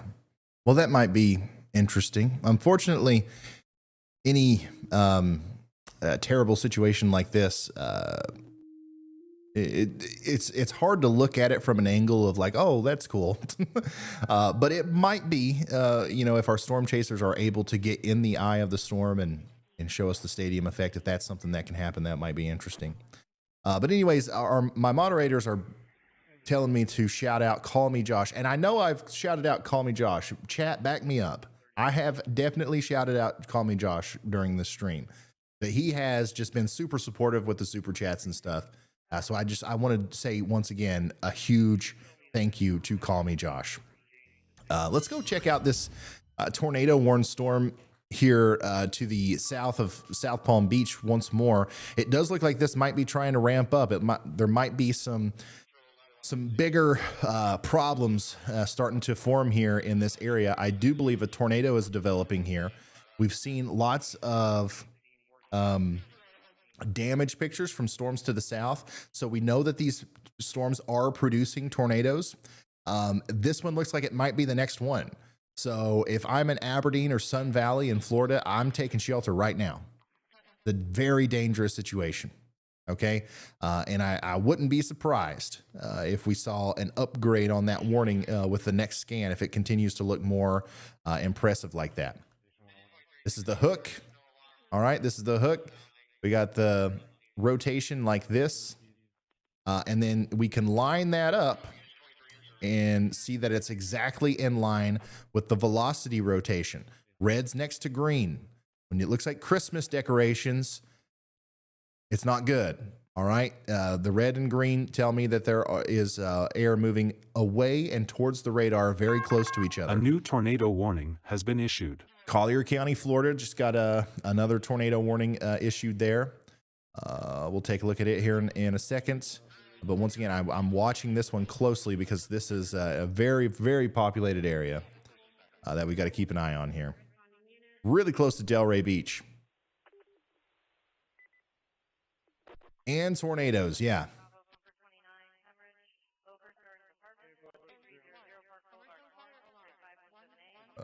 Let's see here.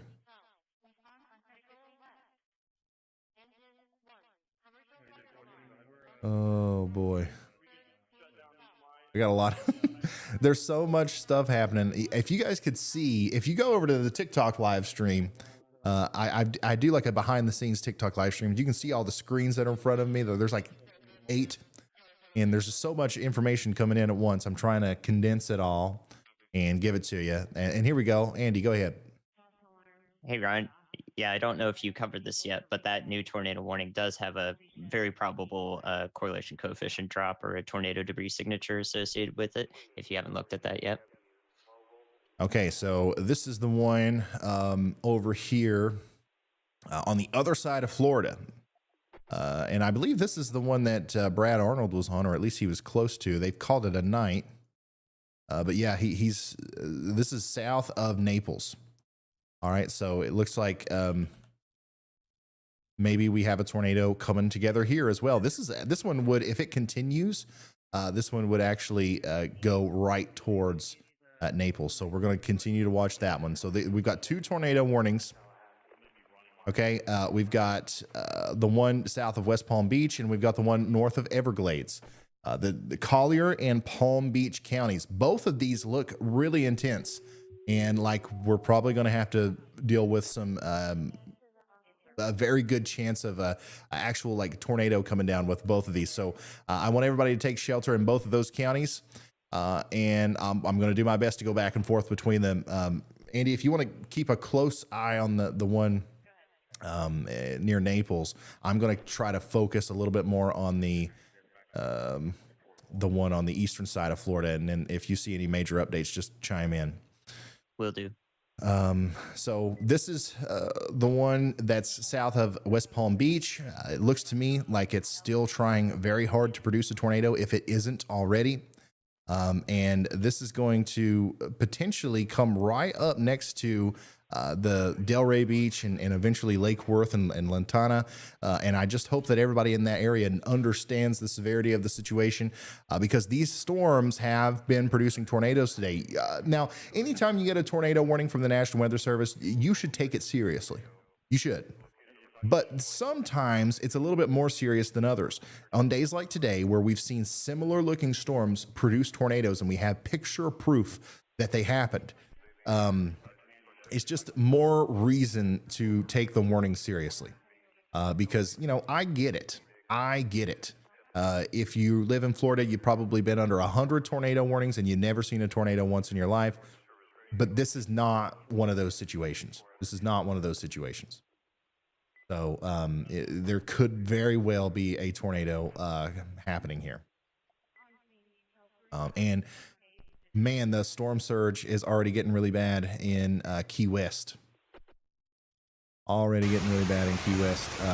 try to show this.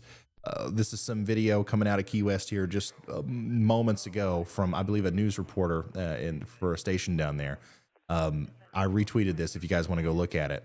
This is the water coming into the streets now in the Key West region from the storm surge associated with this. That is kind of nuts that we're already seeing that.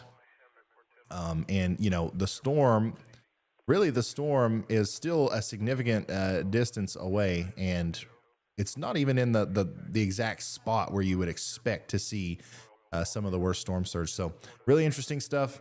And I'll keep you updated on that as time goes on. Our main focus right now has got to be these tornado warnings. A couple of different areas where we could have tornadoes coming down anytime. Yeah, scenes like that are going to become more and more common as time goes on, I believe. Unfortunately.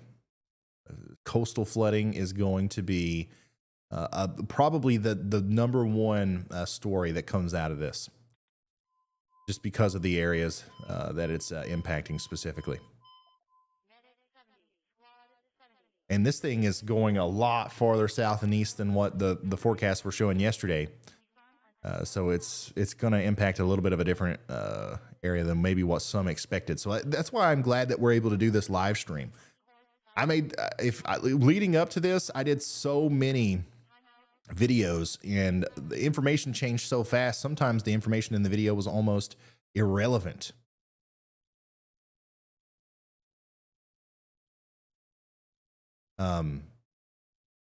So I'm glad that we can do this live and just relay stuff as it happens. Thank you, Goat. Thank you, Night Shift. He says, love your vigilance. Stand on the wall, brother. TS, thanks for becoming a member. Robert, thanks for becoming a member. Sherry, thanks for becoming a member. I appreciate you guys. Tampa, it looks like the biggest part of the storm is now going to go south of Tampa. We were worried yesterday that the storm was going to come right up to the Tampa Bay and cause some problems. But now it's looking like Tampa's going to see some different problems, not necessarily with storm surge as much as just incredibly heavy rain and the high winds. So we still look to see winds in excess of 100 miles an hour in the Tampa area.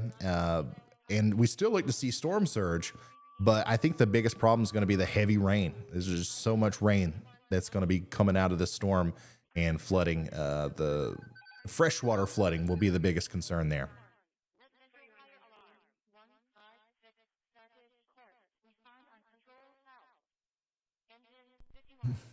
I still haven't heard any update on our friend in Inglewood. I'm assuming that we've either found out that they're okay and they didn't need anything, or we just haven't been able to get a hold of them.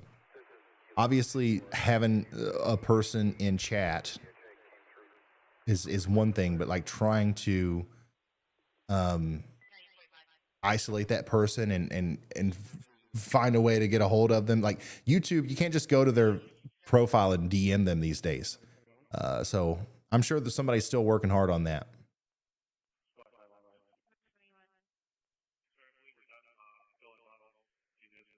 And thank you guys so much for tagging me and stuff on Twitter. It really has helped today in getting information out. And once again, this is the tornado that we saw earlier today in so this was near Highway 41, right in the middle between Naples and Miami. And this is another reason why I think it's important that we cover the tornado warnings intensely during these hurricane coverage bouts, because I think people just don't realize that this can happen so often during a hurricane. One of the biggest things that you have to watch out for are the tornadoes and the outer bands. And this was today with a storm in Florida, just ripping up stuff. Like we saw the debris from this on radar.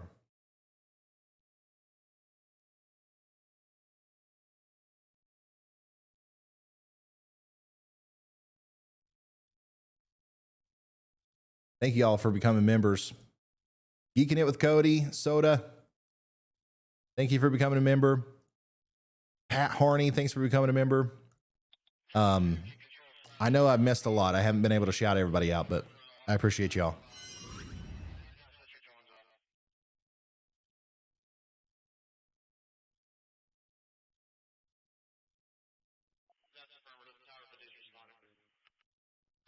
Brian Cody, thanks for gifting 5 memberships.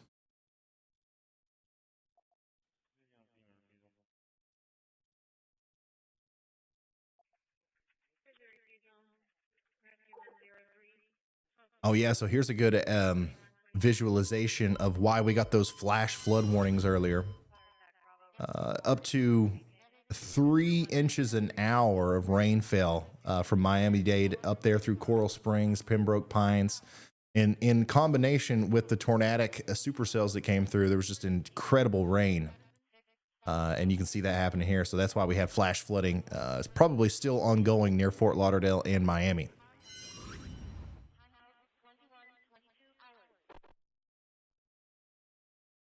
And we've got some new ensembles. This is a tweet from Ben Knoll. Quite a few of the 18Z Euro ensemble members now show Ian heading into the Atlantic after impacting Florida. Didn't we mention something like that earlier?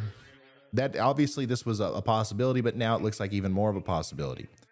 This would give it some time to re-strengthen before affecting Georgia and or South Carolina. We're certainly watching this closely. I'm going to retweet that. Basically, what this is showing is where Ian is now and where it could go. So there's all kinds of different supercomputers that run different simulations with slightly different algorithms and data sets. And this is the overall consensus, right? That's how we form the forecast. The farther away you get, the more unsure we are of what's going to happen. But this is now taking this out to sea a little bit more. Go ahead, Andy. Yeah, Ryan, actually, I have an update on the Inglewood friend that was in chat. So one of our moderators was able to talk to them and DM through them, and they confirmed that that person is now with a disabled senior person who has not been able to be evacuated, and he is staying with them. And we provided them with storm surge maps of the area and closest shelters. So he is with someone now and looking out for them as well. Okay, thank you very much for that update. So yeah, we did the power of the internet. We finally got a hold of this person, and it seems like we're in contact with them now. And obviously, if they need anything else in the future, we will help them with that.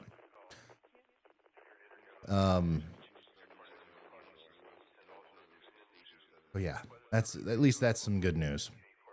But yeah, it does look to me like this storm is going to try to go out back into the Atlantic a little bit after it goes past Florida. And that does mean that it might re-strengthen before it hits Florida and South Carolina, meaning that we might, once again, it's not going to re-strengthen into a major hurricane. Okay. But like it might re-strengthen enough to cause more significant impacts than what we're currently thinking. So that's something to consider. And obviously this is a developing thing, and I'll have updates on this in the future. Make sure you tune into these daily as we go forward. I'm going to be doing these live streams probably today, tomorrow, maybe even the next day. And if I don't do, let's say I don't do a live stream on Thursday or Friday, I'll do videos. I'll do forecast video updates. So go ahead, Andy. Hey, Ryan, the previous tornado warning now that is near Wellington along or just due west of West Palm Beach. You can see Wellington there right next to the terminal radar. I believe there's some strong rotation there that may be evident in the last few scans. It's a bit far up to get a solid tornado debris signature out of it, unless you can look at the terminal Doppler radar there. All right. Thank you, Andy. So it does look like, so this one isn't tornado warned right now. But it does look like maybe we've got enough rotation there to warrant a new one if the Weather Service agrees with us there. And I'm not actually able to get that terminal radar to pop up, so I'm going to go back to the Miami radar, and we're just going to analyze it from there.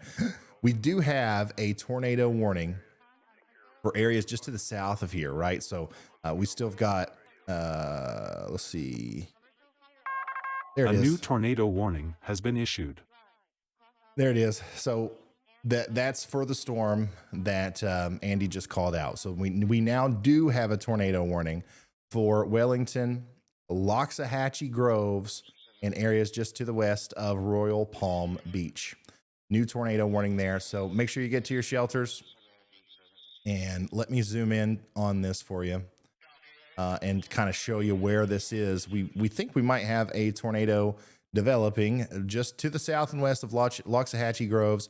It's going to move up over Highway 98 and eventually towards Bryant and Miracle Park. Okay, so we'll see that polygon pop up right here in a second. A new tornado warning and has been issued. Another one. I didn't see the graphic on that one though, but we'll zoom into it as soon as we get the information coming through. But as you can see, this is going to continue throughout the night. We're going to see multiple tornado warnings. It's going to be one right after another. And there's that new polygon. Let's take a look at the most recent graphic on Twitter where that one is. So this one includes Wellington, Florida. Okay, I see what's going on. So they've extended this warning. So you'll see a new polygon pop up here that includes Wellington here in a second. So this is the graphic information for that most recent tornado warning. I'm retweeting this on Twitter. If you guys want to help me get the word out, twitter.com/Ryan Hall, y'all. 316,000 people are in this tornado warning. And then we've also got this one, which looks pretty concerning, just next to Loxahatchee Groves. That's going to continue to go up to the north there. We also still have a tornado warning back here towards Royal Palm Hammock, back towards Collier County.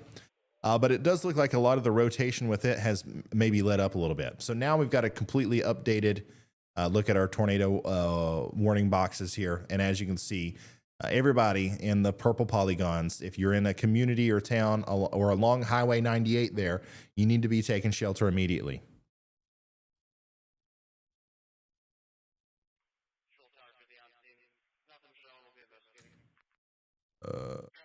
Let's see here. Sarasota Police Department. Update from them. Both Siesta Bridge and John Ringling Causeway in the city of Sarasota are closed to all vehicles trying to access the barrier islands. It's still to be determined when the bridges will reopen. It depends on the storm. So they're closing the bridges that get you from Sarasota to the barrier islands. Those are going to be completely closed off throughout the duration of the storm.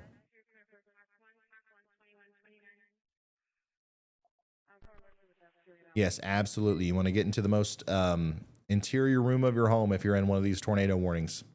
Put as many walls between you and the outside world as possible.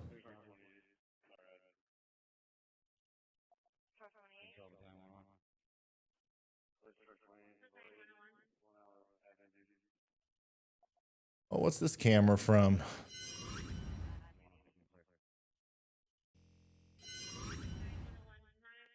This is, let's see here, Deerfield Beach, Florida. You can see the surf's getting pretty rough there.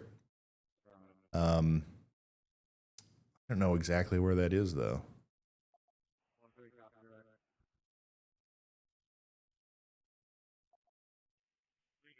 Is that on the east? I believe that's on the eastern side near Miami and south of West Palm Beach anyways, isn't it?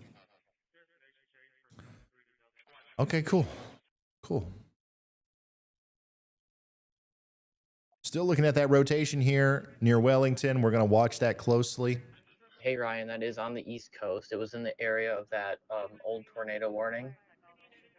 Okay, thank you, Riley. Appreciate it. Let's see here. Carrie Break, thank you for the super chat. She says, thanks for this coverage. Missy, thanks for becoming a member. Jay McCoy says, I love this community. Thanks for everyone's work. Thank you. Amy says, thanks for all you guys do. I'm living in Michigan, but I have family and friends in Florida on both coasts. I'm glad we could help. Very glad that we could help.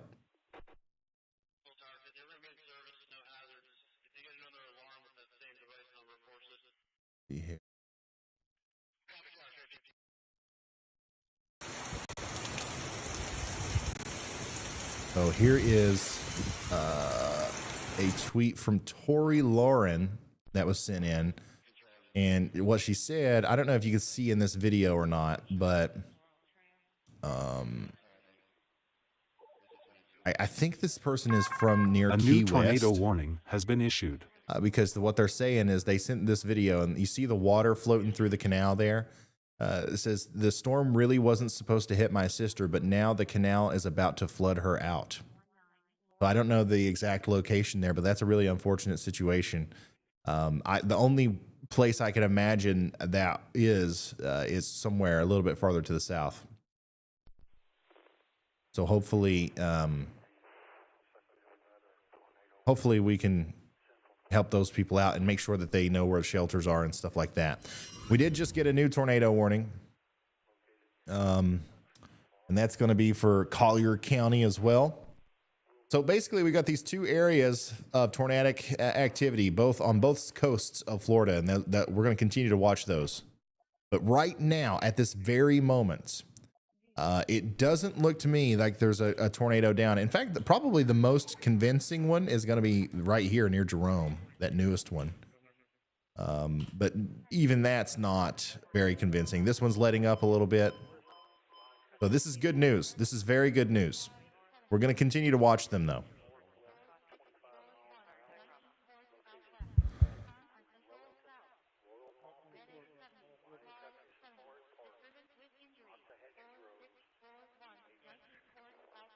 Let's see here.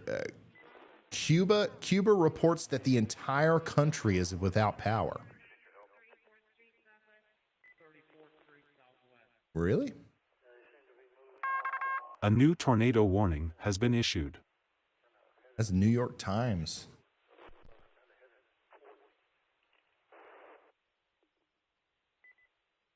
Cuba reports that the entire country is without power.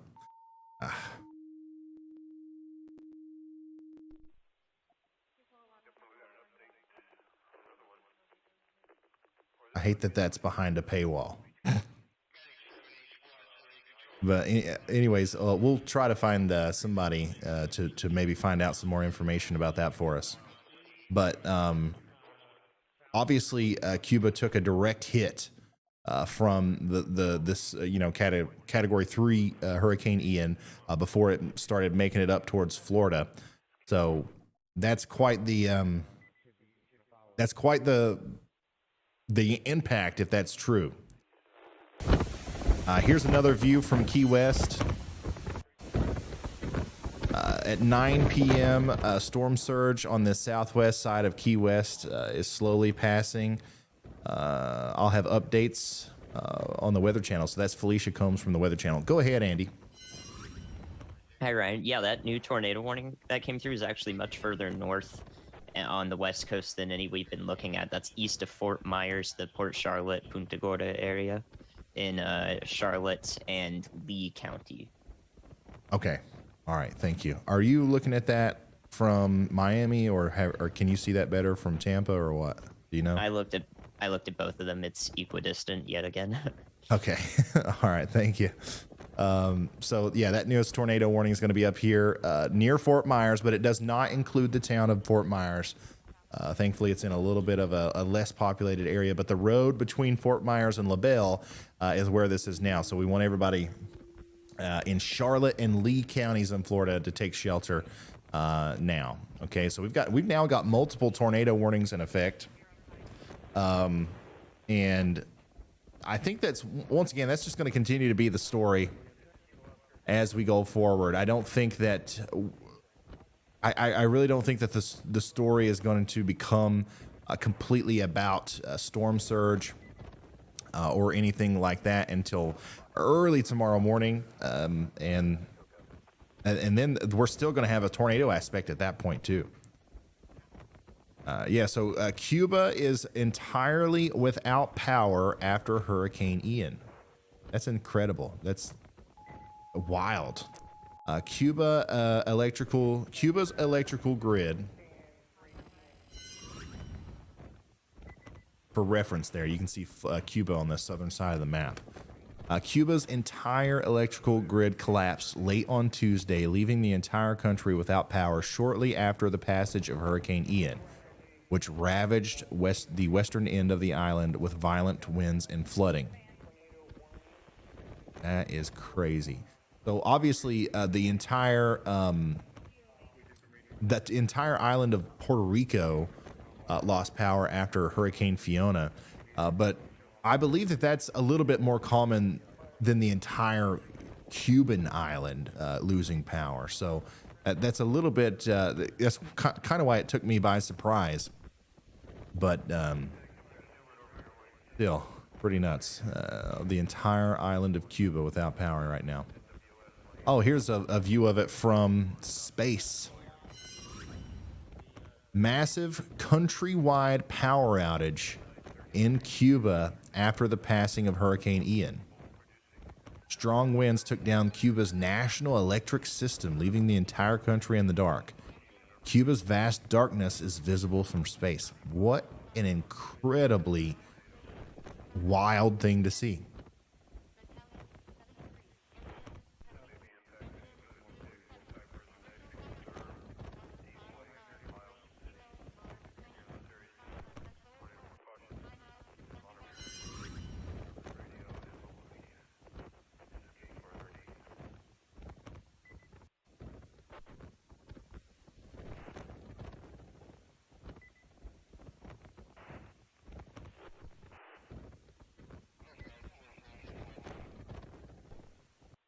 Sorry.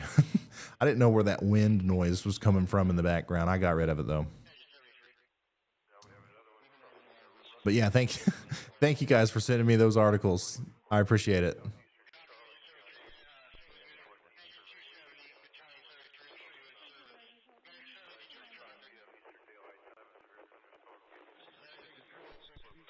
Yeah, so unfortunately, the same storm that hit Cuba is, Hurricane Ian. It's going towards Florida, but there will be detrimental impacts to the infrastructure in Florida. Absolutely, there's no doubt in my mind about it. But we're hoping for the best here. We're hoping that we're going to come through without any sort of shocking headlines like that. Once again, I think that one of the biggest things that we're going to have to deal with is storm surge, and hopefully anybody that lives in a susceptible area to that kind of storm surge from a storm like this has gotten the heck out of there. It's been, for some of these areas, it's been over 100 years since we've seen a storm like this, move into, this part of Florida at this angle. So I hope people are taking it seriously. Tampa will be affected. Yes, there's no doubt about it. It looks like possibly the worst of the storm is going to go to the south of Tampa, but it doesn't matter. It's still going to be pretty bad.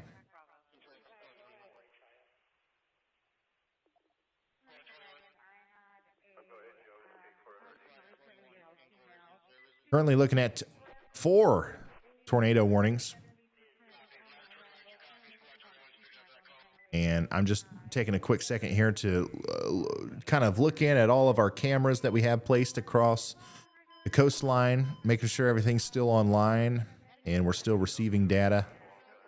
And it looks like we absolutely are. And currently, everything is kind of calm. If you're going to follow along with our coverage here as we go forward, keep in mind what these cameras look like right now, because I believe tomorrow, whenever we start the stream up, we're going to see a much different picture from all these cameras. But once again, I just want to reiterate how incredibly insane it is that we have this many of Mesovort stations down here. By the way, if you've got the app and you want to turn these on, and you've got the ability to turn them on, your cyclone port toggle switch is probably off. You turn that on, you'll be able to see Brandon and Vince and a lot of these other cameras. Go ahead, Andy. Hey, Ryan, I believe we just had a large tornado debris signature completely unwarned. If you go due west from West Palm Beach to the western edge of Palm Beach County near Clewiston on Highway 27, and play that loop back, or look at it currently and play it back, I think that's a consistent tornado debris signature. It's really high up, so that tells me that this storm was actually pretty, or this tornado might have been pretty strong. Um, so what do you think about that? I actually didn't even catch it.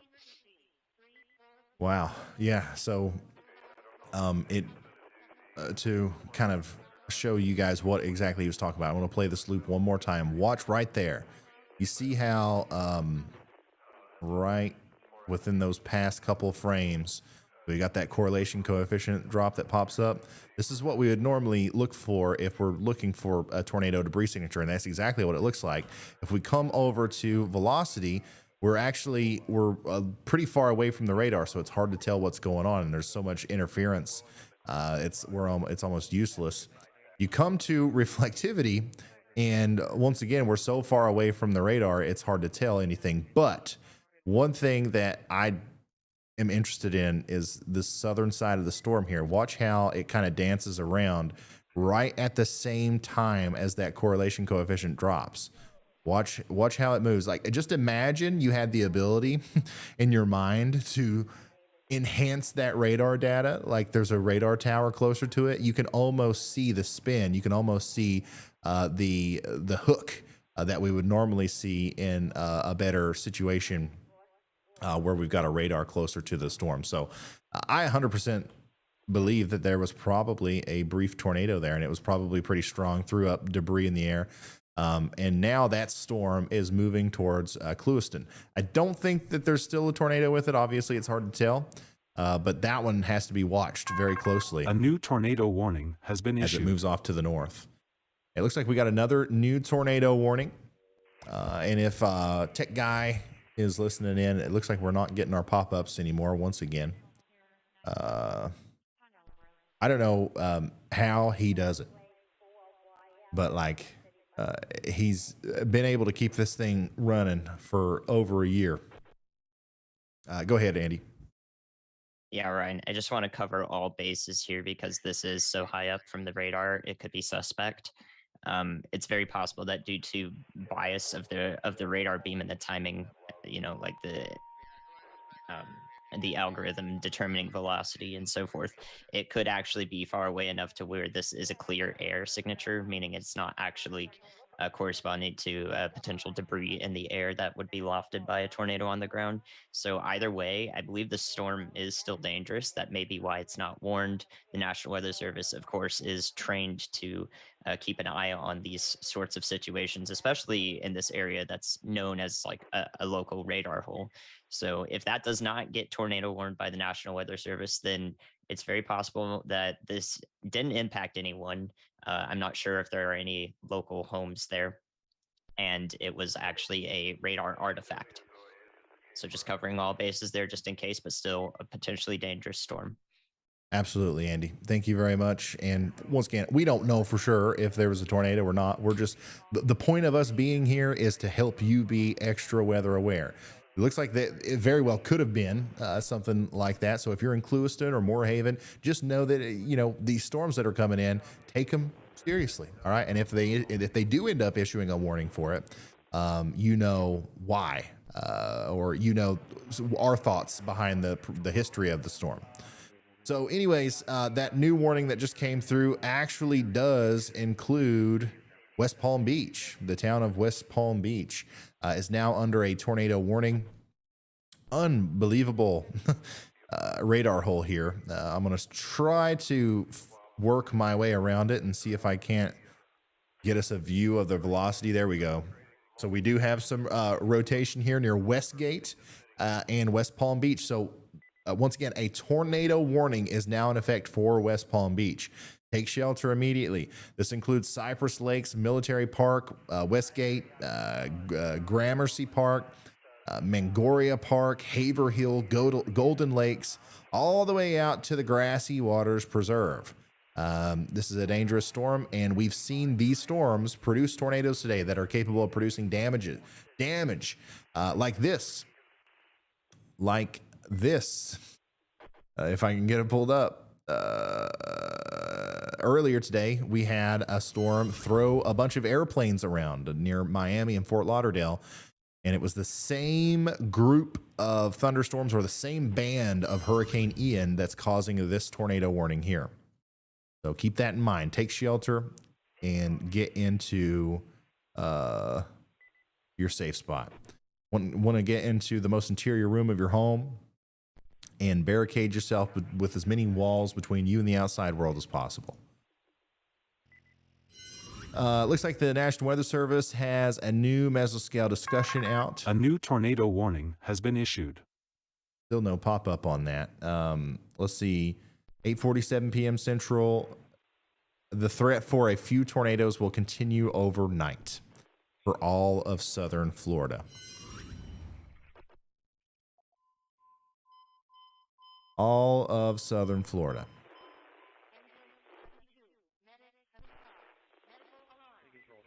And I'll show you that tornado watch here in a second. But first, let's take a look at this video. This is coming from... Crap, where's this coming from again? Delray and Boca Raton. All right, so this was from the storm that prompted that tornado warning earlier. Oh, look at that. I think we saw it there, right?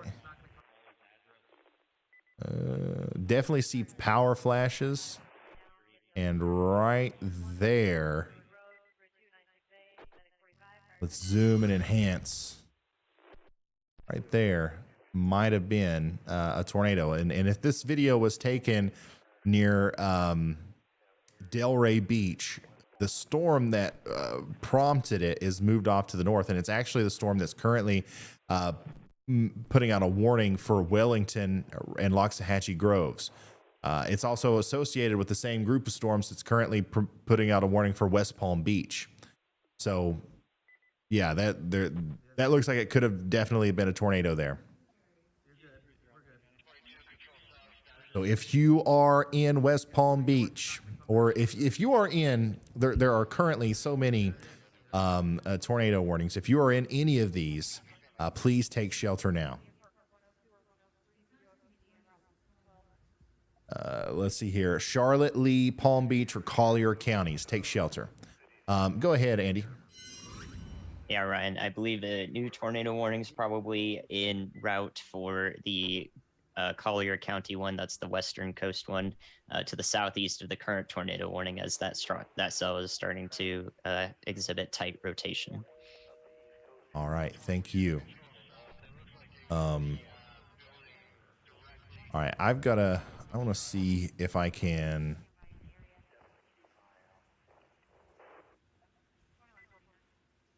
I can fix our thing here. It's looking like it's going to be hard to do, but our pop-ups aren't popping up. Give me just a second, guys. I'm going to put you over here on the satellite, and I got to do some behind-the-scenes production work. There we go. There we go. Okay. We're working now. So you see the warnings. It shows there's 5 warnings. Tech Ryan working on the overlay right now. Okay. Let him know that I believe I just had become disconnected to it. So we should be good. All right. So this tornado warning over here that includes Jerome and areas just south of Sunnyland is starting to look like it might be exhibiting tight enough rotation to be concerning. But there's also another storm back here just to the south and east of that, which we've just talked about, that also is exhibiting tight enough rotation to maybe promote a new warning. We've got 5 tornado warnings out there right now. And once again, if you're in Palm Beach, Collier, or Charlotte, or Lee counties in Florida, we want you taking shelter. The one over here near West Palm Beach does look like it's got enough rotation to produce a tornado, but we just haven't. Honestly, we're far enough away from the radar here to not be able to depend on it much. In fact, we just saw a video, and I'll show you that video here. This is a video of a storm that went just south of West Palm Beach not too long ago, and it looked very similar on radar. And it looks to me like it actually produce a tornado. So something like this could be happening in or around the Palm Beach area right now. So it's important that even though we don't see The big velocity signature, the tornado debris signature, or the well-defined hook echo. It's important that we take every warning seriously despite that, because obviously there can be some surprises in these storms tonight.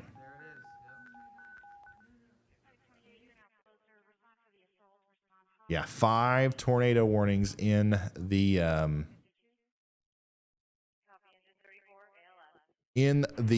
hurricane. And there will be more. There will be more. We've probably seen 15 or 20 so far today. These will continue overnight. I want to make sure that's known.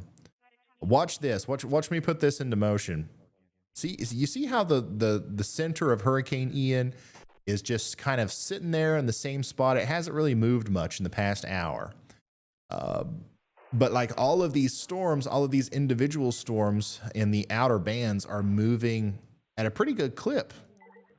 The thing about this is that the more this doesn't move, the more the bands themselves won't move. But the storms inside of them are going to continue to move towards the center of the storm. So we're going to see a train, this is the engine of the train. The caboose is somewhere way back down towards Cuba. And this train of tornadic supercells is going to continue to go over the tracks, the railroad tracks, which includes an area between Miami and Sebastian and Palm Bay, pretty much. And right now, West Palm Beach just happens to be in the middle of that. Yeah, we had 2 PDS warnings earlier today as well, which was intense. All right. Storm chaser Chris Hall is signing off. I think these guys are all starting to go to bed so they can get rested up for tomorrow, which is the main show. A new tornado warning has been issued. Let's tell them good night. Everybody say good night, Chris. Chris, get some rest, man. You're good to go. We'll talk to you tomorrow, all right?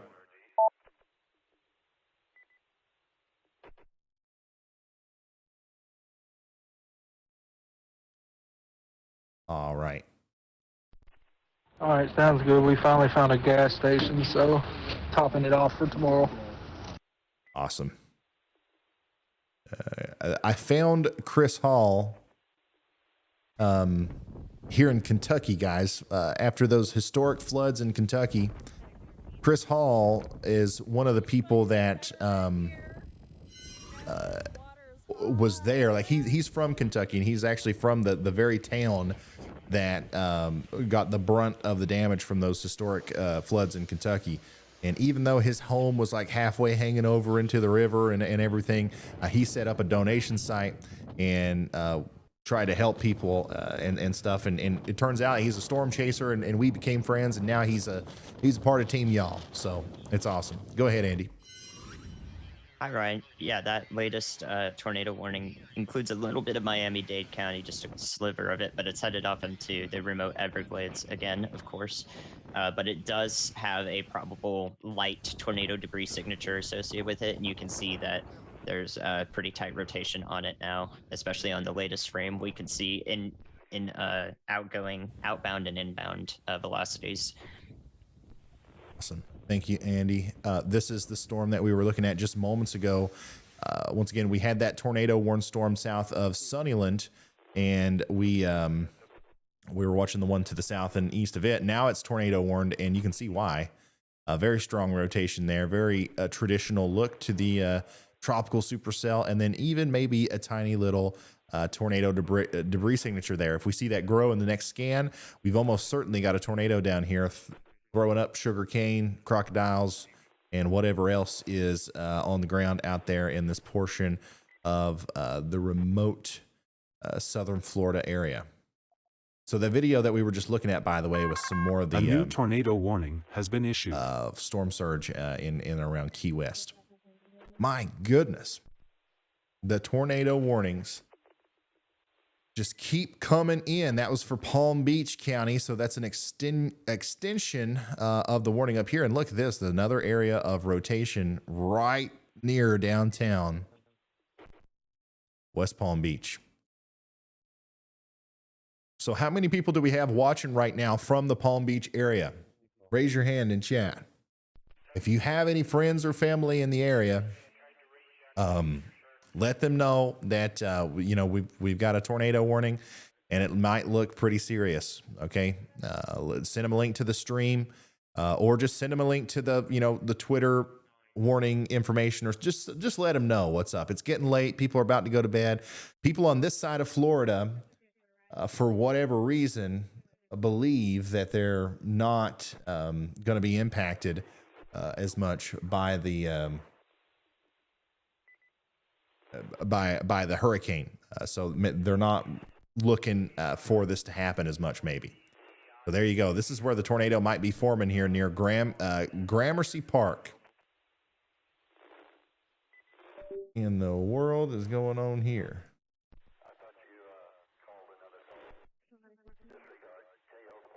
Okay. One of my screens just start going crazy here. That was me, Ryan. Sorry. Oh, that was you? Okay. What was that? I was trying to move the radar over to current.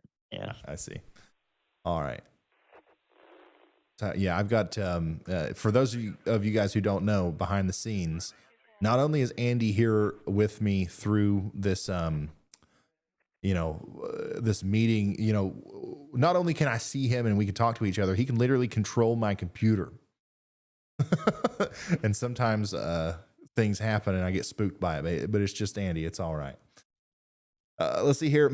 Andrew Johnson says there are more people watching you, Ryan, than Fox, ABC, NBC, or any of those stations combined. Wow, I did not know that. That's I think that's awesome. I think that obviously those outlets are getting plenty of viewers on TV. That's where they are. But I think that it's cool that some Ryan Hall, y'all, can effectively communicate the hazards of severe weather to so many people. Once again, 100% for free on YouTube. The lights are orange. Did you do that, Andy? I did.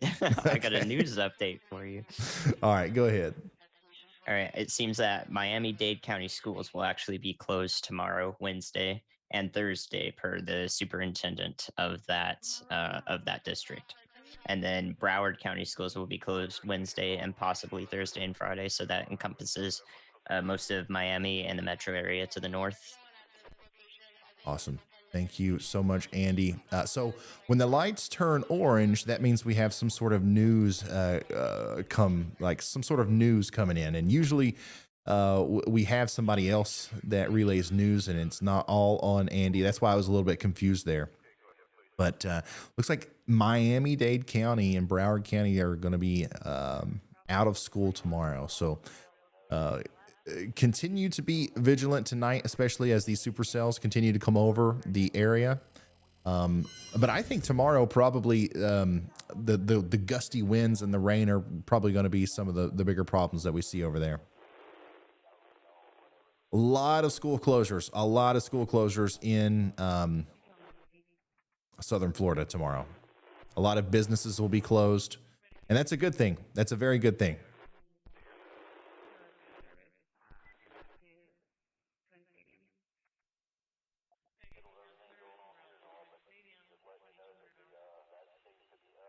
Yeah, you can see some flooding on the Front Street in Key West, Florida right now. The storm surge is only going to get worse as high tide is just 2 hours away. But yeah, you can start to see the flooding make it over the streets here. Oh, wow, and it actually comes up pretty quick just during this video. So yeah, that's going to get worse over the next 2 hours. More than likely, all of this will be underwater, at least at some depth over the next couple of hours.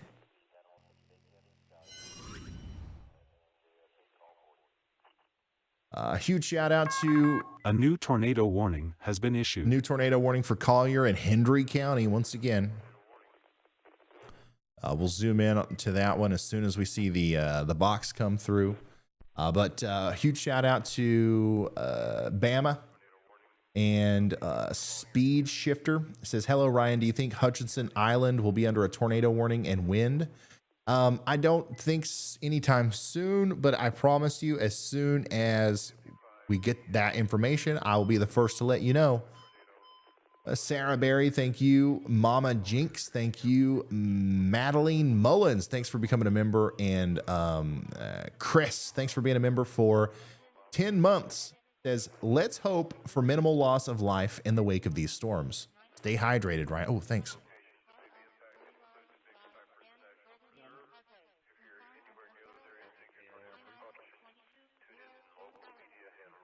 Thanks for the reminder. But yeah, obviously we're hoping for a minimal, really negative impacts like that. And that's one of the reasons why we're here. My job, I believe, leading up to a situation like this is to effectively communicate the severity of it. People don't see me unless the weather is bad. I don't post videos. I don't do TikToks. I'm not live unless the weather is bad. And I just think that whenever I pop up and I'm talking about your area specifically, I think that it works really well in helping people take the specific storm or the situation seriously. Because, you know, if you're in West Palm Beach, for example, next week, and there's a 2% chance of tornadoes and there's some radar indicated tornado warning, I probably won't be live for that. I think that there's a weight that is carried whenever we decide to do these live coverages for these events. So it's my job to effectively communicate the severity of these situations. And that's kind of, that's what we're doing. These two tornado warnings here definitely have the most significant rotation with them. And that's kind of, that's where that new warning is too. Now that includes Ave Maria and Miles City. So Wagon Wheel, Ave Maria, Miles City, all these areas around Alligator Alley in Central Florida need to take shelter, as these are potentially two tornadoes that are developing right now.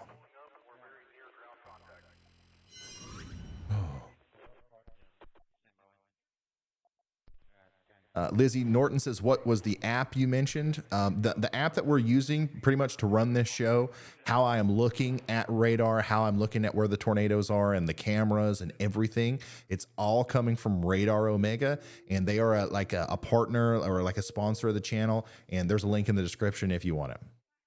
If you don't want it, that's fine. I'll show it to you here for free all day. But if you do want it on your phone, you can get it in the App Store. Can we quickly touch on the expected path and the cone of uncertainty? Yes, I know that like we've kind of shifted our focus away from the talking about the path and the forecast for the hurricane, because there's been so many tornadoes. So that is a good idea, and yes, we can do that, and that's what we're going to do right now. So the cone of uncertainty is what we call this big cone that the National Hurricane Center puts out that tells us where the center of the storm could go. So Hurricane Ian could go anywhere inside of this big red cone, meaning that the center of it could go up towards Atlanta, or it could go up towards Myrtle Beach, or anywhere in between. If it goes towards Atlanta, then the impacts felt will be, you know, around it that way. If it goes towards Myrtle Beach, it'll be this way. So a lot of times people think that this is just like, if I'm not in the red, I'm okay. There is 0 parking in this lot. Anyways, Take that back. I found one right in the corner. You can park right beside me if you want to. I can't tell where that's coming from. I think he thinks he's talking to somebody else, but he's talking to me. Anyways, what's going to happen is the left side of the cone is going to continue to, let's see here.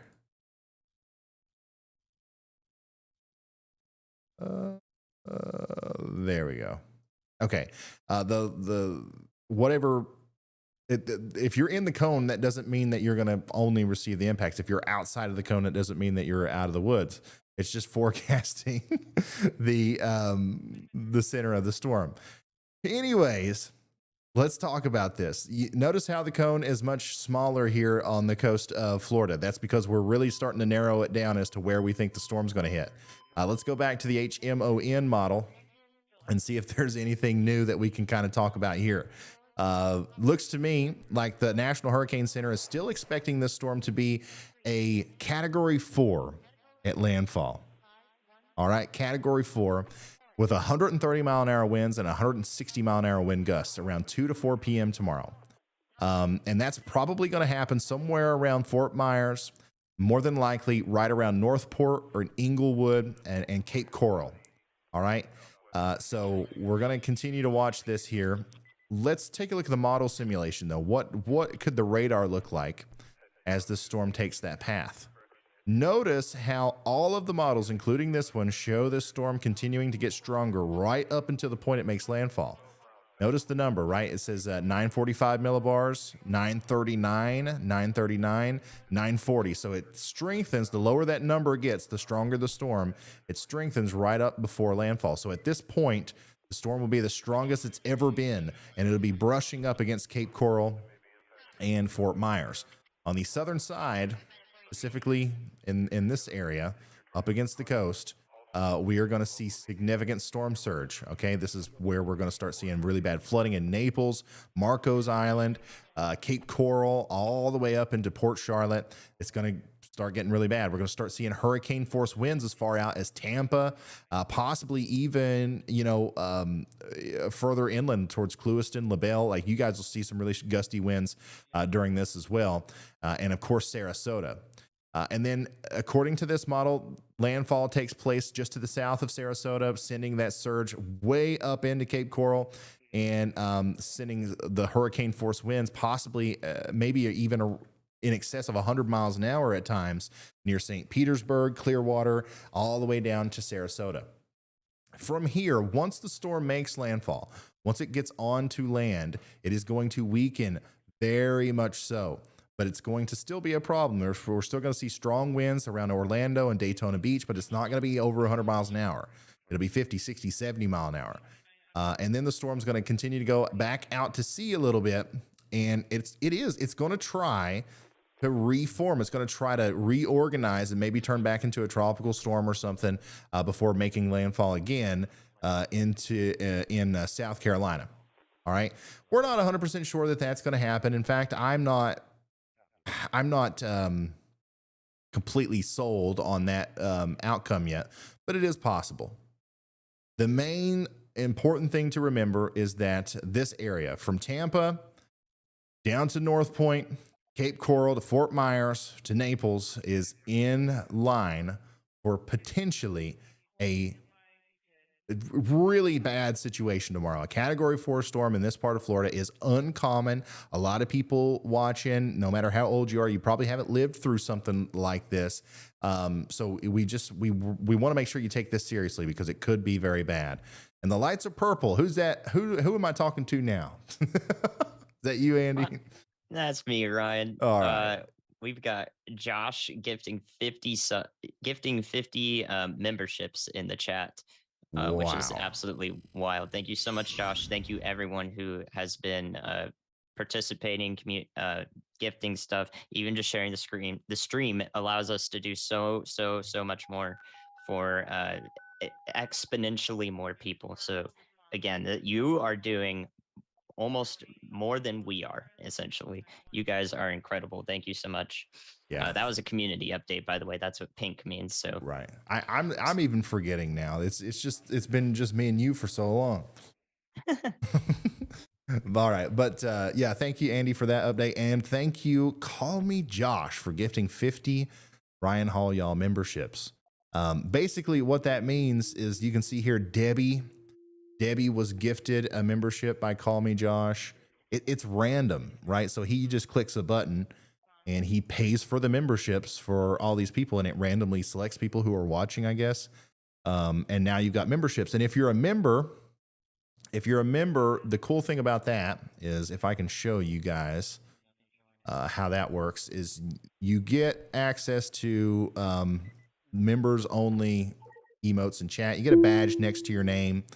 And obviously every once in a while we do members only live streams. So that's what being a member means. It's basically just another way to support the channel. So we appreciate all of our members.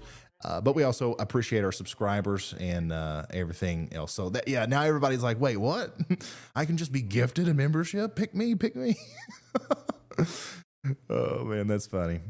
Thank you, Josh. Seriously, you've been incredible. Like I don't even know how many super chats you've given. Everybody say a super huge, big thank you to Josh. Cause once again, obviously, even though we're just doing this through YouTube, through like a YouTube live stream, this is still an incredibly expensive operation. I pay all the storm chasers, even if nothing happens. Even if, like if it's just like a video of a dry road all day, we pay them.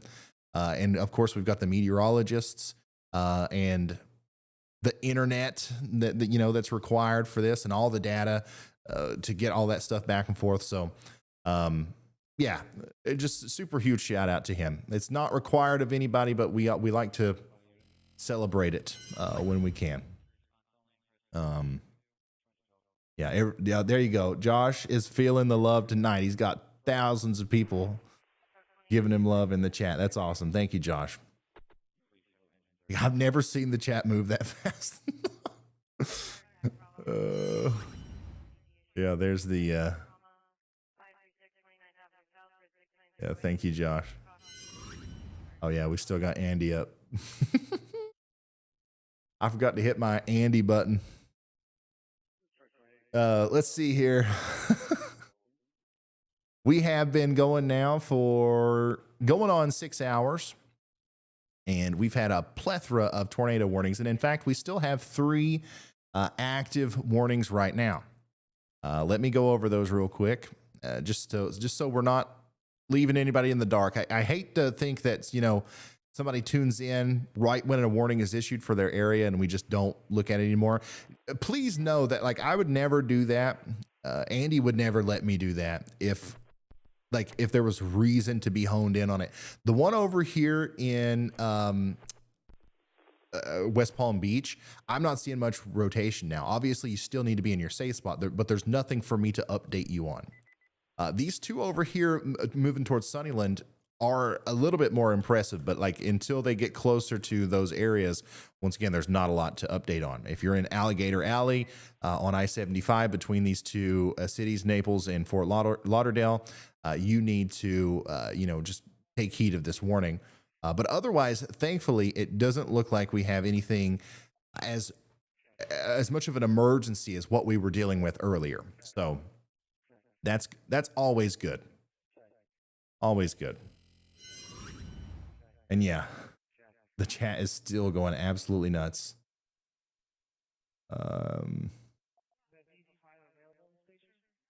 Bradley, thanks for becoming a member. Haramini, I can't say your name. Thanks for the super chat. Clark said, should my grandparents evacuate their home in Stuart, Florida? They live right on the river. Let's see here. Stuart, Florida. I don't know where that is, so I got to look it up. So Stuart, Florida looks like it's on the eastern side. So no, I would not recommend evacuating. I don't think that that would be necessary over there. That obviously we're going to be dealing with, the potential for tornadoes and stuff like that all night tonight, and some gusty winds tomorrow, but storm surge will not be that big of a deal over there. And I just don't think there's any reason to evacuate. Larry says, great work by the team. I've been watching for over a year, and it's great to watch this grow. 39,000 active viewers. That is awesome. Thank you, Larry. Yeah, I've heard that a couple times. I purposefully try not to look at the view count, because I don't know why, but like if I know that there's that many people watching, it just helps me to not know. But like that is awesome that we've been able to carry that many viewers, and I just hope that the coverage is adequate and everything goes well. Obviously, we're going to be doing this again tomorrow, but at an even higher level. We're going to be talking with our storm chasers a lot more. There's going to be a lot more to report on because the storm's going to be much closer to land, and we're going to have more people involved. I think Andy, we're going to give him a break from the community and the news updates, and we'll actually have some other people helping with that. So, yeah, make sure you subscribe to the channel and turn notifications on. Go ahead, Andy. Yeah, Ryan, if you want to look at satellite again, I've got a Hurricane Ian update for you. It does look like potentially whatever eyewall replacement cycle we were observing is concluding. Now, I also retweeted something pertinent to that from Jack Sillen. And well, you can see the beginnings of the new eye starting to open up. Once you get the newest scans, you can actually see it on WSV3 on my side, on my monitor. Oh, okay. I'll pull that up.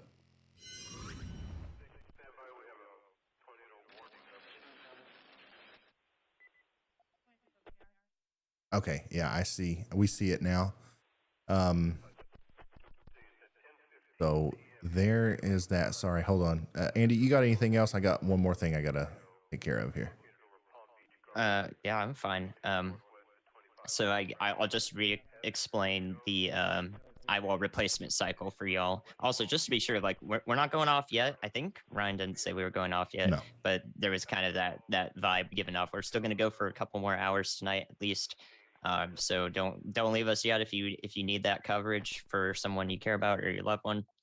But yeah, eyewall replacement is simply convection or storms surrounding the old eyewall further away from it and then constricting into the eye. So they will contract and begin to spin faster. But before that happens, the storm will actually weaken temporarily. Ideally, we want that to happen right before Ian landfalls in somewhere on the western Florida coast. Near Port Charlotte or to the north there, per the latest National Hurricane Center guidance. So it looks like, unfortunately, that may be happening a little too early, and the storm will be allowed to re-intensify before landfall. We don't know if another eyewall replacement cycle will happen or not. That remains to be seen. We are only now casting and working with current conditions, what we can see. Awesome. Thank you, Andy.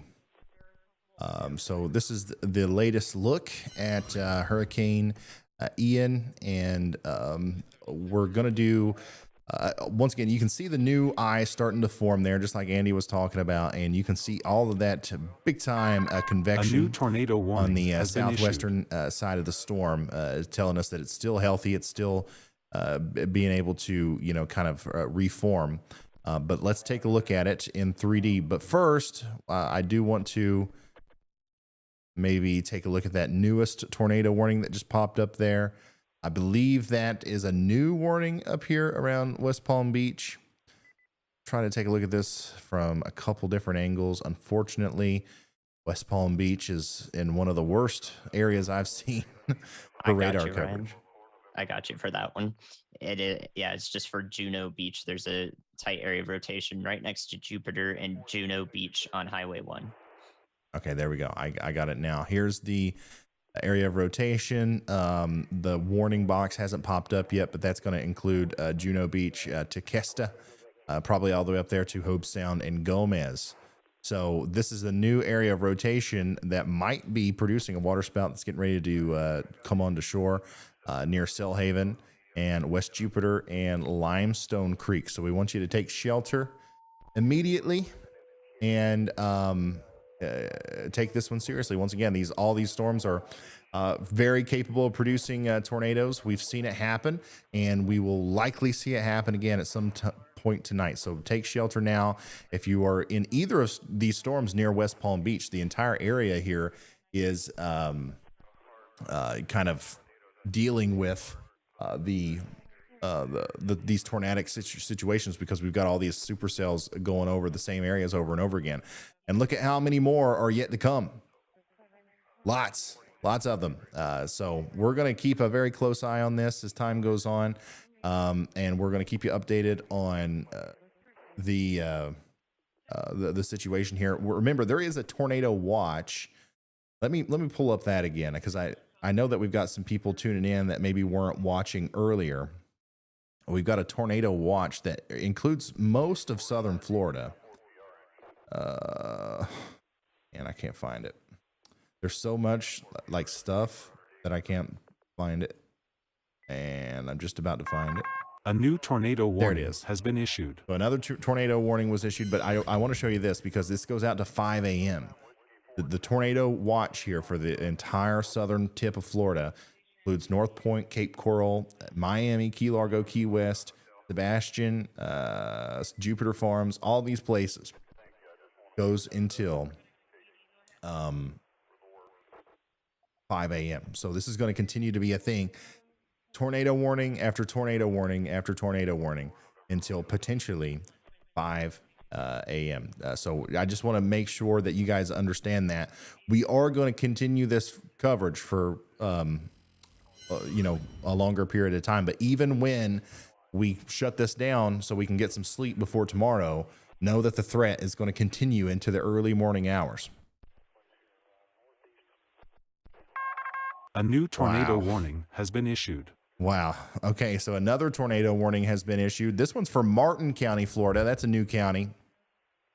The one that was issued just a second ago, though, that's going to be this one here. It's radar indicated, and that's going to include the Highway 75. A good chunk of Alligator Alley is in a tornado warning right now. A very good chunk. So keep that in mind. And then that newest warning, honestly, let me see here.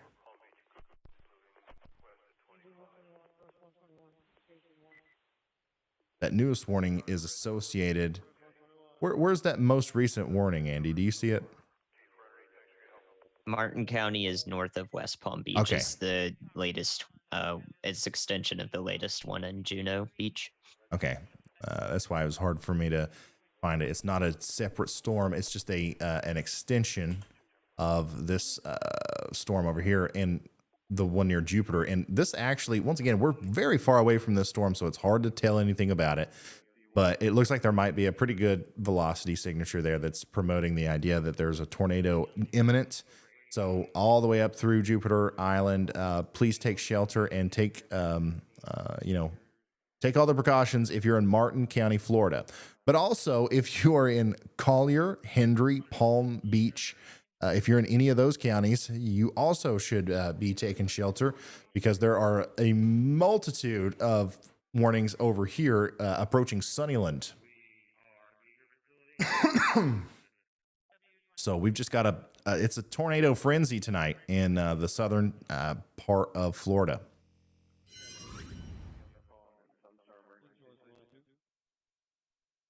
Absolutely take it seriously.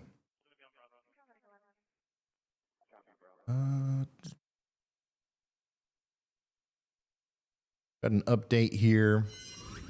The previously issued voluntary evacuation for Zone A in Collier County is now a mandatory evacuation. The Zone A map is pictured below.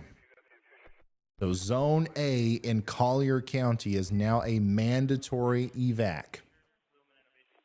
So it was, I think they originally were going to go with just giving the advice of evacuating, and now they're actually going to do the mandatory evacuation. So please, this is one of those things. This is why another reason why I want to be live during stuff like this is so that I can effectively communicate this. If they tell you to evacuate, do it, please. It's going to be bad. It's not just another Florida storm. It's not just another one, which is something that I've heard so many times. And I was talking to another storm chaser earlier today too, who said that, he's obviously in the area. He's talking to the locals, and he said that that was a big time consensus amongst a lot of people, is that a lot of people are just saying like, it's just another storm. We've seen hurricanes before. And, the fact of the matter is, for millions of people, this will be like that. Miami, there's portions of this storm and portions of Florida that aren't going to get the full brunt of the storm. But specifically in southwestern Florida, everybody over there needs to take this one seriously, especially if they are telling you to evacuate.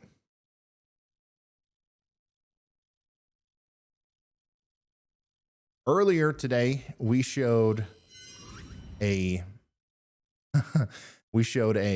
picture of a guy riding a bicycle by this thing, and now look at it. Literally, I think it was what 2 hours ago, we showed a picture of somebody just standing there riding a bicycle, or like riding a bicycle by, and now this has happened in the southernmost point in Key West, Florida. That's what it's looking like right now. So the surf is obviously getting a lot worse, and things are starting to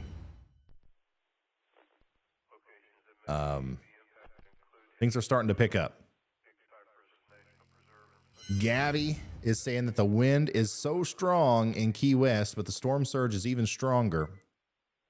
Roads look like they're a part of the ocean. Wow. Crazy.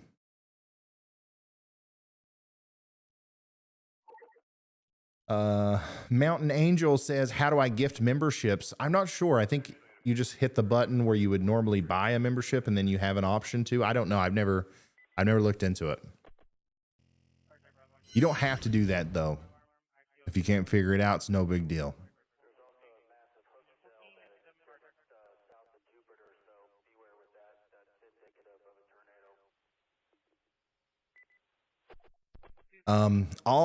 So here's an update from Dr. Levi from Tropical Tidbits. Always am interested in what he has to say. Here's a look at the potential storm surge flooding map. Inundation. All indications are now that Ian will make landfall well south of Tampa Bay, far enough that storm surge estimates from the National Hurricane Center have come down a whole lot today. But they have gone up dramatically from Charlotte Harbor to Naples. This will be a top-end event for this region. Really unfortunate. It's really unfortunate that more than likely a lot of people where this is going to end up making landfall thought just yesterday that they dodged a bullet.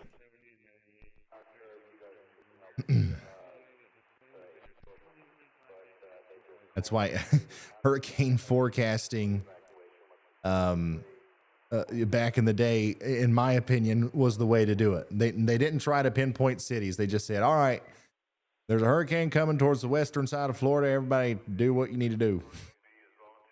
And everybody on the whole western side of Florida did what they needed to do. We obviously, tools and our science and our models and everything is much better now. We do a much better job of forecasting these things. A new tornado warning has been issued. But I think there might be a problem with trying to pinpoint too much exactly where it's going to go, especially too far out ahead of time. New tornado warning for Palm Beach County. Once again,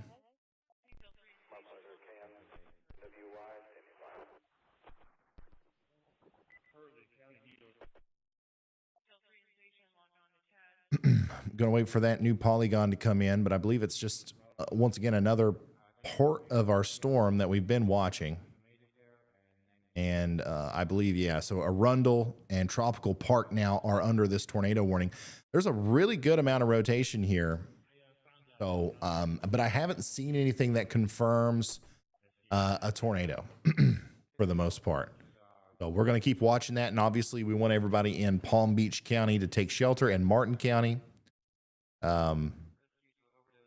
But otherwise, we're all right. We're smooth sailing right now.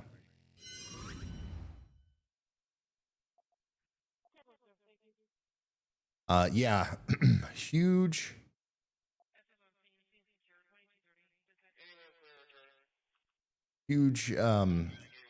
shout out to, what was that? Lisa Lister. Thanks for the very generous super chat. Call me Josh once again. He says, I appreciate the shout out, but it's entirely unnecessary, Ryan. You and your team are the heroes, and it's my honor to help. Your coverage is the most comprehensive out there. Your team helps save lives, brother. Credit to you. Josh, thank you. You're awesome. And then the Duke of New York with the super generous super chat. He says, it's hard to imagine that you haven't saved lives with your excellent coverage. Thank you so much for all you do. Thank you. Seriously, guys. I appreciate the kind words. I really do. Here is picture from Kings Point in Delray Beach.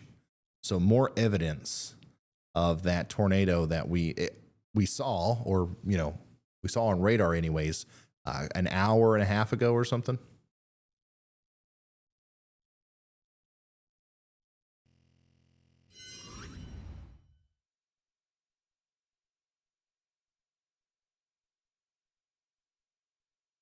Yeah, I think my control panel on Radar Omega should work now. Nope, never mind. Tomorrow I should have a control panel and we'll be able to look at this together.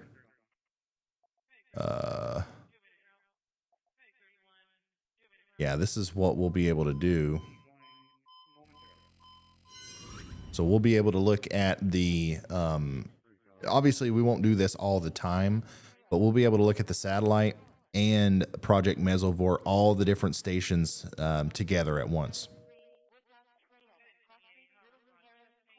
And then also other storm chasers. There's going to be a multitude of storm chasers involved in this as well. So I really don't think there's going to be anywhere else in the world or in the world of weather coverage where you can get as comprehensive of a view of what's going on as what we will have available tomorrow. And I'm not saying that to brag. I'm just saying that because, like, it's important that we point that out because of how much work went into it. Radar Omega and all these storm chasers. Like, can you imagine the amount of effort that has went into this? Like, you know, these people have driven, you know, thousands of miles, and I just hope that it's useful for somebody. I hope that it actually ends up helping somebody.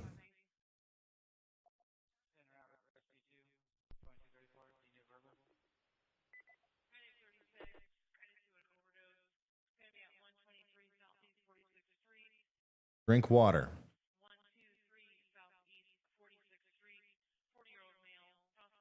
Everybody in chat is screaming at me to drink water. I'm not thirsty.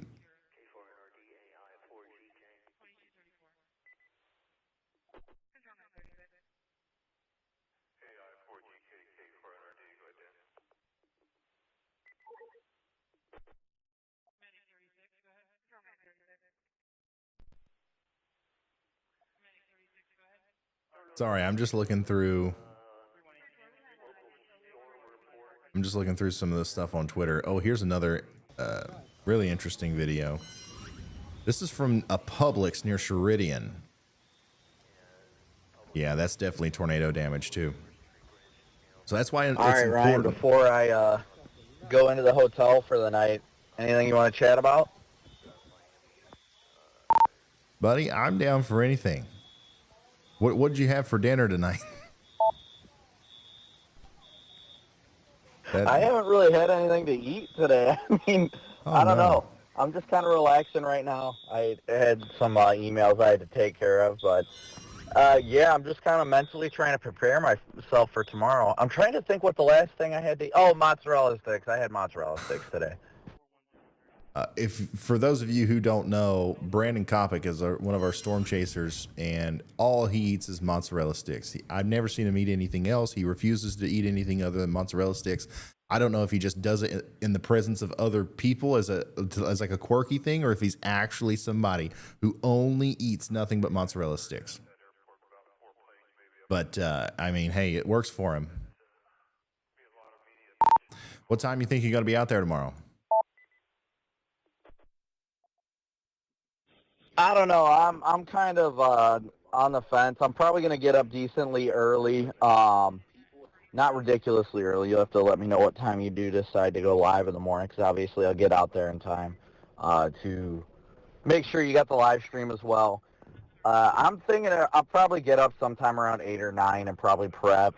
we marked down some gas stations in town here we're gonna top off at and pretty much go scope out the areas and see where we're gonna intercept. All right. Well, get some beauty rest and make sure you have some nice nutritional mozzarella sticks for breakfast tomorrow, and we'll see you then.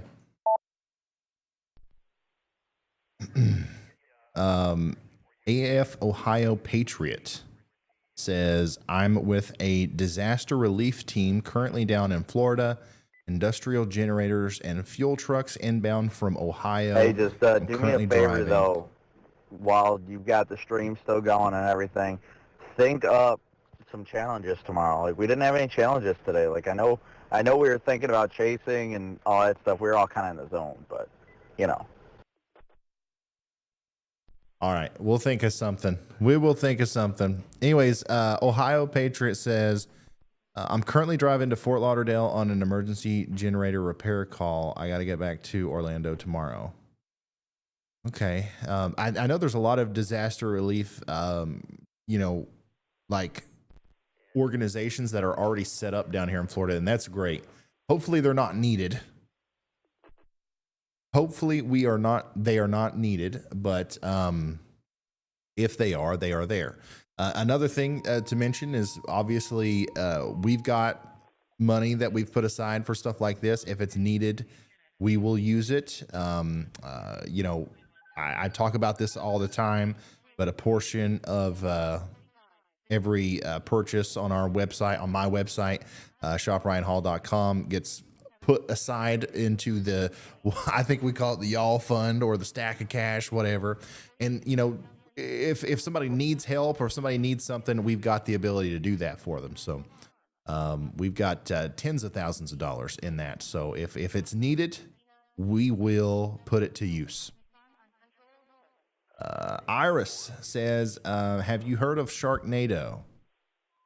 Wait, okay, all of you have heard of Sharknado, but have you heard of Gatornado? Because that's what you get in Florida with hurricanes. Oh boy. Ronnie Gonzalez, thank you guys. I literally can't even keep up with the outpouring of love and support here. Just thanks to everybody who has contributed in any way. Let's take another look at Hurricane Ian, shall we? On the infrared satellite, long wave infrared satellite. We can still see that convection bubbling up on the southern side now. It's not completely wrapped around the center.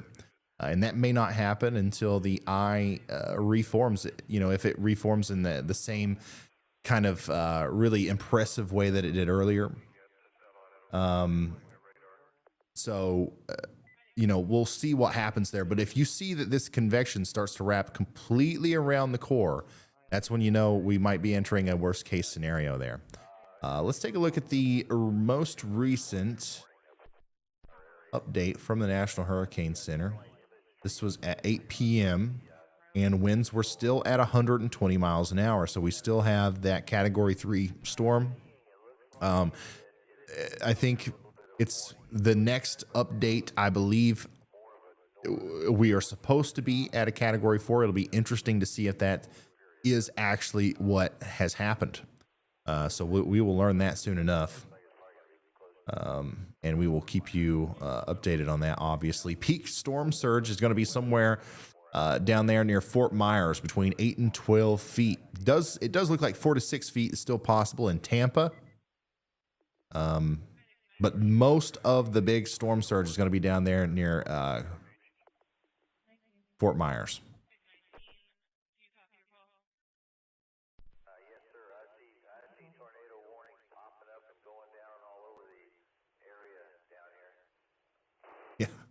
Yeah, thanks for the 5 gifted memberships. I love how everybody freaks out.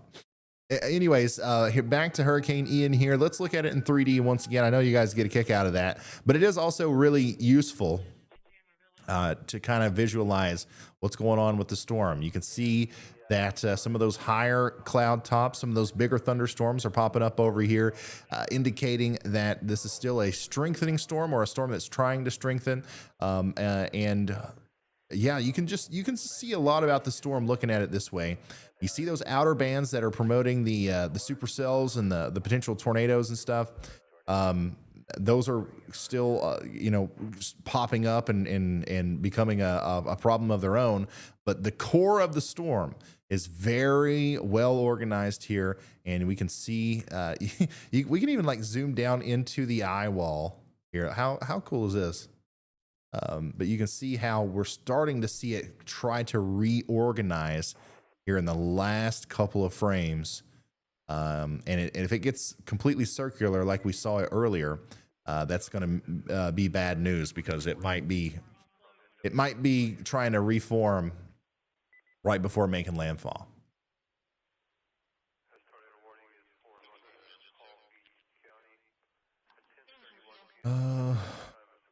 Okay, so we've got a lot more pictures of damage coming in, unfortunately. Pictures of terrible damage now coming in from Kings Point and Delray Beach, where a possible tornado touched down. Outer bands of Hurricane Ian started rolling through Palm Beach County Tuesday evening. Still waiting on reports of any injuries. This is significant damage. This is definitely the worst that I've seen so far. But it lines up. What is it? Delray Beach.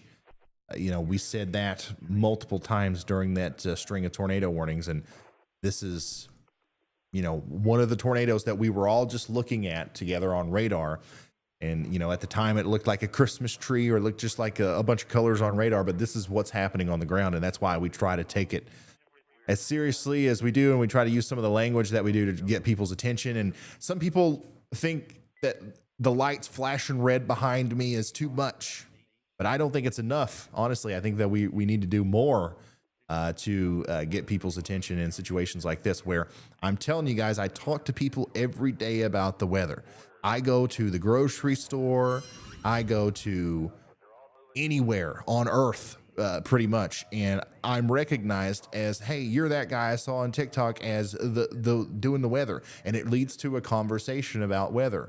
And people in America do not take tornado warnings seriously. I haven't met a single person who is just like super like into, yes, yeah, every time there's a tornado warning, I run to my shelter and I take it seriously. I look at the radar. Like, most people are just like, it's a tornado warning. That's Kentucky weather for you, or that's Virginia weather for you, or that's Tennessee weather for you. I try to, in the situations where it is needed to be taken more seriously than normal, I try to jump in there and let you know, hey, this is not another one of those normal things. And yeah, we use lights, we use the flashy stuff, but like, it works. So yeah. Matthew Casey, thank you so much for the super chat. Appreciate it.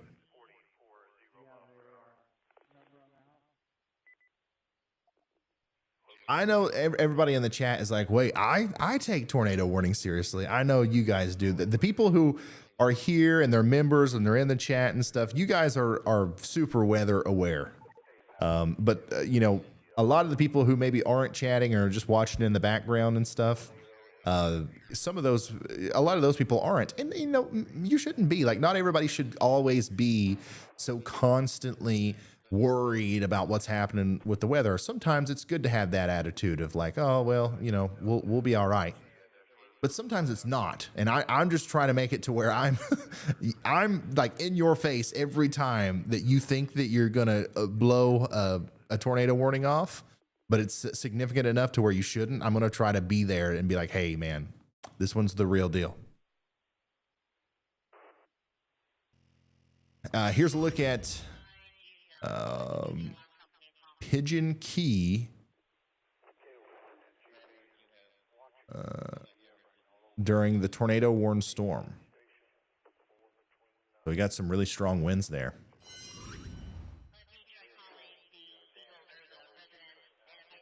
Yeah, we got about 10 minutes until the next update from the National Hurricane Center, and we're just kind of waiting on that to see what happens there. Are we going to get that upgrade to Category 4, or is this Eyewall replacement cycle delaying that upgrade? Go ahead, Andy. Hi, Ryan. A few things. I think that the Eyewall replacement cycle will delay it just because a lot of the new updates from the National Hurricane Center are based on the hurricane hunters and the NOAA plane missions that drop radio sounds into the eye and around the eye wall of the hurricane, and they are probably right now sampling the weaker winds as a result of the clouding in eye and the eyewall replacement cycle. In addition to that, but that's not final, of course. We'll see what the National Weather Service says, or the National Hurricane Center. In addition to that, I've got another video for you in stream text of the storm surge in Key West, so the most populated key way out there, flooding a house. And while you bring that up, I was going to also talk about how a storm surge actually works. So let me tell you guys that there are a ton of people who actually legitimately are not able to evacuate because they can't afford it, essentially, in some cases, or they don't have someone that knows about them, can take them with them. Transportation is a big issue. So for everyone who is still in the path of this thing is unable to evacuate, storm surge relocation measures are finding local shelters that are higher up ground. If you know of one, seek your city should have information. So seek out your city resources, see if they have postings about elevated local storm shelters if you're able to get there and conditions outside are not dangerous. In addition to that, peak storm surge, no matter where along the coast you are, will happen as the eye is aligned with your location. So when you are experiencing the strongest winds, no matter their direction, they will be associated with the peak storm surge due to the location of Ian relative to the coast. Okay, so peak storm surge will happen with landfall along the areas that are going to be impacted by landfall in the future. We don't know exactly where that is, but the National Hurricane Center cone gives us a good idea. So you're watching the storm surge right now, what that looks like in Key West. In Key West, it was pretty far away from the eye of Hurricane Ian, experiencing near Hurricane Cat 1 hurricane wind gusts and upper end tropical storm force winds. And this is still what can happen there in low-lying areas. So it's very important to pay attention to storm surge and evacuation zones that are put out by your county districts and so forth as this storm approaches. Awesome. Thank you, Andy. 100%. This video, by the way, is really sad.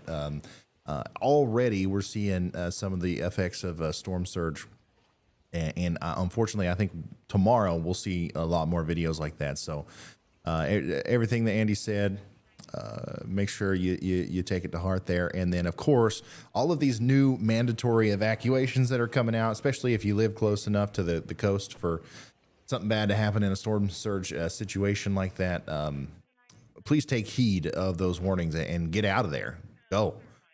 Because there's no reason of trying to play around with it and hope for the best, I guess.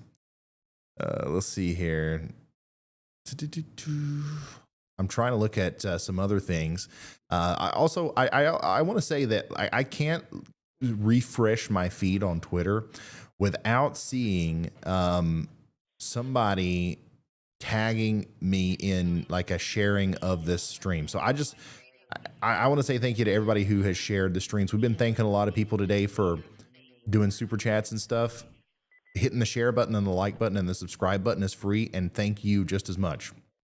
You have helped us reach a lot of people today. I think I just looked at some of the numbers. I think we've reached 1 million people with this live stream today, and we couldn't have done that without you. And we're going to be here again tomorrow. And once again, I'm not trying to sound like we're signing off. I just want to make sure that everybody understands, because I know we constantly have people filtering in and out. But we will be here tomorrow for the main event, which is going to be the landfalling of the storm. And that's something else that I want to talk about a little bit more right now, because I don't believe we've talked about it enough. And that's going to be the forecast. What is the forecast looking like now? What are the latest models saying? What is, you know, what are the new best worst case scenarios? Let's go over that because I think that's something that we need to pay attention to here and actually go over. We're going to start off by zooming in to Florida here. And we'll pick one of these and do the whole East Coast as well. But we're going to start off by just focusing on Florida and go through all of the models. We're going to go through every single one of them. And just give me a second. Surface pressure.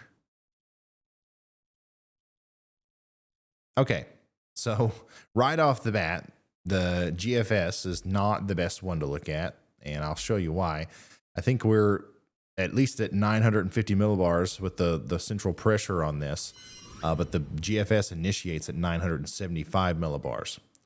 However, we're still going to add this solution into the overall weight of what we will call the forecast that we're making here. Anyways, the storm is going to continue to go up and towards the coast. It looks to me like the GFS has this storm making landfall right next to Northport.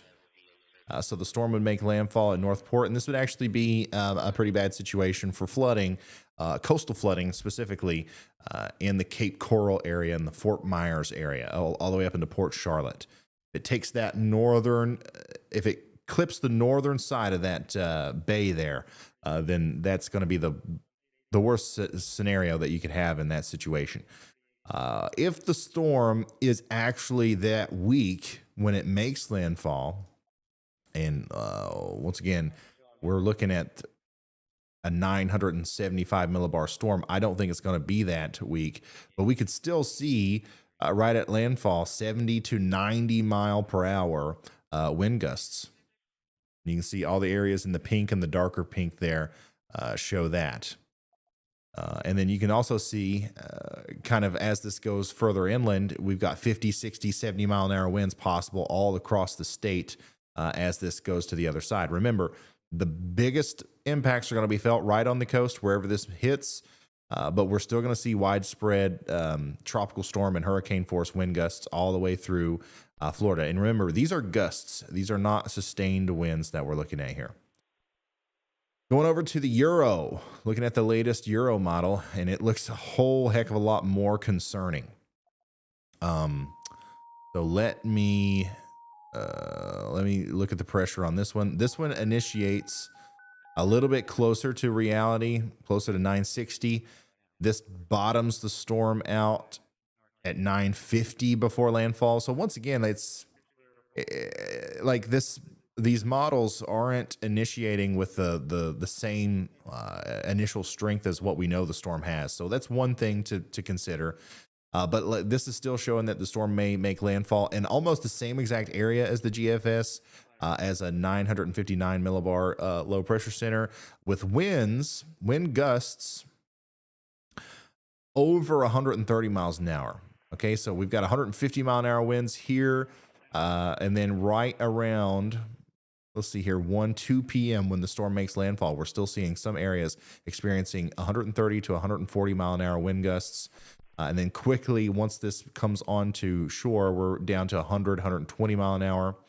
And then it's well into the center of Florida before we get under 100 miles an hour with those gusts. So once again, these are gusts, not sustained winds, but still a very dangerous situation painted out here by the Euro model, which in my opinion has been one of the better ones so far this storm. So basically what this is saying is that we're going to continue to see the storm go in the direction that it's going, but it's going to really start to slow down probably after midnight tonight and kind of take its time on its approach to Cape Coral and Fort Myers, kind of building up in strength right before releasing that strength onto the shore as it goes in and makes landfall.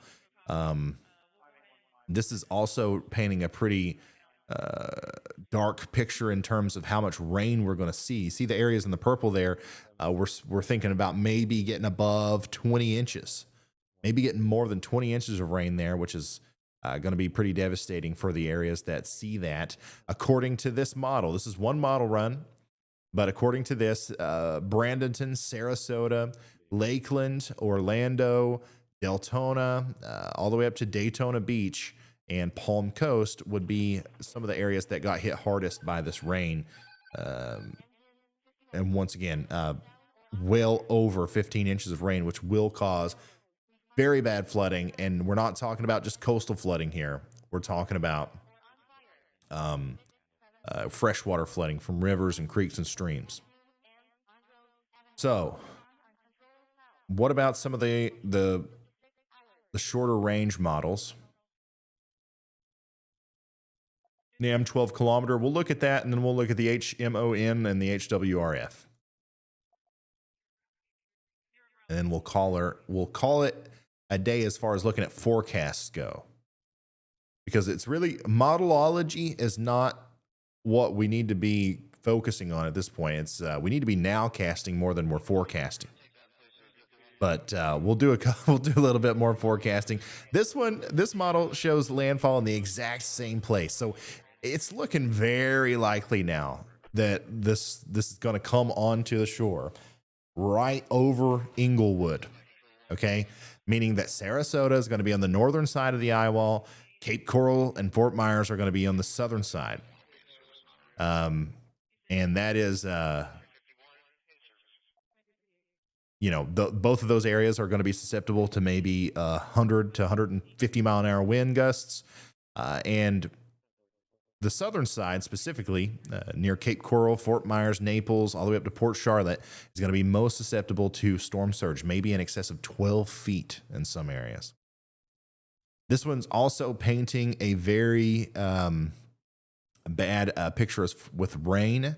Notice how slow that area of precipitation goes over the state. That's going to lead to well over 20 inches once again. Maybe over 25 inches in a line from Sarasota to Lakeland to Orlando to Daytona Beach. That is not anything to play around with. That big purple streak there would be a historic rainstorm for Florida. Make no mistake about it. This model, like a lot of the other ones are starting to suggest, is taking our storm back out to sea, where it is going to try its hardest to gain a little bit more strength before coming back up into South Carolina. I don't know if it's going to turn back into a tropical system, but it's going to try.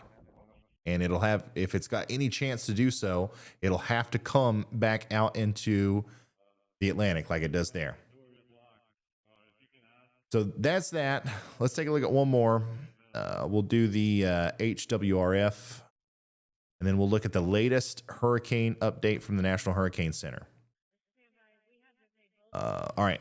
This is, I'm looking at this one on Radar Omega through the app, by the way. So this one shows a 939 millibar low pressure center, which is more realistic in my opinion as to what the storm's actually going to, look like the closer it gets to Florida. Bottoms down at a 929 millibar, 928, 928, 930. It comes onto shore just a little bit farther north than the GFS, the Euro, the NAM, and all these other models are taking it. So it actually makes landfall probably, 10 to 20 miles farther north than those models, meaning that Tampa would actually end up seeing some stronger wind gusts, and maybe the storm surge would be just a little bit less bad for Naples and Marcos Island, but more on the negative side for Port Charlotte and Fort Myers Beach. And then this goes across the state here very slowly, dropping tremendous amounts of rain from Tampa through Orlando and Daytona Beach, Gainesville, Jacksonville, 15, 20 inches of rain. But remember, by the time this storm gets here, we're below hurricane force sustained winds. We're only going to see hurricane force wind gusts in Orlando and Daytona Beach pretty much. All right, we don't have to worry about that too much. And then, of course, this model is also taking it out to sea a little bit and trying to reform it into something a little bit more significant before making landfall again in South Carolina, which as of right now, this just looks like a big rainstorm with some gusty winds for Georgia and South Carolina. I don't think there's anything too serious going on here. The main thing we got to watch is the potential tornado threat in the front right quadrant. But for the most part, I don't think there's much of anything to worry about. That could change tomorrow. Make sure you tune in. If you live up here and you want to update on the forecast, tune in tomorrow. But that's pretty much it. That's all the forecast modeling that we can do. I want to show you now. I believe we got an update from the National Hurricane Center. So I want to take a look at that. Let's see here. 11 p.m. Eastern. The update is it's 120 miles an hour. So as expected, the Eyewall replacement cycle or whatever's going on with the storm right now has delayed the growth of it a little bit, which is a little bit good news. Not the best. This certainly doesn't mean that the storm is over, but we originally thought that we would have a Category 4 right now. So this is the new outlook from the National Hurricane Center. Andy, do you got anything to add to this? You got anything you want to say about that? Yeah, Ryan. Of the most impressive things about this outlook is the fact that it's still forecast to be 125 miles an hour at that inland stage where it's marked an M. You can see how far inland on land that is, but it's still marked with denoted as a major hurricane, expected to have 125 miles an hour at that point. So a lot of this area that it's expected to track over, it also includes a bay going inward towards Punta Gorda in Charlotte County. So in addition to that, a lot of this area is very low lying, flat, kind of marshy. So it's got water content, which means that the storm's still going to weaken rather rapidly, but not as rapidly as if it were to be shredded by some local mountains. There are none in Florida, and a lot of the land surface area is marshy and hot and wet, essentially, which continues to give some energy to Hurricane Ian as it travels onshore. So that's the most impressive thing to me that caught my eye, and it should be reiterated that it still poses quite a bit of threat wind damage wise in localized areas along the track that it takes inland.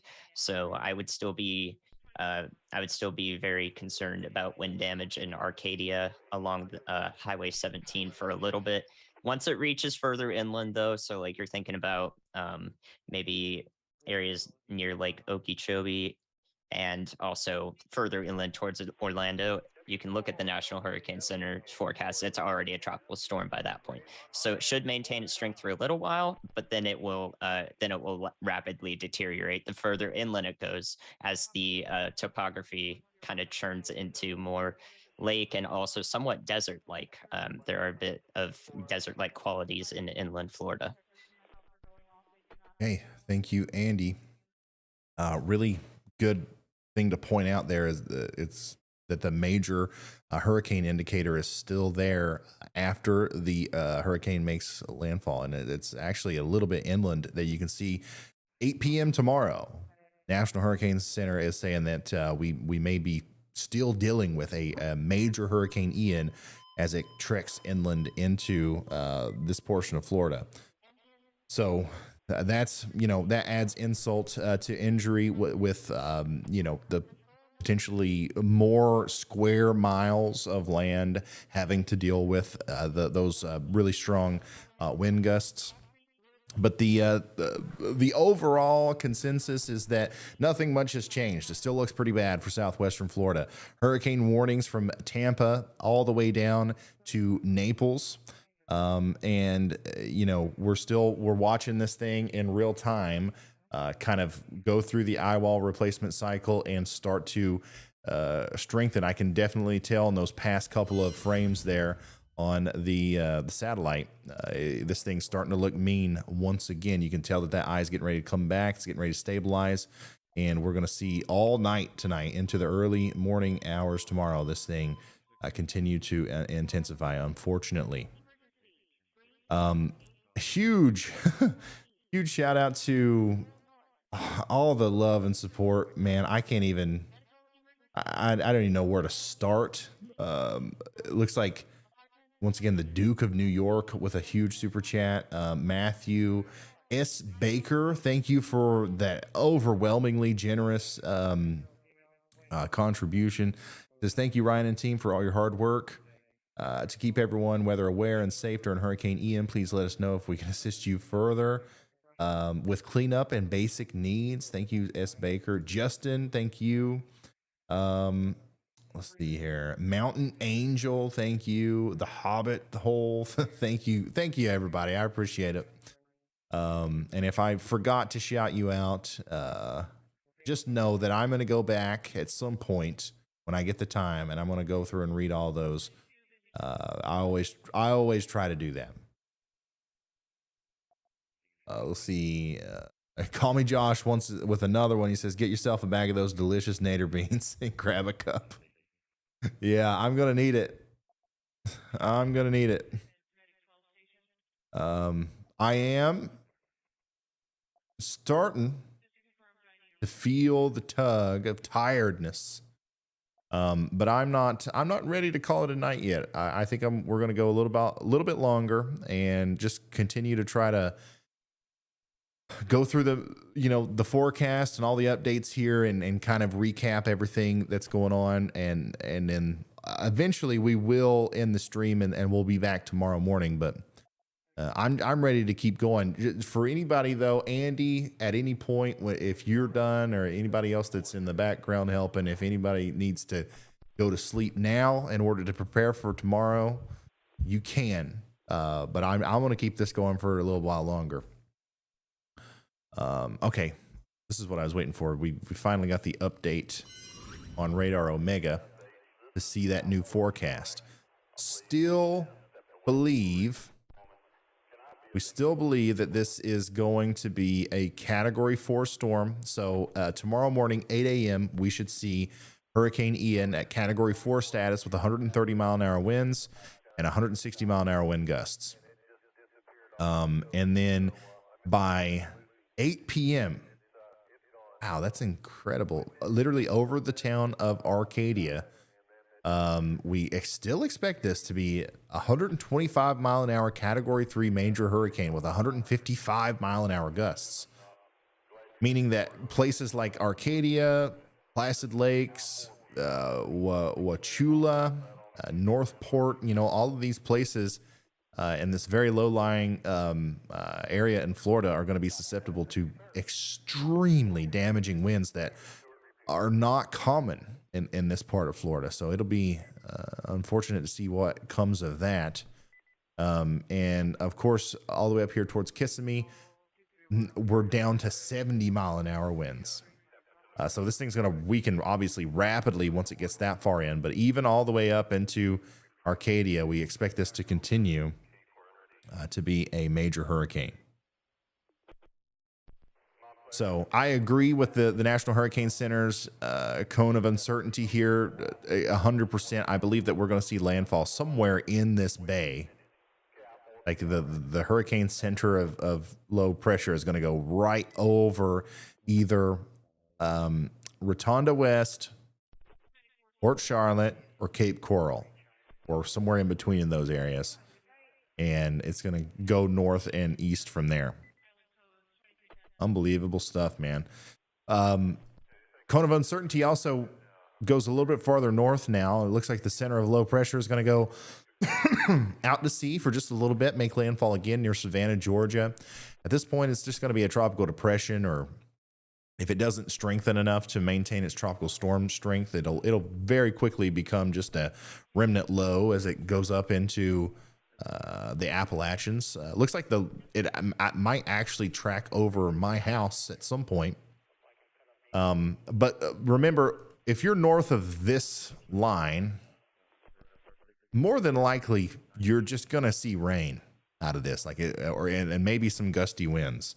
That's everybody on the East Coast is going to probably feel some impacts, and their weather's going to be changed by Hurricane Ian, but it's probably not going to be too extreme. And if that changes, I'll be the first to let you know. But I think that the severe weather risk is going to be limited to this area. I think the flash flooding risk is going to be kind of limited down here. I think anywhere north of that is going to, it's going to be all right. You're definitely going to see it though. You're going to see the wind, the rain, and all that stuff. The multiple days of dreary cloud cover.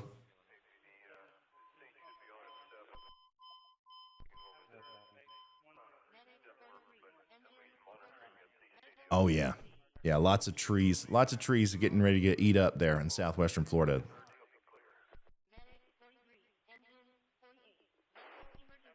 Dead trees. Let's see here. It looks like Brad Arnold and Zach Hall made it to their Airbnb.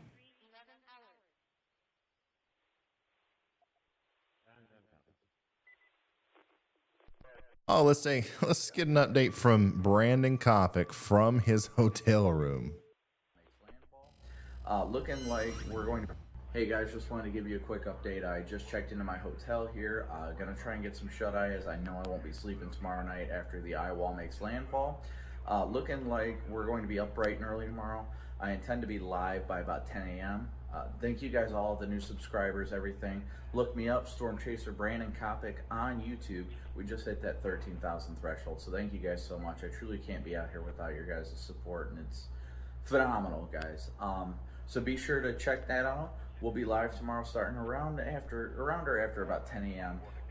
Make sure to check out Ryan Hall, y'all, as well, and most importantly, the Radar Omega app, where we'll be feeding live information about the storm. So stay tuned, guys. Great as live update from Storm Chaser Brandon Kopic. You love to see it. So yeah, like he said, make sure you guys check out Radar Omega. You'll be able to watch Brandon Vance, a lot of the Storm Chasers from within the app if you want to. Best Radar app, all that good stuff. Links in the description. It does look like, unfortunately, we've got a report that there has been at least one person confirmed dead so far from Hurricane Ian, and that's in Cuba. It was a 43-year-old woman who had her house collapse on her. Another reported fatality from a man being electrocuted by downed power lines. This was relayed by a broadcast meteorologist. So maybe, I don't know if those are the only two fatalities we've seen, but that's the only two I've heard of so far. So and that are directly associated with Hurricane Ian. Cuba got it bad, especially the western side there. Areas near Havana, points west, got the full extent of a Category 3 hurricane, and it's kind of unexpected that there was literally almost no, like the storm didn't budge. The weak, we expected at least a little bit of weakening whenever the storm went over the western side of Cuba, but that didn't really happen. So the whole between the eastern side of that eyewall and Havana, Cuba, it was just absolutely a mess over there.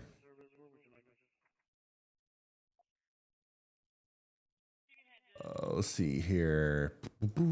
Hayden Jacobs, thank you so much for the support. And thanks to everybody who's followed me on Twitter. We're almost, oops, let me pull it up. Oh, yep. Almost at 100,000 followers on Twitter. Maybe if we get there, we get to 100,000 followers on Twitter, they'll give me one of them daggone check marks. I'm tired of people asking me, why don't you have one of them check marks? Buddy, I don't know. I really don't care.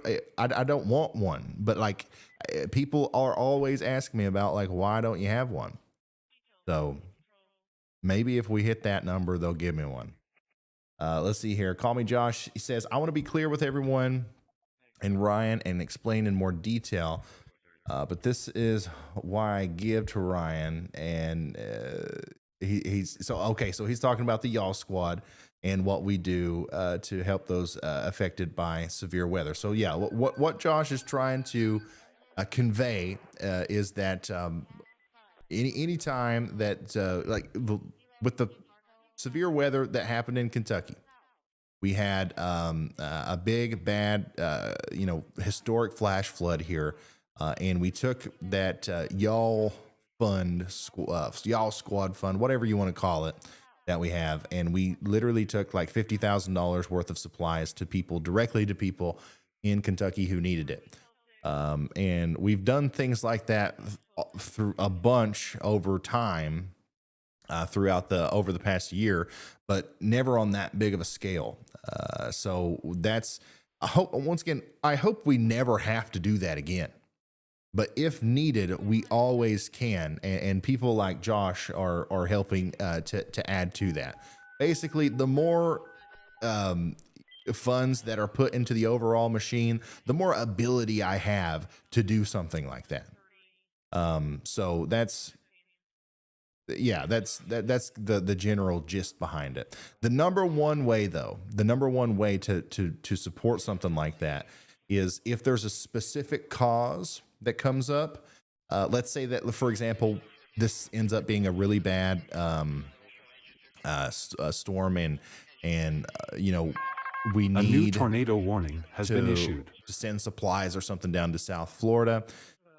What I'll do is we'll come up with a special T-shirt or a sticker or something that goes along with that, and we'll say, okay, for the next 24 hours, 100% of the profits from this will go towards this.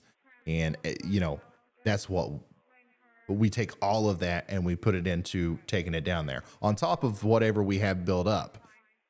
So yeah, it's a really complicated thing, but overall it's just our way of trying to make sure that we're doing what we can, because one of the things that happens here is like we try to, like, I don't want to have just merch. I don't want to have just Ryan Hall y'all stuff just to I've already got all the screens that I want, right? I don't need anything else here. So like it just helps me to be able to continue to be creative and do stuff like that and have a reason to kind of do it. So yeah, there was just a new tornado warning that just came in. So I want to go over that real quick. And that's up here near Ocean Breeze Park and Port St. Lucie, and Walton and Stewart.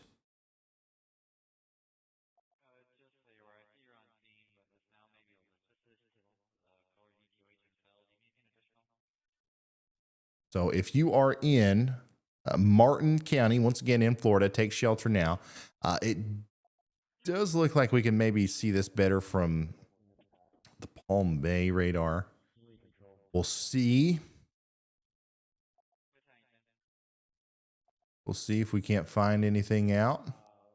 But for the most part, I don't think that I saw as much rotation with that one as maybe what you could see from a different storm that we were looking at earlier today. But there is definitely some rotation there. So make sure you're taking shelter in Seawalls Point, Stewart, all the way up to Eldred.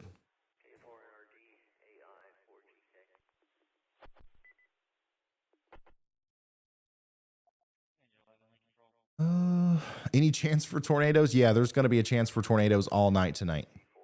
All night.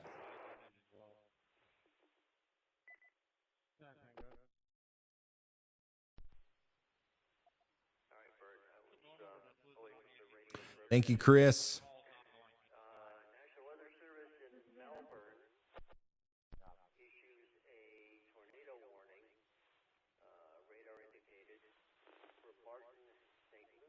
Need to back up AC though. Yeah, I know it.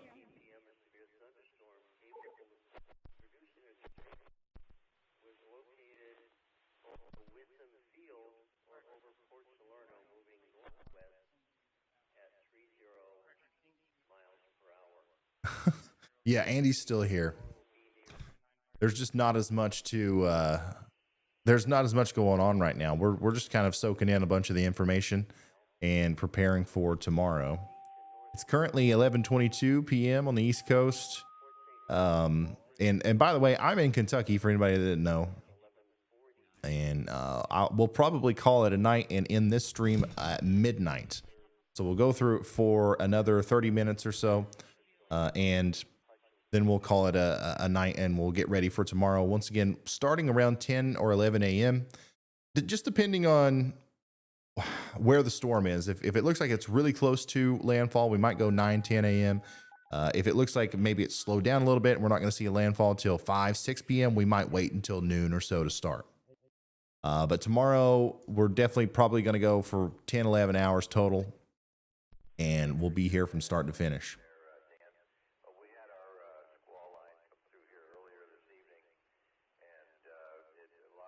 And yeah, there is a high risk for excessive rainfall in Florida, which is also another rare thing. So I really hope that we did a good job of communicating that risk today too. I think that that's something that people are going to try to overlook.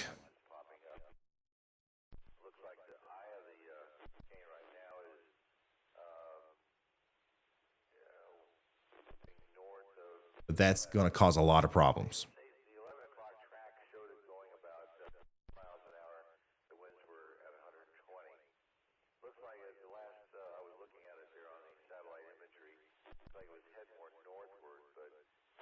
Hey, no problem, guys. Go ahead, Andy. Hi, Ryan. I don't know if you've done this recently, but do you want to go over some of the additional features we'll have for tomorrow's stream? Like, I believe we'll be employing the use of the cyclone ports and live cams from those stationed along the Florida coast. Am I right? Yes. Yeah, we are going to have access to a whole bunch of cyclone ports and what they're calling the Mesonet or the Mesovort network, which is just a big network of cameras down here in southwestern Florida, and they're attached to these big kind of like batteries, and they're tied down and they're indestructible and like they've got battery backup, solar power, and all this stuff. And we're going to be able to see these throughout the entire storm, even if the hurricane makes a direct hit here in Cape Coral. At any point, we'll be able to click on this and be able to look at the storm surge and see what's happening on the ground. Not only that, but we have access to the temperature, the humidity, the dew point, the central pressure or the pressure. We have one in Marcos Island. This is a storm surge cam. This is right next to the beach. You can't see it right now, but the water's out there. We'll be able to see it tomorrow. We have one near the New Pass Bridge. We have one near Sanibel Island. Port Charlotte. That one's going to be probably the most looked at one. Northport. And yeah, so there's a bunch of them there, but I believe that we're even going to see more of them deployed tomorrow. There's even one up here in Port Marina, up there north of Tampa. I believe they've got more of them that they're going to deploy tomorrow. So we'll see those and we'll be able to keep up with all of them. And we'll be able to interact with these in really interesting ways too. Some of them have PTZ controls that I'll be able to access. So if we're looking in one direction, but we want to look in the other one, I'll be able to literally get in there and turn the camera around if needed. So I think that's just a real unique thing that we're going to have access to because of Radar Omega. And once again, we watched live today as they installed these things in the rain. A lot of work went into making this happen, and we're going to have even more of them tomorrow. So that's going to be interesting, and it'll also be really useful to hopefully help us guide people through this and show what's happening. Additionally, on top of that, we'll have a bunch of storm chasers. We're going to have Vince Welty. We're going to have Brandon Kopic, Chris Hall, Brad Arnold, and probably Brett Adair. They're all going to be working with us, sending us feeds, and we'll be talking to them. And I just think it's going to be hopefully the storm is not, a worst case scenario, and hopefully the coverage goes well. I just want to make sure that we're giving everybody the information that they're looking for in a way that's not hard to understand or hard to come by, or behind a paywall or something like that. Let's take a look at this storm. Once again, it's still too far away from the radar to really tell much about it. But we do have a tornado warning up here near North River Shores. But it does look, if what I'm seeing is, correct, it's hard to tell, but it does look like there is a significant amount of rotation here. So if we're in Sewell's Point, Stewart, North River Shores, Ocean Breeze Park, we need to be taking shelter now.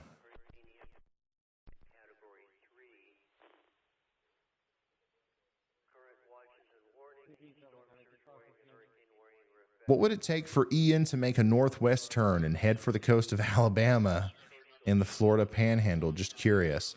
At this point, I think that is extremely unlikely. There's just too much force on the storm, keeping it suppressed to the south. That big blast of cold air, the big wall of wind shear up to the north, and just the general steering of the storm being attached to that trough that's kind of closing up as it heads up poleward is just not going to allow that to happen, I believe.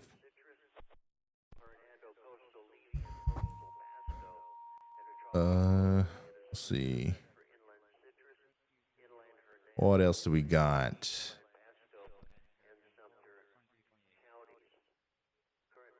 Yvette says, a friend of mine sent me the link to your YouTube channel tonight when there was tornadoes in Hollywood area. My eyes have been pinned to your live ever since. I'll see you tomorrow. Amazing, informative broadcast. Thank you. Thank you so much. I like hearing the positive reviews. It lets me know that we're doing something right, I think.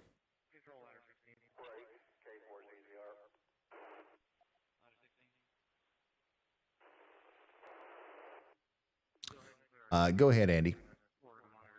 Yeah, Ryan, I just wanted to talk a little bit more about tomorrow and people who may be tuning in from all areas that are impacted in some way by Hurricane Ian's path. So one of the most major things, of course, related to the last thing you just said was the tropical cyclone spawned tornadoes from these outer bands.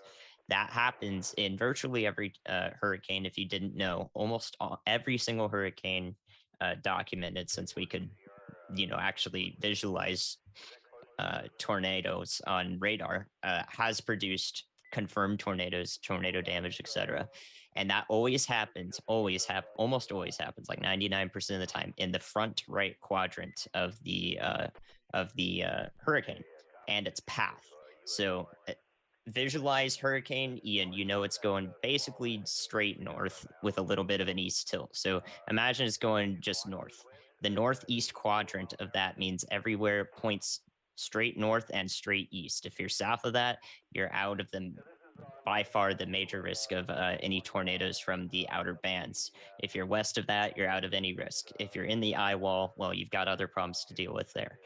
But the northeast quadrant is what we're focusing on for tornado genesis, essentially, in any of the outer bands. So those of you tuning in from the Miami area tomorrow, as Hurricane Ian moves inland, your chance for tornadoes from any cells that head over you, dropping heavy rain, will be hopefully minimal. This should be the peak of the tornado activity for Miami tonight. And then tomorrow, we'll be looking at tornado potential up through Melbourne, starting to head towards Orlando, and areas in that quadrant. So if you're worried about tornadoes because you're not hopefully not in the direct path of Hurricane Ian from the National Hurricane Center's forecast cone, that will be what you should be looking out for there, in addition to high risks of excessive rainfall and thus flash flooding from the Weather Prediction Center, WPC, for Wednesday and Thursday for much of the Florida Florida Peninsula. Awesome. Thank you, Andy.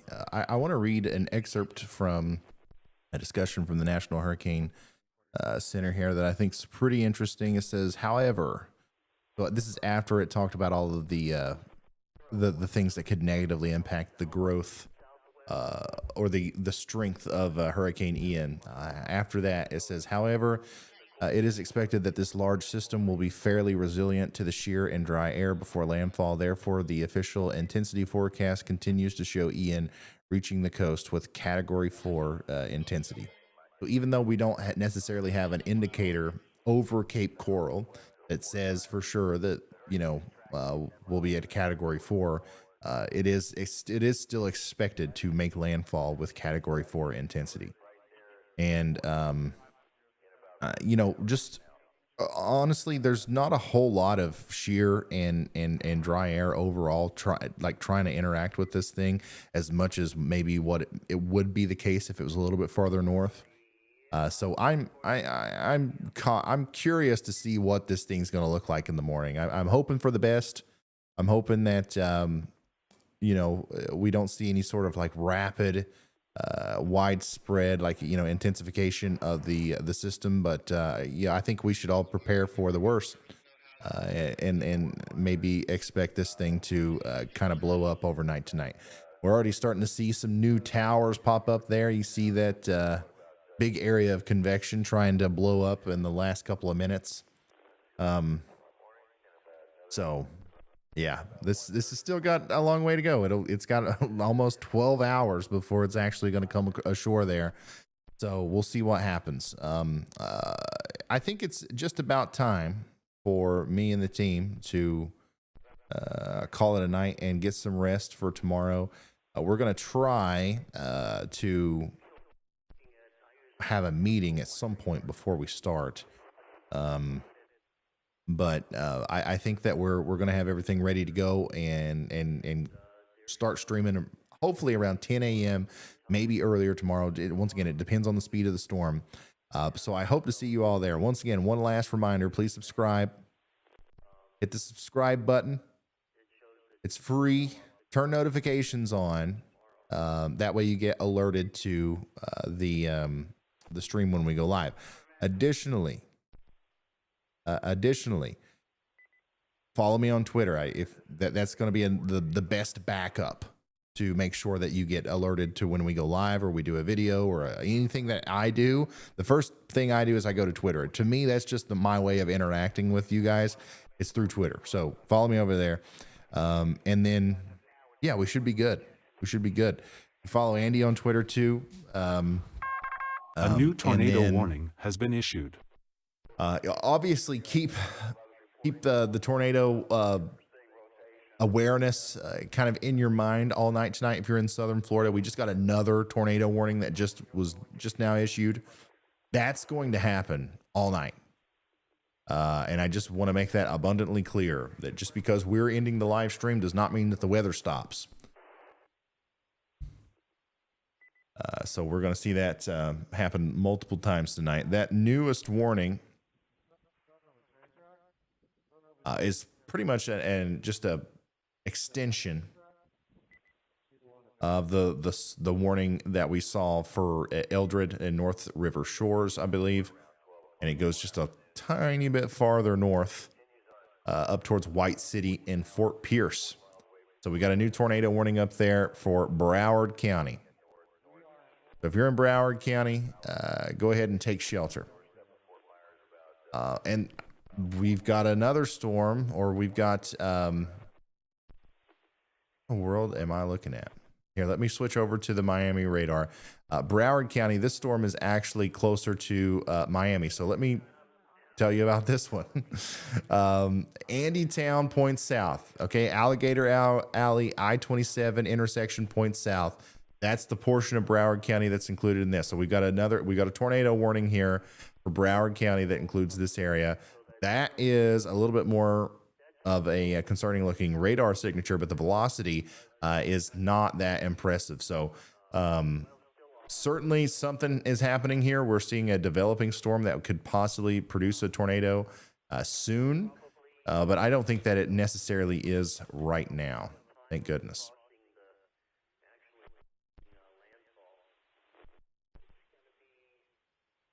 But there's that that warning box for you. We've seen so many tornado warnings tonight. You'd think I'd know the counties like the back of my hand. That's what happens when you when you're going. You know, we've only done what, 6-7 hours today. That's all right. We'll be rested up and ready to go tomorrow, and we will see you all there. Please, as soon as we start the live stream tomorrow, we need to do the same thing that we did today, and everybody share and get the word out about the stream, because I think it's just going to be a mess of information. Like, we're just going to be constantly relaying news, weather updates, and you know, stuff that's coming from Twitter, our storm chasers. I mean, it's just going to be a constant bombardment of information, and I'm not going to have time to do the thing that I normally do whenever it slows down a little bit and be like, okay, by the way, guys, remember to like and share. Like, I'm not going to have time for that. It's going to be just strictly talking about the impacts from the storm. So I'm going to rely on you guys, hopefully, to just maybe encourage it within the community, and to take it upon yourselves to make sure that we share this and like it and get it pushed out to as many people as possible. The more the merrier. As we've seen today, the more people we have, the more people we have watching, the more people we can help.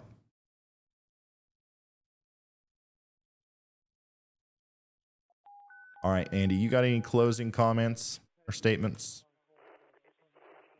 No, I'm good, guys. Thank you so much for all the support today. It was absolutely massive. Again, we reached over 1 million views, 1 million people relaying. Those people might be relaying to others. So it grows exponentially from there. And if we can do that again tomorrow as landfall occurs and we have access to video cameras to show what's happening on the scene, we should really be able to make a hopefully very positive impact and difference on this ground zero area and further down the line. Absolutely. Thank you, Andy. And thank you guys for tuning in. I will see you in tomorrow's live stream. Thank you so much. Good night. Y'all get some rest too, if you can. And we'll see you tomorrow.